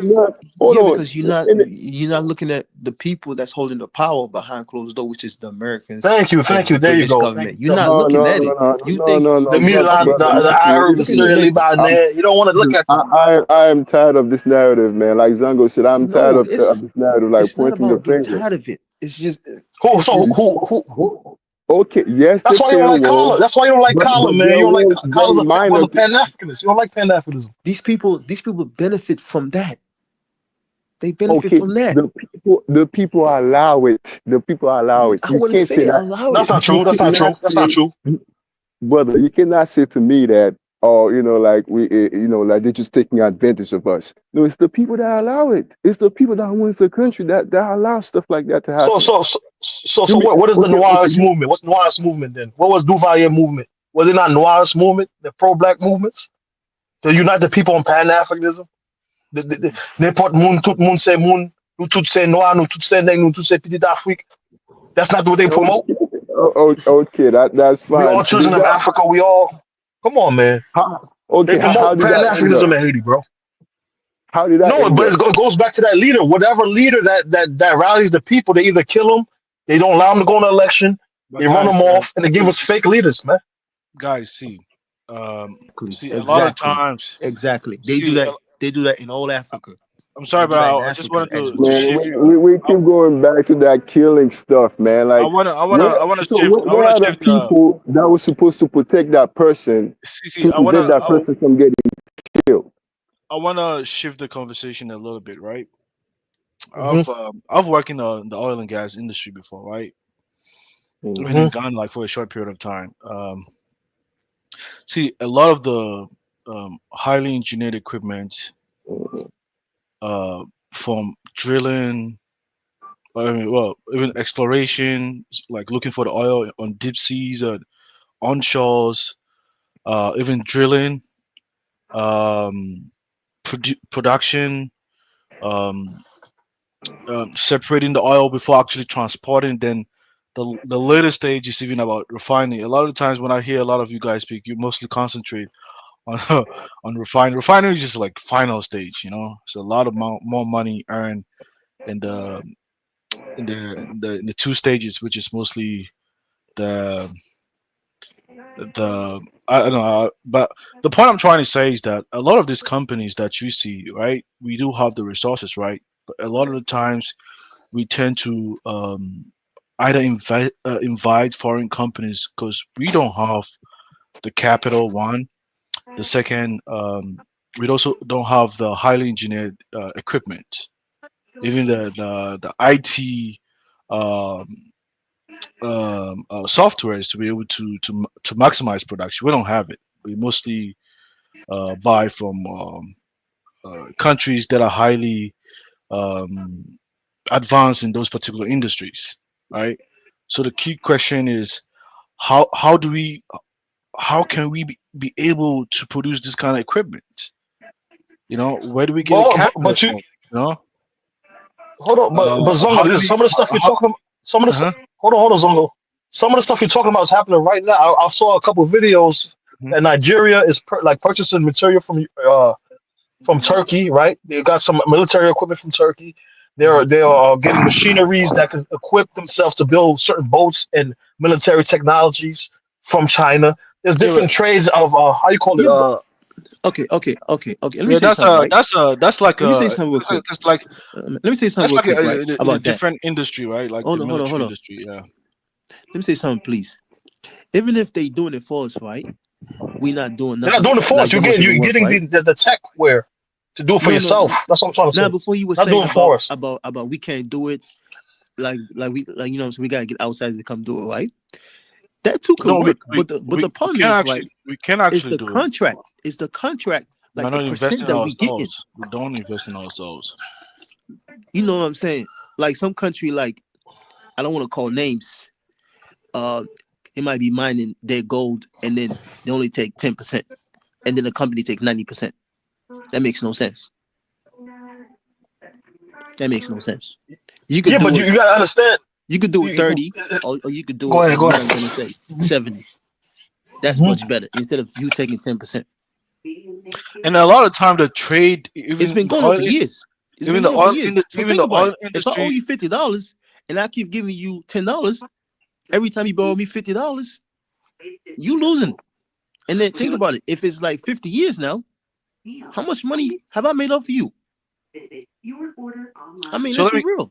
So let me ask you guys this question, right? This happening in all African countries. Let me ask you guys this question, right? Especially particularly in the oil industry, right? I mean, the upstream industry, right? Like I said, it's capital intensive industry, and the way the industry works is the one who, because like it's no different from America, right? You just buy a land, you search for if you search for the oil and you discover it, you hit a jackpot, right? Now, if you discover oil, because the government didn't spend money to invest in looking for the oil, I'm just trying to speak in plain language so that everyone can understand. The government get a percentage, right? In the case of like, some kind, I don't want to say the specific because I've signed an NDA, right? I mean, I think that is public information. Like Ghana kind of earn for each field that they make discoveries, they make about, I think, is it like 13% of the whole share, like the discoveries, and mostly it's different companies that are heavily invested, because there's some that have invested in exploration, others have also invested in drilling the oil, others have also invested in producing the oil, and others have wrap it up, also invested in separating the oil, right? And this companies come from outside, maybe Japan, America, Europe, and stuff like that, right? And that's how it kind of works. We don't really have those capital. The question is, how do we do that? How do we change the kind of contract that we sign? Because you can't even Google it, because this is how they practice that's how like the business is being practiced in the oil and gas industry. Most African governments are getting lower percentage because they are not investing. It's secret. They're not supposed to. No, it's not, man. Come on, They're man. not supposed to talk about it publicly. Man, it's a public knowledge, man. Hold on, but you guys don't see the refinery that's being built to acquire more shares of the process to start making it locally. That guy in Nigeria. Yeah, Dangati. Yes, he's the first one that's doing game change. So the next my friend, you don't understand the industry. What you are talking about is not even upstream. You are talking about downstream. That's even the final stage of. He's doing the whole thing of the pro. No, that's the final. Refinery is just a final chain of the. Yeah, he's getting the crude oil from the government. The process, like he's buying the crude oil from the government. Yeah, he's getting the oil locally and refining it himself. Yes. So it's all yeah. Yeah, but I said he's the middleman. Wait, no, I'm saying refining the oil. It's like the guys. Listen to Zango. He's an expert in this field. Listen to him. Refining the oil is like the final stage. We are missing the money in midstream. We're missing the money in upstream too. So what Dangote is doing is just at the final stage, and he's not even buying the oil in Nigeria. He's buying everywhere. He's buying it from everywhere, but you don't see that there's also a local market in Nigeria. There's also people that's stealing oil illegally and taking it to other people. Now they can just take it to Dangote and they make money. But a lot of times they're capturing the lost money from illegal trades as well. You don't see that? No, he's buying the crude oil. Some of it in Nigeria because some of the Nigerian government how do we maximize the profit, the amount of oil all he needs, the stages, the amount of crude oil he needs. You know why? Because Nigeria government is owned by certain people in overseas. Like it or not, African governments are not independent. So Zongo's, let me ask Zongo a question. Yeah, I'm going to stop talking, man. Because you guys are it's completely. Let me ask Zongo a question. when we want to have a from real Ghana conversation, to you guys don't even Nigeria understand to each Hold other. on, Turkey hold on, to hold on, Sierra hold on. Leone to Zongo, Guinea, let me ask Liberia. Zongo a question. These countries are not independent. They have some level of independence, man. But let me ask Anybody Zongo a that tells question. you some level, which of course they're gonna give you some level of independency. That's common sense. I'm talking about like game change wise. We need Ahmed, for us to Yeah, be but you got for us to Ahmed, be game change. Ahmed, We need energy. Ahmed. What's your highest level of education? We need energy, my friend. We need energy, my friend. What's I'm your highest level of not saying it. education? I'm not saying it wrong. You cannot debate a I'm nation in asking you a Africa. question, bro. What's your highest level of education? I dropped out of middle school. Okay. Yeah, Exactly. You I got mean, since you want to know yeah, my you education, got you I dropped out of middle school, which I yeah, didn't. I'm just you talk like BSing. a kid, But bro. listen, You gotta listen to others who are You experts in the cannot tell field. me. You cannot tell me I'm just talking crap. You are. How am I talking crap he's when saying you know? you're talking some sense, but Hamed, for the you most part, you oversimplifying things. talking crap, man. You Listen, oversimplifying Hamed, things. hold on. Now, let me address him real quick. Hamed, what makes you think that some foreign entities, like own the government in Nigeria? The people that live in Nigeria and reside in Nigeria, the leaders, they don't want that control and rule Nigeria, not some foreign entities. Okay, You, Russ. I Thank can, you for thank okay, you for hold on. asking me that question. Let me tell you. I Let can me tell you hold why. on, hold on a second. I'm not finished my question. I can agree with you that they make bad leadership, like they may be corrupt, but don't tell me that no foreign entities is ruling a country. Stop it, bro. Let me tell Stop you that, what. man. I agree. That's nonsense to Thank you me. for asking me that question. Thank you for asking me that question. Okay. This is what my conclusion, right? When I study, like especially like where I come from, when I study the mindset, right? People in my country, we don't know who controls, like we think like when it's time to election, we pick our leaders. I have hey, I have Chuku, information. join the stream, Chuku. Join the I have stream. information that people had told me that before you become certain position within the government, right? You got to go certain country that's not included in Africa. They got to tell you that, okay, you're going to be running for the presidency. We want this, we want that. You're going to be the winner. But before you got to win, you got to guarantee us these things. And they do it. My family has been in politics in Africa for over 20 years. For over 20 years. So that's why I said sometimes I don't want to say certain things over the internet. African leaders are not there in power to better their people. They just there just to put faces. You cannot fix Africa if you don't have energy. That's the number one thing. Most countries in Africa have, some of the places barely have lights. How are you going to have an industry if you don't have energy to manufacturing things? I'm not talking about like manufacturing things in like America or China, but like manufacture basic needs that you could distribute to all these other African countries. That's But basic whose level. We fault don't is have that. that? Whose fault is that? Blame the leaders. The Blame the leaders, people that but reside in listen, the Rice. country Listen, Rice. that Our are people not does not know pressuring that. the government. Our people does not know that. That's why I keep What telling do you y'all. mean? What do Most you people in mean? Africa Our thinks people does we have not know that. democracy. I'm not lying to you, man. Most Africans think we have democracy the way it is, the way it's supposed to be. But it's No, bullshit. they don't. So why they're protesting? Why they're always making demands? Why they always doing that? If they believe they have Because in democracy the way Africa, they. you get shot and killed. You protest don't mean nothing. Hold on. But Africa, Haiti You is protest in synonymous with Africa, a you lot of get killed. protesting. That's not. You But get they killed. go out and protest anyway, though. They go out and protest You anyway because get they shoot a killed. lot. You get killed, or they put you in jail. What they gonna do? Nothing. They in Again, control. despite that, they still go out there and Africa. protest. You always see the leaves in the air. You always see them take the streets. So despite that, even Okay, look Mozambique what right happened in now is Nigeria protesting when they heavy. protest. Look Yeah, what happened in Nigeria when they protest. They kill a bunch of people. They locked up some they innocent do. people. What happened next? Nothing. Look what happened No, a but year ago. despite A that, the year ago. people Let me still give you an take the example. streets. Let Yeah, me give you an example. In Sierra Leone, they protested, right? Guess what happened? Our president murdered a lot of people. There's tapes on it. There's videotapes on it of he doing it. Protest does not mean nothing in Africa. It's not like in this country. Our leader could just kill you or put you in jail and charge you for a couple years, for 10 or 20 years, without not having nothing at all. Most Africans know that. That's why we come over here. So half of Africans you see in America sold their country to come over here. I'm talking about politics-wise.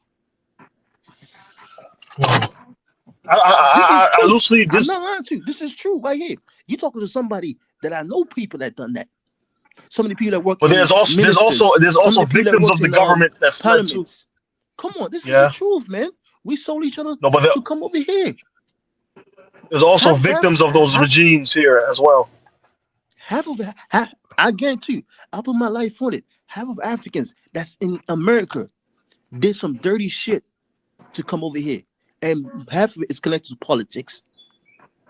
Yeah, I mean that's not fully true, man. Yeah, about Go. Prism, see. Yeah. So you telling us your family did some dirty shit to come over here? I mean, like listen. The conversation. You tell okay. Wait. Give me an example, right? Wait. When I say dirty, it doesn't have to be killing. Doesn't have to be killing. So dirty could be like a you shady in business position of contract. power, and they're using your leverage to make sure that it benefits you and your family instead of benefit the country. Say, for instance, right? You in a position of let me see, like just say visa, right? You're supposed to give certain visa to certain people, right? What you do? You hold on to it. You give it to your family members or your close friends. They come over here, they stay. So what's that? Instead of you giving a visa to a student that you know that there could be something very highly that your country could use, but you don't want to do that. Instead, you give it to your ex-girlfriend or your wife or your this and that or this and that. What do you call that? Nepotism. Nepotism. Aren't the visas supposed to be given by the foreign countries in your country? Like, what does it have to do with your local politicians? But this is all Africa. This is in Nigeria. Yeah, but I mean about visa. Remember, he dropped out of school in middle school, bro. So he doesn't understand these things. These things happen. Nepotism. Somebody in position of power using it to make sure his people come over here. It happens all the time. Does exist, but you overlooking that does exist. That exists even in Haiti to some degree. But my thing is, at the end of the day, hold on. Let me say something to you, bro. Let me say something to you. When Zungo talking about taking back some of the shares of economic power that exists in those countries that they do have some power over, in which they can take over certain sectors little by little to the point in which they start controlling 60-70% of oil, 80% of chocolate and gold and whatever. That's what he's talking about. Acquiring more shares of economic power within that nation. That's what he's talking about.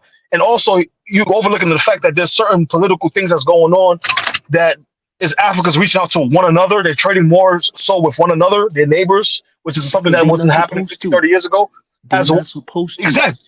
The West don't want them to, but they're doing it anyway. So you can't say that they don't have any power. They're doing it anyway. They're doing it. My friend. Okay. They doing it. You see what I'm saying? Listen. Okay. You telling me they doing it right now, right? So what they doing? Is it? Hold on. They're offering dual citizenship. Those are new things that they're doing anyway, in spite that the West don't want them to do it. Kyla want to go back now because they're offering dual citizenship. You see what I'm saying? Because they want the African Americans to come back. They want the Haitians to come back. The intellectual communities of those places to come back and to add value to whatever they got. You see what I'm saying? They're trying to trade with China, India, whoever, Turkey, who's going to give them the technologies for they can advance themselves. You see what I'm saying? So these things are happening currently, and you trying to just dismiss all that to say we don't have no power. That's why I have issues with Kyla, because African Americans have some power. They can take over certain economies. They can take control of certain states and move in mass and start their own chains and start their own banks. You're not trying to do that. You don't dismiss your own power because it makes you a victim. That's a dangerous thing, bro. My problem, man. The bottom line is you don't understand something. Any moves in America would be Kyla Genesis. Let me say something before I end this because I'm about to leave. The bottom line is Kyla Genesis. I'm about to leave. Kyla just came up eating a 3-course meal and smoking a cigar. He's recharged. Kyla, can you use a different vocabs outside of the bottom lines, man? Can you use different vocabs? Look. Let me say this. Can you use in a nutshell? Can you use it in a nutshell? When people keep saying, "Oh, you guys ought to do this," the bottom line is, like I say, we did all that before. We had Black Wall Street, we had Black Township, whatnot. And the bottom line is this: we tried that in Florida. Yes, so with St. Augustine, Florida, that was a Black enclave.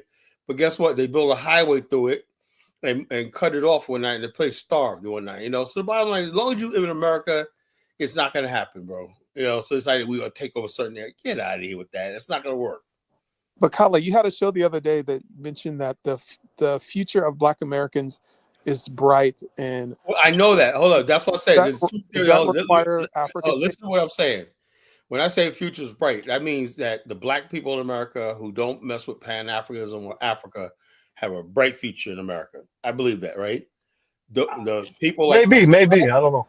People like myself that still believe in nationalism and stuff like that, we're gonna have a hard way to go.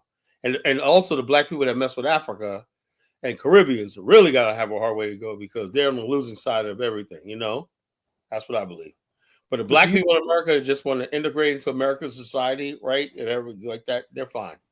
They're gonna be fine. I disagree with that one because they're going to have to go uphill to battle with people who don't like them to accept them. Hold on. You understand something, right? This ain't the friggin' 1960s or not. Black America's in the mainstream of America. I see it every day when that day you're describing like friggin' 1964 and whatnot, dude. It's not 1964 anymore. Most Black people live in the middle America, the suburbs, stuff like that. We working with white people and everything like that. So you gotta make this idea that we're just people that like that. We know what the hell we're doing, But Kala, do you think there's a role to play for intermarriage and trade to bring Black Americans and Africans together, like intermarriage, economic trade? You don't think that is a viable solution? No. You don't need to intermarry. All you got to do is practice simple Pan-Africanism. They can remain their own group, be part of FBA, and do trades, economics.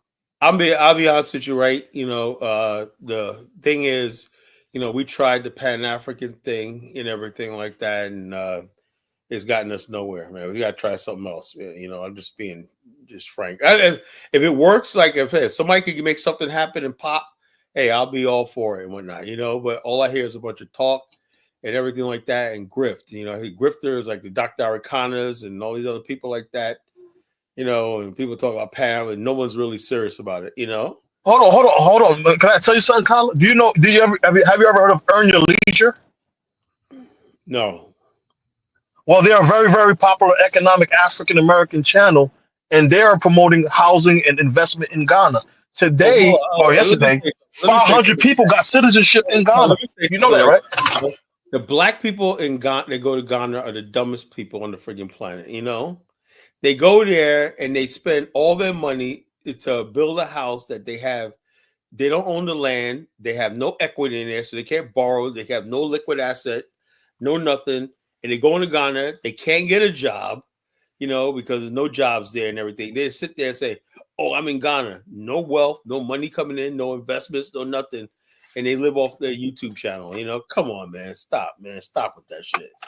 It has That's not for everybody. Some people work on remote. Who wasn't there work on a farm, man? I'm a 24th. Well, one thing I'll say. That's the remote. One thing I'll say. How you have your remote when the power keeps going down when you don't have stable electricity? One thing I'll say. I was on a business call today when I was doing a guy's application, man. It was just like page after page after the page, right? Okay, next page, we're almost done. Blah blah blah. Next page, click next.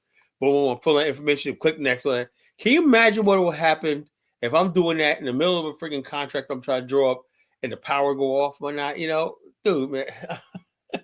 One thing that I noticed that a lot of people. I don't want to generalize. Some people that come on the platform. Funny, man. Some people that come on the platform to question some of the problems facing African economies, they don't even really understand the specific problem facing that industry within the African economy, right? And they don't even take time because the more you ask them question, you realize they don't even understand it, and it means they might have to go back to school, or probably they might have to read more to understand before even attempting to address some of these problems. How would you understand that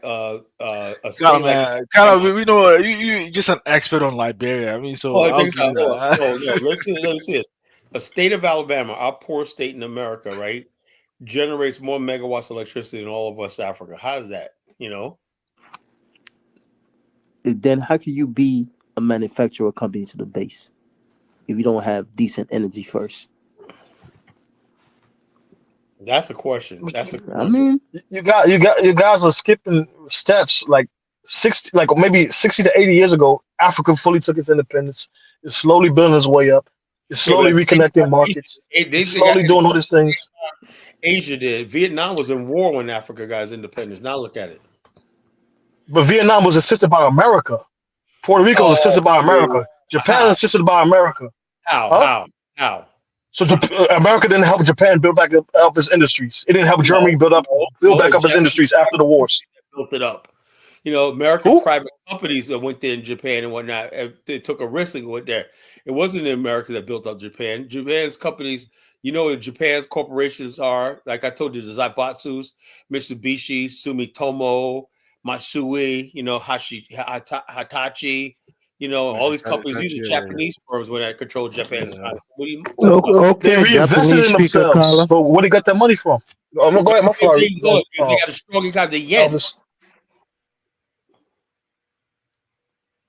The bottom line, North Africans make excuses, man. Come on, Japanese has no natural resources.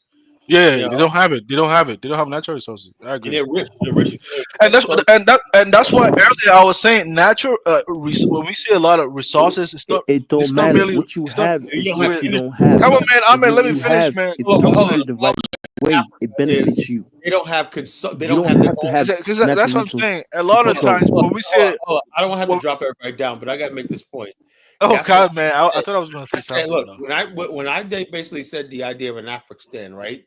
You know, what I said was what Africa needs is a one state or one country that can process and buy their resources and on day one and start doing stuff like that, because and not only does Africa don't have any demand or need for their own resources they have, right?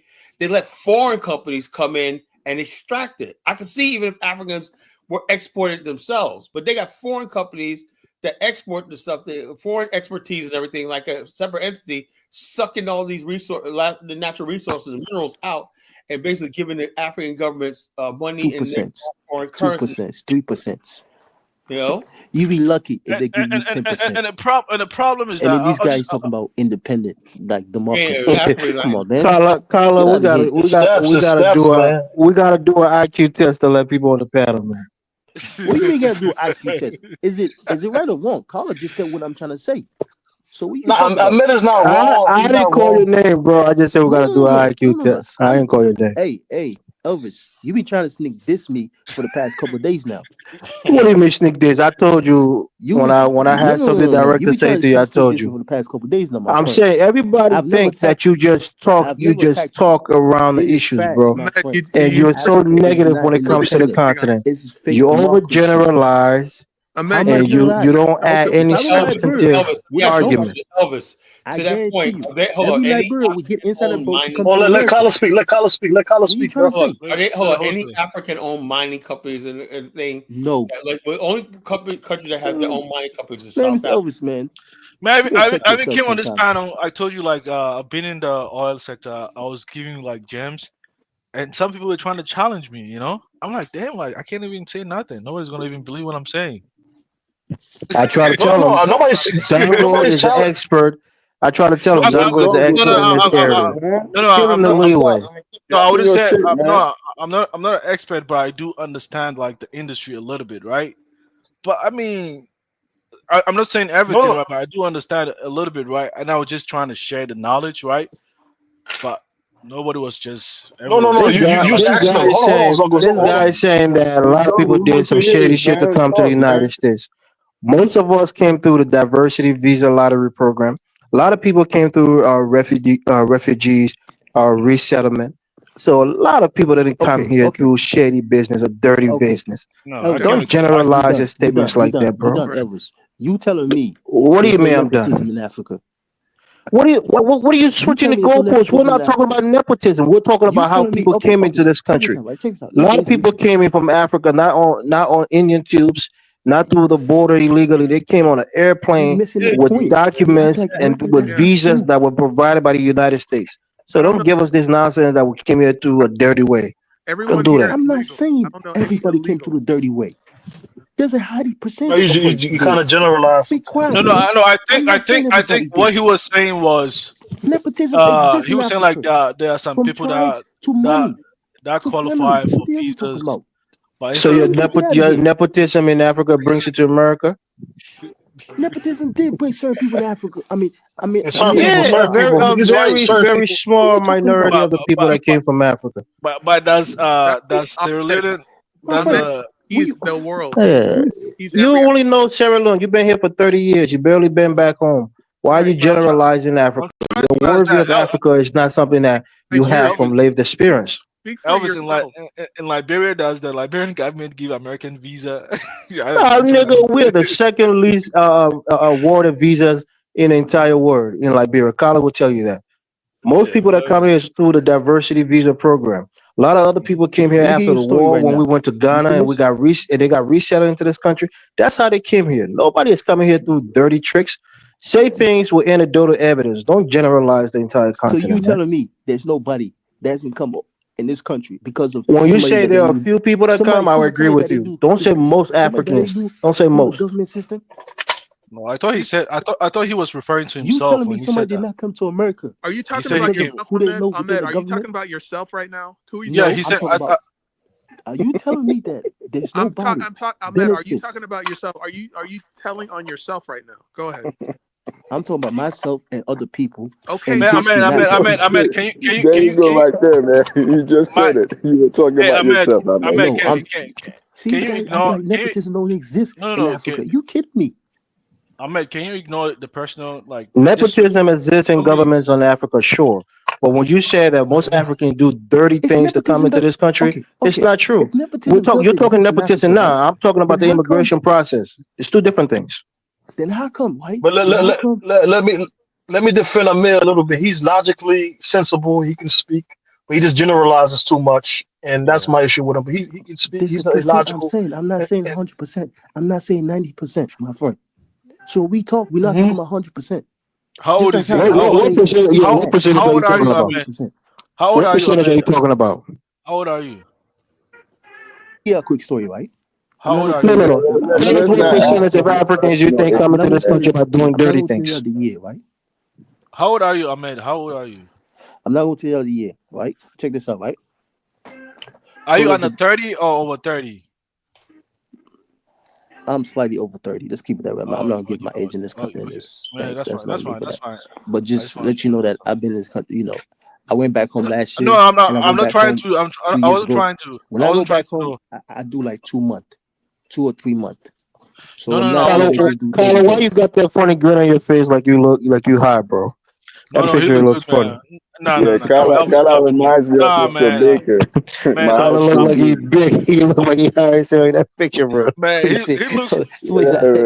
Carla looks like someone who can start an Afrikstan. That's a handsome picture. None of you guys. Hold on. Carla look like an African dictator, man. He's like an African dictator. Oh yeah, he looks like someone. Like an African dictator. He looks like someone who can start an organization. Carla got those black smoking lips. Carla, you smoke too much, bro. You gotta quit smoking, bro. I came from a family that's connected to the government. You guys got to get yourselves your self-esteem back, man. I'm telling you, man. Don't worry about me. But Colin, let me say something real quick. Your idea is solid, man. But you got to change your attitude, man. You got to learn to sit down. You have to, man. Part of it makes me is the fact that I piss people off. That's my stick. That's why. That's dangerous. That's the main reason. Change, man. That's a Black American trait, man. No offense to you, Carla. Come on, man. I live amongst Black Americans. It's a Black American trait, man. I think of all day. All I do is sit in my office, and I'm going to my office on that, thinking about what am I going to say on the night to piss y'all motherfuckers off, you know? I've been thinking of. That's what I'll say, man. That's what I came up with. I say, something. When I was in Liberia, I was saying Shinaga. I'm gonna introduce that to the platform. Shinaga. It was Ramadan, right? And I told Isabella, I said, why is somebody speaking Shinaga up here and whatnot? It was Ramadan, Nimba County and whatnot. So it was like a lot of Muslims. Well, you mean the Mandingos and the Muslims out there? What? Yeah, you mean the Mandingo and the Muslim, quoting the Quran? Dying laughing. I said, yeah, Shinaga. I said, like in the airport, when I went to the airport and whatnot, I said, nobody spoke English. My issue with Ahmed is that when he went to Liberia and he reviewed some of like the curriculum and they were teaching the kids. You said he went to Sierra Leone, not Liberia. I meant to Sierra Leone. I'm sorry, my bad. Okay, this is what happened. No, wait. Let me finish. And then you say like, the Neanderthal discovered your country. Right?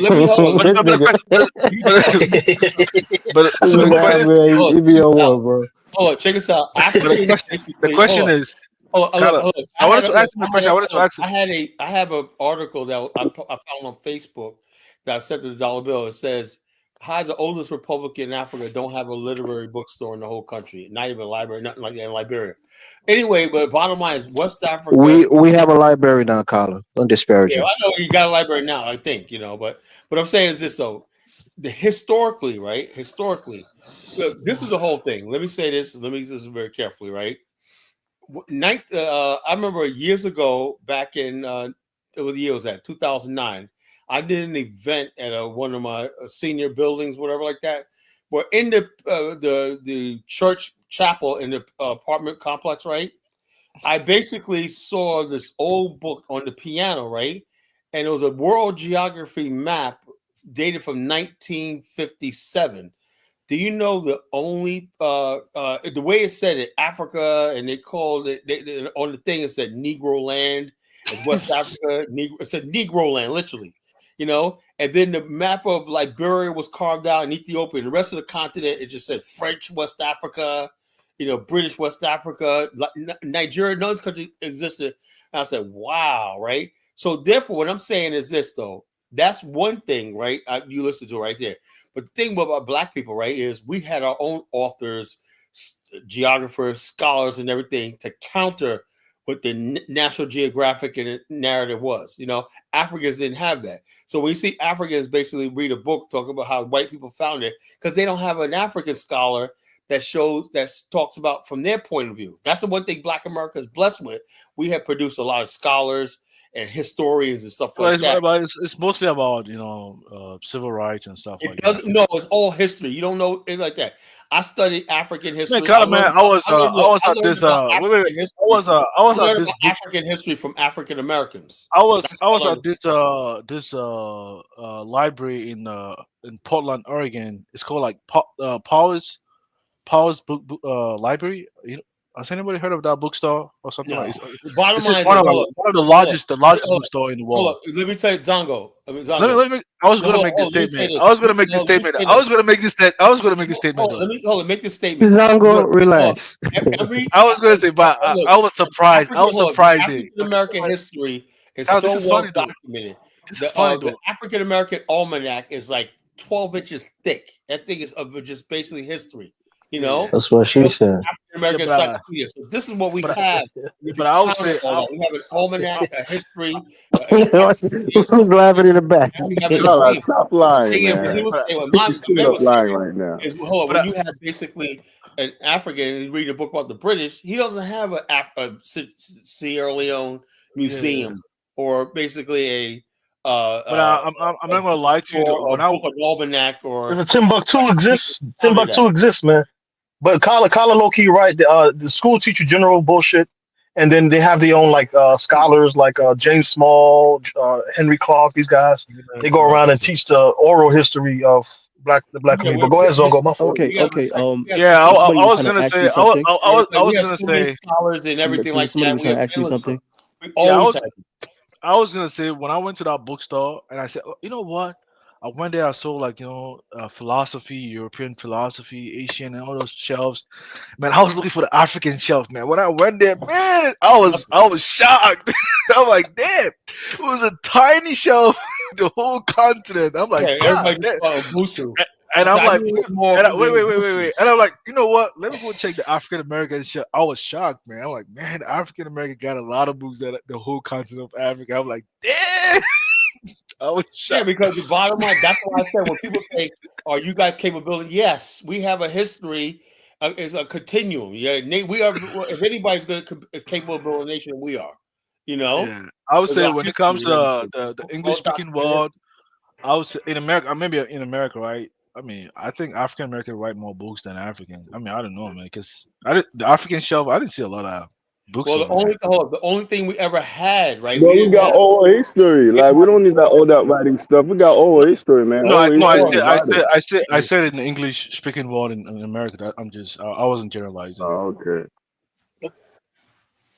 So, but like I say, not saying Black America is superior like that, but it's a different culture. We were blessed. But mostly their books was mostly on civil rights, though. That's what. Yeah, but there's a lot of book on Black Power movement, Black history. When that you just got to. Are you surprised? What you got to do is you got to go to places like Brooklyn, Harlem, and New York, whatnot, and go to real Black bookstores, and you'll see like literally thousands of authors. That's true. That's what we grew up in because we used to always go down to Harlem and pick up new books and stuff Nicholas. like that. People never heard of.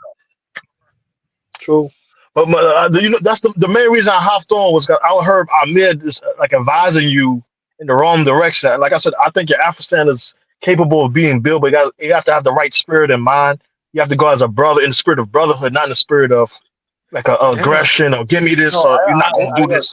I would talk to you say. Amir wasn't telling you that you can get out of those postures like this online.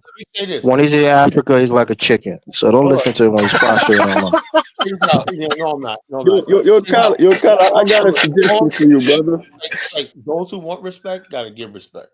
I'm like this. Okay, go ahead. I had to let people know under no circumstances when I see what happened to the Hebrew Israelites in Ghana, that will not be me. That will not be us. It's not going to happen. The stuff they're going through in Gambia and stuff like that, people turning up dead and shit. Nah, I'm sorry. It's not going to happen. So therefore, I match the energy. If we're cool, we're cool. You know what I'm saying? But you start stuff, we will definitely finish it. That's how we are. That's how we roll. But the bottom line is, I want nothing more than peace with everybody and everything.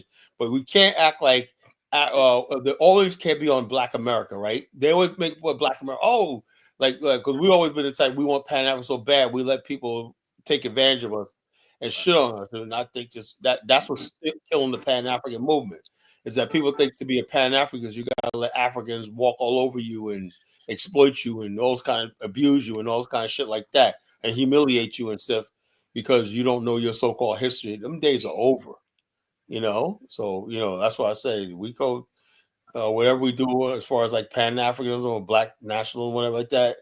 It's got to be done based on respect, or we have nothing. And there's a lot of people who are just determined not to give us respect. As simple as then when we say stuff like, you guys are a bunch of savages.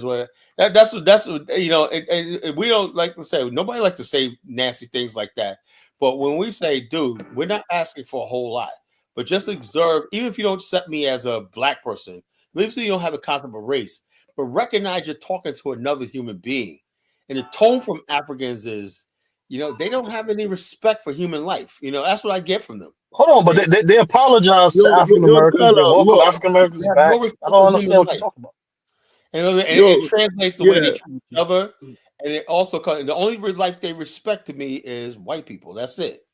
They fear. So why did it? Hold on. Let me. Can I ask you a question? What happened to the Republic of New Africa? Talk about that, man. The Republic of New Africa. That was a joke. It was. Let me ask. It was a joke, man. How was it a joke? Let me ask. Huh? Go ahead. It was a joke. How was it a joke, New Africa. Next time, can you go in depth, man? Dollar bill.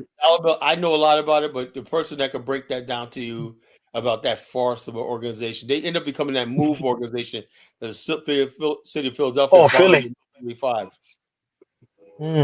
They were a bunch of degenerates, man, you know? And the bottom line, they started off with the good idea. We're gonna get back to nature, build a republic. And, well, how you gonna move white people out of the South, you know? And how you got no skills. They said, Dollar Bill said it. The people up north was like, yo, look, we have skills and everything. Let's go back to the South. But they went back there down there by themselves, and they found out that farming and all that wasn't easy, you know. They tried to build communes and everything like that, like the white people, you know, in the 60s style. It was the 60s. And they failed miserably, you know, and they end up in places like Philly, Chicago, everything with these taking over apartment buildings and just living like animals, like rats and shit, you know. It was a mess, you know. It was a mess. It was a cult, you know. And the last part of it was that dude King Noble. I don't know if you guys remember him from like about 10 years ago in Chicago one night. He had like a cult in Chicago. He ended up, I think, losing his mind and whatnot, you know. King Noble, you know. Guy was crazy, you know. So bottom line, these black cults and everything, I know all about them. I remember King Noble, like, you know, like he was saying that like you wanted all white people to be wiped out. I remember that guy. He was having sex with them and shit. Yeah, it was. Yeah, that's that crazy nigga with a lot of locks. I remember him. He was talking crazy on I haven't seen him in years. I don't know if he's still around. But I used to go at it with him. I used to go out at it with him all the time and whatnot, you know. Just I had, you know, like I had some characters back in the days, you know, that I used to go at it with, you know. So anyway, basically that shit right there, I had to weather them type of people with the cult shit. Because the bottom line is this is not a cult. The Afrikstan, the BAO is not a cult movement. You know, this is like as real as you're gonna get as far as thing. We want to protect our people from the friggin' Yo, Carla, what happened to your blog radio show, man? That was lit, man. I used to listen to it like every Wednesday, man. The bottom line, I was paying the money for the blog. And Blog Talk Radio died out when YouTube came around. You know, that's that shit was hot, man. I mean, you and Jamal, man. You and Jamal, the guy from Philly, man. Man, listen, man, that was lit, man. Appreciate you guys. Yeah, we used to have a good show, you know, back in the days, everything like that. Blog Talk Radio. I had one of the biggest platforms back then, you know. But I didn't go on YouTube. I said, well, after Blog Talk Radio, I said I'm like doing YouTube. I made the mistake of not getting on YouTube like 2 years ago. If I didn't got on YouTube like 2 years ago, this platform would be huge right now. But everybody goes, get on YouTube, Colin, get on YouTube. I said, no, I don't want to do this. I was actually trying to make an exit out of this whole movement, you know.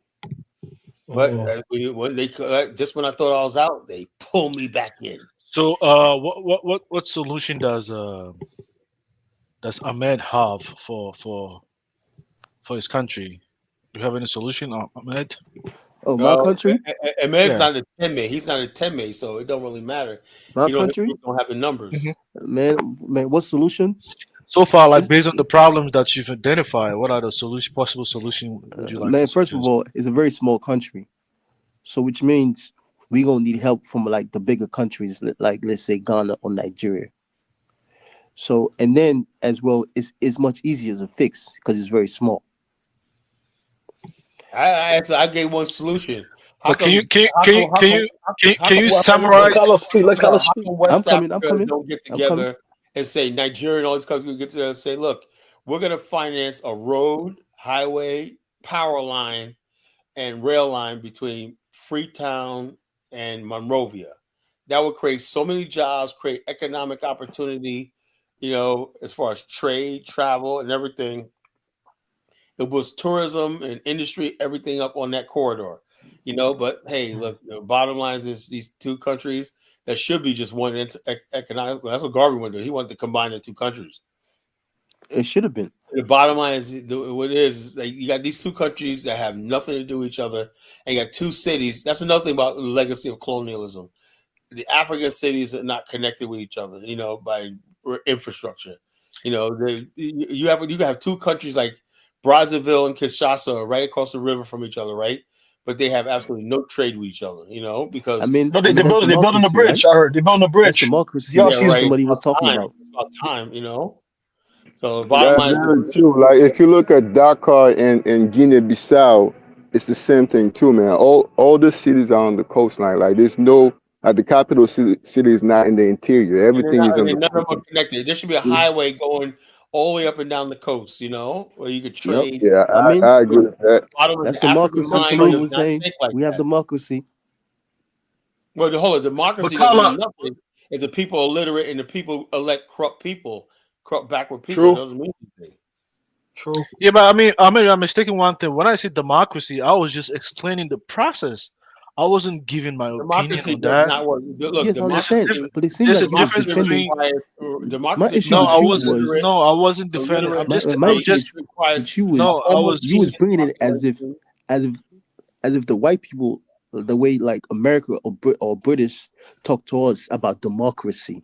That's what I have No. problem with. I was And then just they come to Africa outlining. talking about human rights.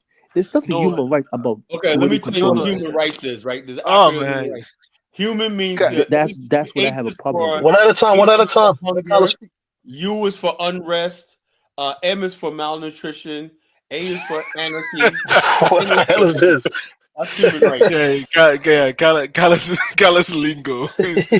That's his That's abbreviation for human human rights. rights. H is for hunger, U is for unrest, M is for malnutrition, A is for anarchy, N is for nepotism. That's Oh my human. God, man, Carlos, man, that's wild, man. That's a perfect description of African countries, you Yeah, know. that's right. I Thank said, you. look, I can know Exactly. the African Negro like I know the American Negro. You know, Thank you. Insane, man. ain't not a Insane. damn thing different. You know, a Thank Negro you. is a Negro. Thank you. But So let's Carla, be Yeah, I but quiet. told. Look, I'm an but African. Hold on, And hold I'm on, get out of hold on, here. Zongo. go ahead, I man. told, I told, I told Carla that Rod's cool. I spoke to Rod before. How you see Rod? Rod Moise. Is he Yeah, not he's all cool? right. Is he not chill? You know what He's I all mean? right. I mean, he's I all told you right, about it. man. But You go know, ahead, he give Zongo. me a hard time in the chat room, man. Listen, I'm You know, still me, man. I'm still gonna that's be me I can take it. regardless. I can take it. Hey, Rod's I my can take brother, it. You man. know what? Look, I'm a big boy. Man, You it's know, the man. bottom It's line is, just a. if I'm a Rod, my little cousin, citizen, man. I'm still, if hey, I'm Kyla, look, I'm let me say still this. gonna tour Let me you say time this. to time, brother. It's Check this just out. a. It's just Look, a if friendly I'm not banter pissing between people Ross off, and if I'm Carla. not pissing people off, I'm doing something wrong. You know, Exactly. Yeah, I'm exactly. doing something wrong. That's true. Carla, that's true though. That's true. Someone made that statement. If if you're making everybody happy, you're not You're doing a doing good something job. wrong. Yeah. You make everybody happy, you're doing something wrong. Yeah. And that's what, I don't like about, like I said about Tariq, he basically, look, man, yo, hey, what's up, fam? Whatnot, all these so-called FBA people. Look, I'll tell you in a minute, you ain't getting no damn reparations check. Okay, I'm not listening to you no more. Fuck you, get out of here. You need to get a job. How about that? The immigrants ain't your problem. The problem is you're lazy and you're stupid. How about that? So let me ask Ahmed, I mean, if you don't like democracy, what alternative system of governance do you have to offer? Okay. Let me give you an example of African Can tradition, I right? answer that after him? Yeah. Let me give you an example of African tradition that we still do in most African countries, right? Like you have the chief, right? The chief is selected by the people, right? So within different families has rights to have somebody to represent them so that they can select the chief, right? So when that chief is selected, right, whatever that chief says, that's final words. Am I right or am I wrong? That's the final word. Okay, so technically, that's not democracy the way white people come to Africa and tell us democracy. But the chief is responsible to protect the land, spiritually and physically, right or wrong. Yeah. Okay, so then that means that the chief is protecting the land spiritually and physically because of what's in the land, benefits wise, the people. So then if you put that in like government terms wise, if our government benefits us, we shouldn't be in a shithole continent mentally. You know what I'm trying to say? I'm saying, what system of governance would you Any system, postulate? any system that benefits us to have a Are better you, are, you- life. so you prefer us going back to traditional political systems? Is that what you're saying? Hold on. Zongo, do you see the title of the show? The Tao of Yin Yang, What you need is a combination of traditional. I mean, at least, Kala, man. In as much as I don't like Kala, man, Kala seems to be an African American that seems to understand how nation state works. You know, I'm asking Africans what. No kidding. You know, I I only mean, said I mean, what alternative? I was coming to it. The reason why I used the cheat first, I was just telling you that we need to have the so-called democracy that white people are telling us. I was going to bring it together. No matter what, as long as your government benefits your people, it could be a dictator, it could be a democracy that we select our people itself. As long as they benefit our life within our countries. Elections don't always mean democracy, bro. We are winning. That's all I'm saying. We're now winning true. for the past 50 years. No, Zongo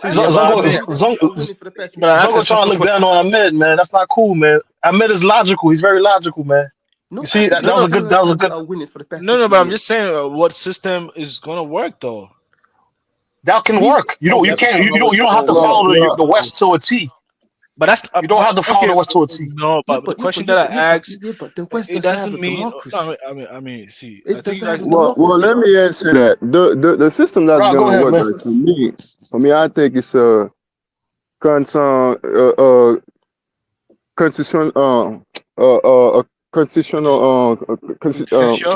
essential. No, yeah, exactly. A constitutional republic. That's the system that's gonna work. America's a republic, not a democracy. Right. It's not a democracy at all. A constitutional republic with a democratic process that gives it legitimacy. Yeah. That's all it is. Africans think that. So you know, like in December, because in December, like the electors are going to vote in December, actually. But most Americans, the electoral college is voted by the majority of the state. Some states, like Nebraska, split their electorals up. You know, some of them give the winner, the popular winner, all the electors. Some of them don't. You know, but for the most part, I was gonna say. Me asking the question, principle, I wasn't predicating that. Okay, I'm in favor of democracy. I'm saying if you don't like it, what other system do you have? That's all I'm just saying. Let me say this, and like I said, I'm not on the continent, right? You know, but I'm like this. Like the point was made yesterday, and I was talking about Nigeria. I said they're like literally like 2,000 some ethnic groups in Nigeria who don't have no voice, no say so, and what that translates politically is. Some people who don't have a voice are not going to have the same amount of resources and opportunity. That's just the reality under the guise of so-called a democracy. So how do you make it fair to everybody when certain groups of people ethnically dominate the thing because they have the numbers? That's not a democracy. That's mob rule. That's deep. That's deep. So I mean, it's been like that. So Africans, but Africa, you know why it's like that? Because the thing is, Europeans only interested in one thing. In Nigeria, so long as this is how it works in Africa, right? From my observation, from looking on the outside, so long as the white man and the Europeans' interests are protected, you could throw any sort of thing together and call it democracy and whatnot. And that's why, like, let me give you, for example, I'm talking about Iran, right? They experimented with so-called democracy, right, in the 50s, right? And guess what their democratic government did, right? They seized all the Western oil fields and land and everything like that. But the United States and the CIA said, I know there was a democracy, but we lost. So guess what? They went and overthrew a democratic government and installed the Shah. You know? So in Saudi Arabia, you think that the United States is going to let democracy stand in its way of a major oil supply like that? They didn't get cheap? No. So like I say, it's mostly... If democracy is going to promote the capitalism that America promotes, then they will favor it. Otherwise, they will just support an autocratic leader. So the bottom line is, America talks democracy when it wants to destabilize a country. Like now, they talk about democracy against Paul Kagame. He's doing such a good job with his fourth term, I guess, whatever. So now it's time to introduce democracy and overthrow them and install who they want to install. 91 years old. What the fuck? I got them 91 years old. Yeah, it's about Bia. Yeah, because he's doing that Cameroon. Yeah. But the thing is, you can't just see.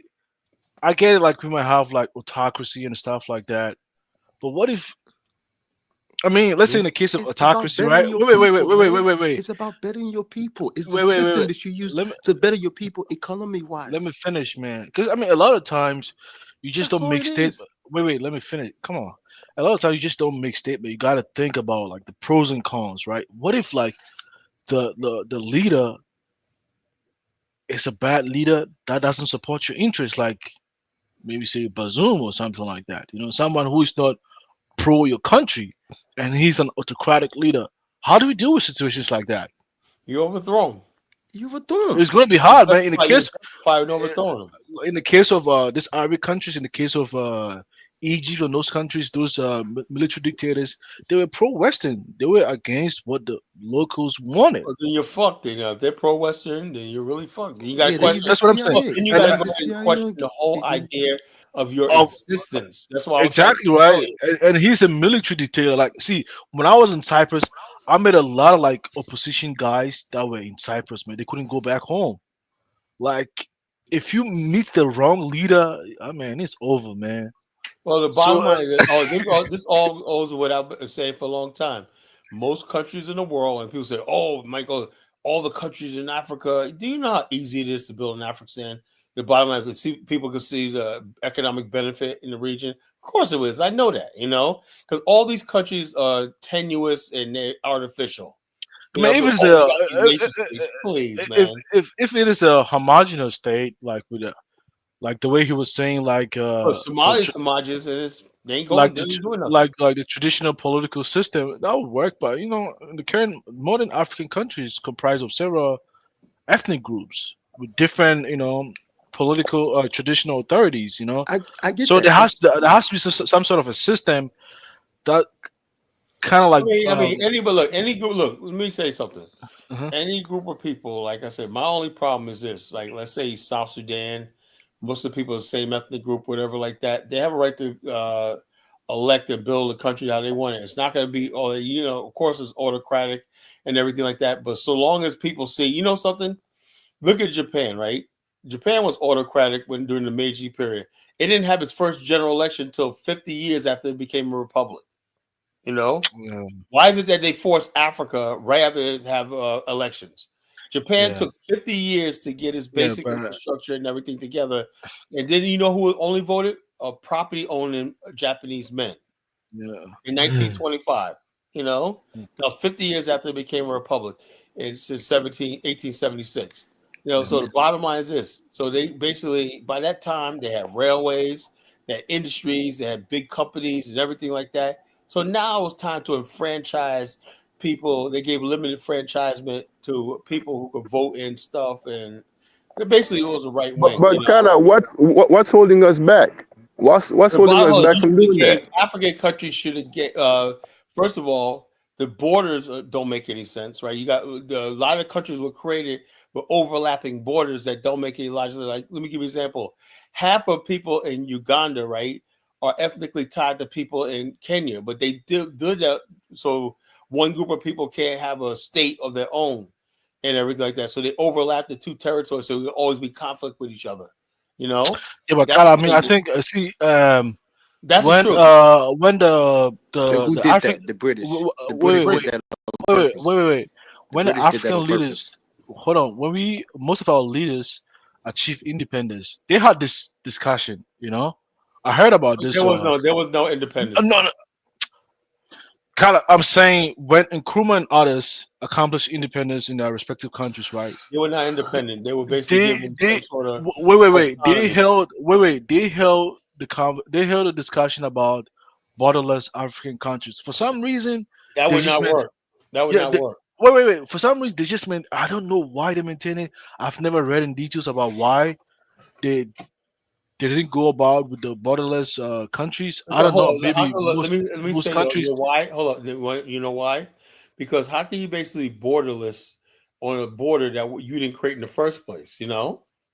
So the bottom line is this. Oh, look, if you're going to talk about a modern nation state, it has to be borders, checks, and thing. We enter one territory. You're now in this country, this culture, the laws change, everything like that. You can't have a borderless country because you'll have chaos. Trust me. You You can't. You have to have some sort of order. Even in America, we have 50 states. When you cross over from North Carolina to Virginia, you're in 2 different states. Even though it's the same country, they basically the laws in each state are different. You know. Exactly. Yeah. You know. I mean, you're right. You're right. I mean, you made a very valid point because I heard the same thing. I think some of the historians, African historians, were saying that if a leader of a respective country fought for independence, he's not willing to give it up for some true Pan African spirit. He's not doing that. No, because that's what I Well, they heard. helped I don't each know. other though. No, I'm saying And then like different countries attained their freedom at different times too. I'm So saying one I'm not, nation would be free, and the other nation would be still under France. So no, they couldn't just have a borderless. exactly right. So I just didn't know like the reason why the conversation was halted and it never went about like the borderless. Yeah, look. First of all, you have to assume that look. We have some countries like Nigeria at the time, basically, who discovered oil. They're like, wait a minute, if we have a borderless thing, we're going to be overrun by, and they were like 2 million Ghanaians were living in Nigeria at the time, you know. And so they said they welcomed it in. When the oil prices collapsed, everybody took it out on Ghanaians, and they deported most of them, you know. And so the bottom line is this: when you have borders, right? It sounds good, borderless country, right? It sounds good. How many times get hard, you know? Yeah, you're right. So yeah, I agree. Because like when the resources is discovered in one region, there's gonna be a migration of like people from one region to another, right? Yeah, but Carla, don't But the forget. thing is, we can still have our borders, but the movement between countries should be with ease, though. Well, you have to You have have the ECOWAS passport thing going in the you have AU to passport. but the bottom line is, That's bullshit. if you got it, I believe that. Let's say you're a business person, you got an investor, whatever like that, you should get a special visa to travel or not.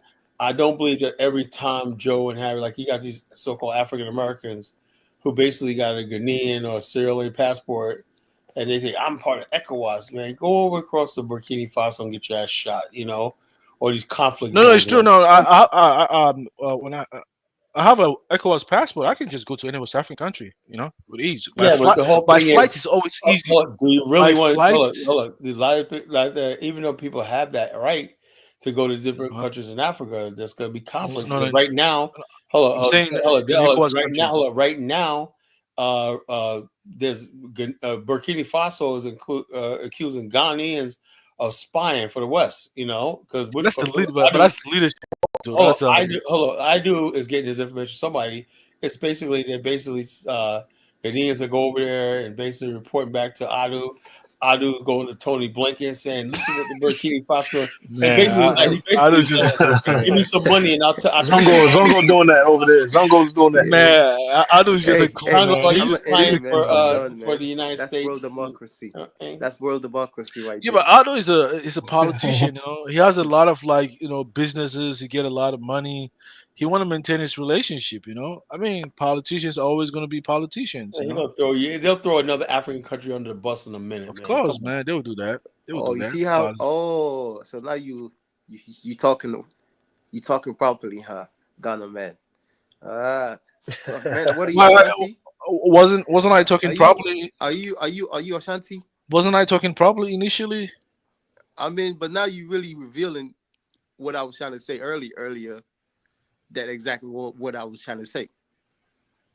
Colin broke it down. I mean, nobody still has you agree with what just said about see, the whole it still has nothing to do with democracy or system. See, you can have a different system because you have to understand, like, in Ghana, for instance, cannot fix ourselves. Wait. Come on, man. Let me make a statement before you interject, man. Many countries in Africa, I don't want to generalize, but countries in West Africa have gone through different forms of government, different forms of political systems, from military dictatorship to democracy and all those kind of things, and nothing changed. So you can't just say the problem is just it's just the political system. Yeah, people think, we're gonna have an election. That's gonna change. They'll say a year after the election, man, shit ain't changed, man. Election. Yeah, because I'll tell you one thing. When I was in Ghana, right, a lot of Ghanaians thought that when Nkrumah achieved independence, everybody's going to be swimming in wealth. No. Yeah, because after he got stopped by the It's West. called He it's got called stopped by managing the West. What are you expectations. trying to say? He got And the stopped by bottom the line, West. black people, whether it's in Africa or here, have this thing where they basically have unrealistic expectations. Unrealistic. Like Nice. SBA people really think that, Independence pretty much means taking the leadership from white people and giving it to black and elite who are power the black structure. people? Who are the That's black people protecting? The white interest that's left there, exactly. That's what All you independence do is means. managing somebody else's shit, put your Yeah. black face Hold on on, it. hold on, hold on. Can I say something real quick, Zongo? I personally believe a lot of black people, whether it's African American, Haitian, Jamaican, a lot of them are ungrateful to the good leaders, which make room for the bad leaders. African Americans, Nigerians, Ghanaians, Haitians. When they have a good leader, they're not grateful to these leaders. And then when they have a scumbag because he's backed by America, they praise him until after a couple 2-3 years, when they see his true colors, they start complaining. But if we start celebrating uh, the positive leaders that we do have, they will have a longer effect on the communities and the societies and the nation states. You know what I mean? So that's how I look at it. A lot of us are ungrateful Because of propaganda. Carlos said it a couple of days ago. Propaganda is very powerful. It is very It's very powerful. You know what happened? I'll give you something that happened in Georgia, over there in Eastern Europe, right? America tried to overthrow the president in Georgia to make sure that Russia does not get what they want. So you guys barely not know what's going on in Georgia. Just like in Venezuela about a couple months ago, they try to overthrow the president.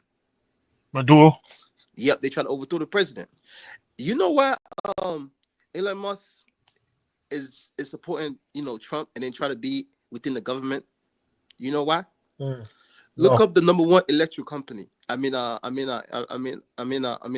car company right now. Yep. Look up China. Is China? It's in China, right? China is number one. But in America, China cannot sell zero car right now. You know why? Biden had a turf that was 100%. That's why you don't see the Chinese car. If that Chinese car was right now in America, within a couple of months, Tesla stocks will go down. That means Elon Musk is going to lose billions of his money. So he's trying to make sure that does not happen. A couple years ago, when they say China is making electric cars, guess what Elon Musk did? He laughed. He said, China is nothing. It's on YouTube. A couple years ago, he laughed at it. What's your overall point, though? My overall point is Elon Musk is in the for Trump and then trying to get in the government to make sure that China does not bring their car in America. Because if they do, Tesla stocks is going down. Can I ask another question over here? Sorry, go ahead. Tesla puts a lot of people, black, white, whatever, to work. China basically, if they want my support, right? It's cheaper. When they come over here, they got to start building factories. It's cheaper. They got to go to Detroit, where there's black people. They're gonna do it. And stuff like this. Started in Mexico. Other than that, they don't get my support. I hope they keep tariffs. They already started in Mexico. But the thing is, like, I respect that, Carl. I respect that, Carl. No, I mean, like, I think if you don't believe me, I'm not lying. It's on YouTube. I understand. It's just bizarre. I get what you're saying. But the point I'm trying to say is that is out of his own mouth. Yeah, Elon Musk's mouth said it, not me. He said it. Of course, yeah, I get that, But my whole thing is this. This is me personally. This is why sometimes we have disagreements. I'm like this. Look, I believe basically, as far as I'm concerned and whatnot, China. A lot of people from the brothers. Why are you concerning China? What about Sierra Leone, though? How many foreign companies? I'm coming to it. Let Carlos speak. But they like China's best thing. But for me, from an African American point of view, I gotta freaking rock with Tesla because Tesla is putting my people to work. You see how it works? Now, when China basically now, if you guys want me to join Carla, I think you're missing the point. You're missing the point. No, what I'm saying. Wait. Look at it from this angle, though, because like in the economic system. I'm not getting anything out of the friggin'. But I'm saying look at it from this angle, though, because we have producers and we have consumers, right? Because in America, it's not just only American companies that are selling American cars. We have, all this Nissan, Yeah, but Toyota. most of the cars here still by the American cars, but What about Toyota and those cars? Are these American cars? Toyota builds cars here. What? Toyota builds their cars. Yeah, they build the cars locally. But this is an American car. Hyundai got a big plant in South Carolina. Yeah, but no. Wait. What are you talking about? I know. I've seen it. Wait. In VW, they outsource their parts. It come from different parts. China, Hyundai, all Oh these man, people come on, man, stop it, man. manufacture their cars, the steel, everything. Buy their steel, everything right here. I mean, VW is manufactured in Mexico, not even in America, but they are over here in the U.S. Well, hold up, but they're still part of the North American Free Trade Zone. So yeah, NAFTA. America, but anyway, but the thing is, I'm trying to help you to understand. The point I'm trying to help you to understand is that consumers are always going to act like consumers. They want the cheapest product. They're not thinking about who is the one who's helping. Oh, I know that. That's why the government, comes in and says we understand that. But in actuality, it's up to the government to protect national industry. If Africans did that, they get somewhere. You can't let people say, "Oh, it's cheaper," so you can just dump price on your market. You guys are being protected too. Thank you. That's what I keep saying. That's true. Hold on. What makes us powerful? Hold on. Can I say something? Ahmed, hold on. Ahmed, that especially in Ghana. Ghana has its own car called the Kentucky. If they had a more of an objective base to grow that market, rather than allow all this importation of different cars, and they will grow Kentucky to a larger company. But we're not ready yet to manufacture cars. Why you say that?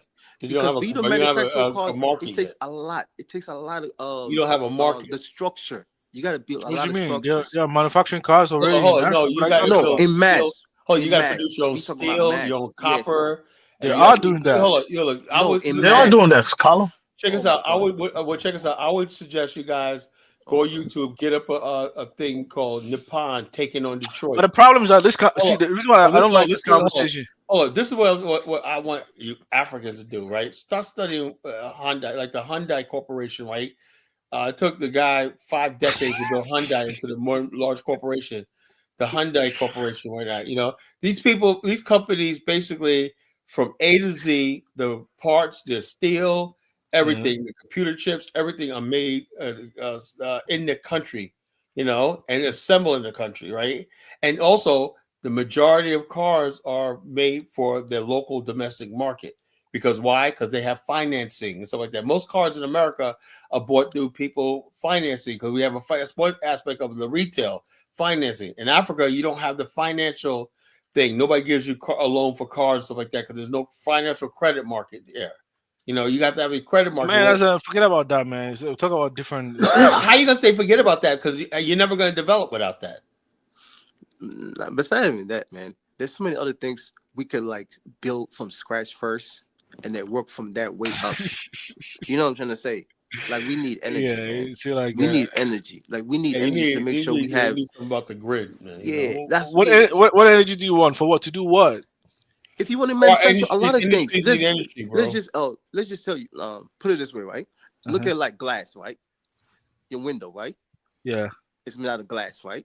We don't manufacture that enough, for West Africa. It comes from overseas. You want to look at let's say. But do you know? These are things that we could wait. Let me ask you a question. Do you know the raw materials to produce glass? Do you know what they use to produce glass? Oh, it's sand. Wait. Oh, come on, man, Carl, man. Let me ask him a question. Come on, I'm grilling him. Do you know what they use to produce glass? It could be sand. It could be some other dirt. That's just raw material. But you heard from Carla, right? No, listen. They use volcanoes, sand, and all it's mostly sand actually. Yeah. Sand and all Either way. Am I right or am I wrong? Every house. My first day. He's right. Liberia, I seen a bunch of Liberian children. It was 12 o'clock at night, filling up bags of sand, selling to the Chinaman for the school fees. It's not funny, man. It's sad, No, it is sad. 8, 9 years old. It is. I said, man, that was a culture shock to me. I was like, God damn, I'm in Africa, man. Why you're looking for Hold on, Carla. Why you're looking for something negative to say about when you come to Africa, you went. Look, no, I just said that's what I saw, man. He said no negative. Look, you know somewhere United States, man. There ain't nobody kids out there, Kidola. You know, hold on. No, we're not doing that over here, Kidola. No, because you only find 14 somehow we go over there. Africa is doing this. But you know, someone United States there too that children might be searching for food in the garbage. No, you know the kid. Kidola's hilarious. No, I'm just honest. No, you know I'm honest. You know. That's funny. Kidola, let me make this statement. Right? Kidola, I'll let you go. Right? See, a lot of you guys. I don't want to generalize, but you just talk. But I'm not saying. I'm not referring to you, Carla. But you don't really understand about the industry you're talking about. You see energy, we don't even have enough energy. Do you know, like, wait, do you know most of these manufacturing companies, in order for them to be able to produce the level of output they want, they have to have their internally built power systems. We know that they in the facilities, generators. Yeah, you don't need no energy from some grid, right? Some government company. You don't need that from government company. Why you say that, Zongo? Let Zongo explain. Why you say that? Man, I've been to several manufacturing facilities over here. I've been to llama manufacturing facility. I've been to No, but you said why does the masses not need that level of energy? No, I'm saying that most factories, in order to be able to operate, they need their own energy to be able to, sometimes they want to true. They have their own source, yeah. They have their own generators, they have solar backups. Not necessarily. It comes from that oil you're talking about. When you produce the oil, it comes from that. Man, you don't just use oil to just generate. No. It does. Man, my friend, ground, you my friend, it. Shut up, man. You don't know what you're talking about. I'm up. Telling you. Just I'm keep gonna prove quiet. you wrong. I'm gonna prove you wrong. Okay, in Nigeria, right? Nigeria has the crude oil, right? When you get the crude oil, you do the little chemical things and all that, right? And then you separate it from different type of oil. There's a forget about Nigeria. Now Nigeria is a very big shit. There's a specific oil you get that you use to manufacture. Not talking about that. There's nothing good there. Forget no, about man, Nigeria. Man, See, let me tell you guys. Let me tell you guys, right? Nigeria is super rich. I've been to a lumber mill, and what they use to generate their energy, it's not. I mean, okay, of course they use gas to burn, but they use wood. Wood chips that you see, the lumbers that you see around. It's called like how do you call it? Biomass to generate electricity. You can use biomass to do that too as well, right? All they do is burn the chips. Yeah, they just burn the chips and steam energy. Yeah, wait, Kyle, let me educate him. Hold on, just come in, bro. Somebody say I'm talking about mashed potatoes and apple pie. I want to ask Marisha, what's up with that? What's funny, man? God damn. Oh, what are you talking about, man? I want to talk about mashed potatoes and apple pie. I don't eat mashed potatoes. I can eat something else. Talk about mashed potatoes, apple pie. Okay, apple pie, nothing bad about it.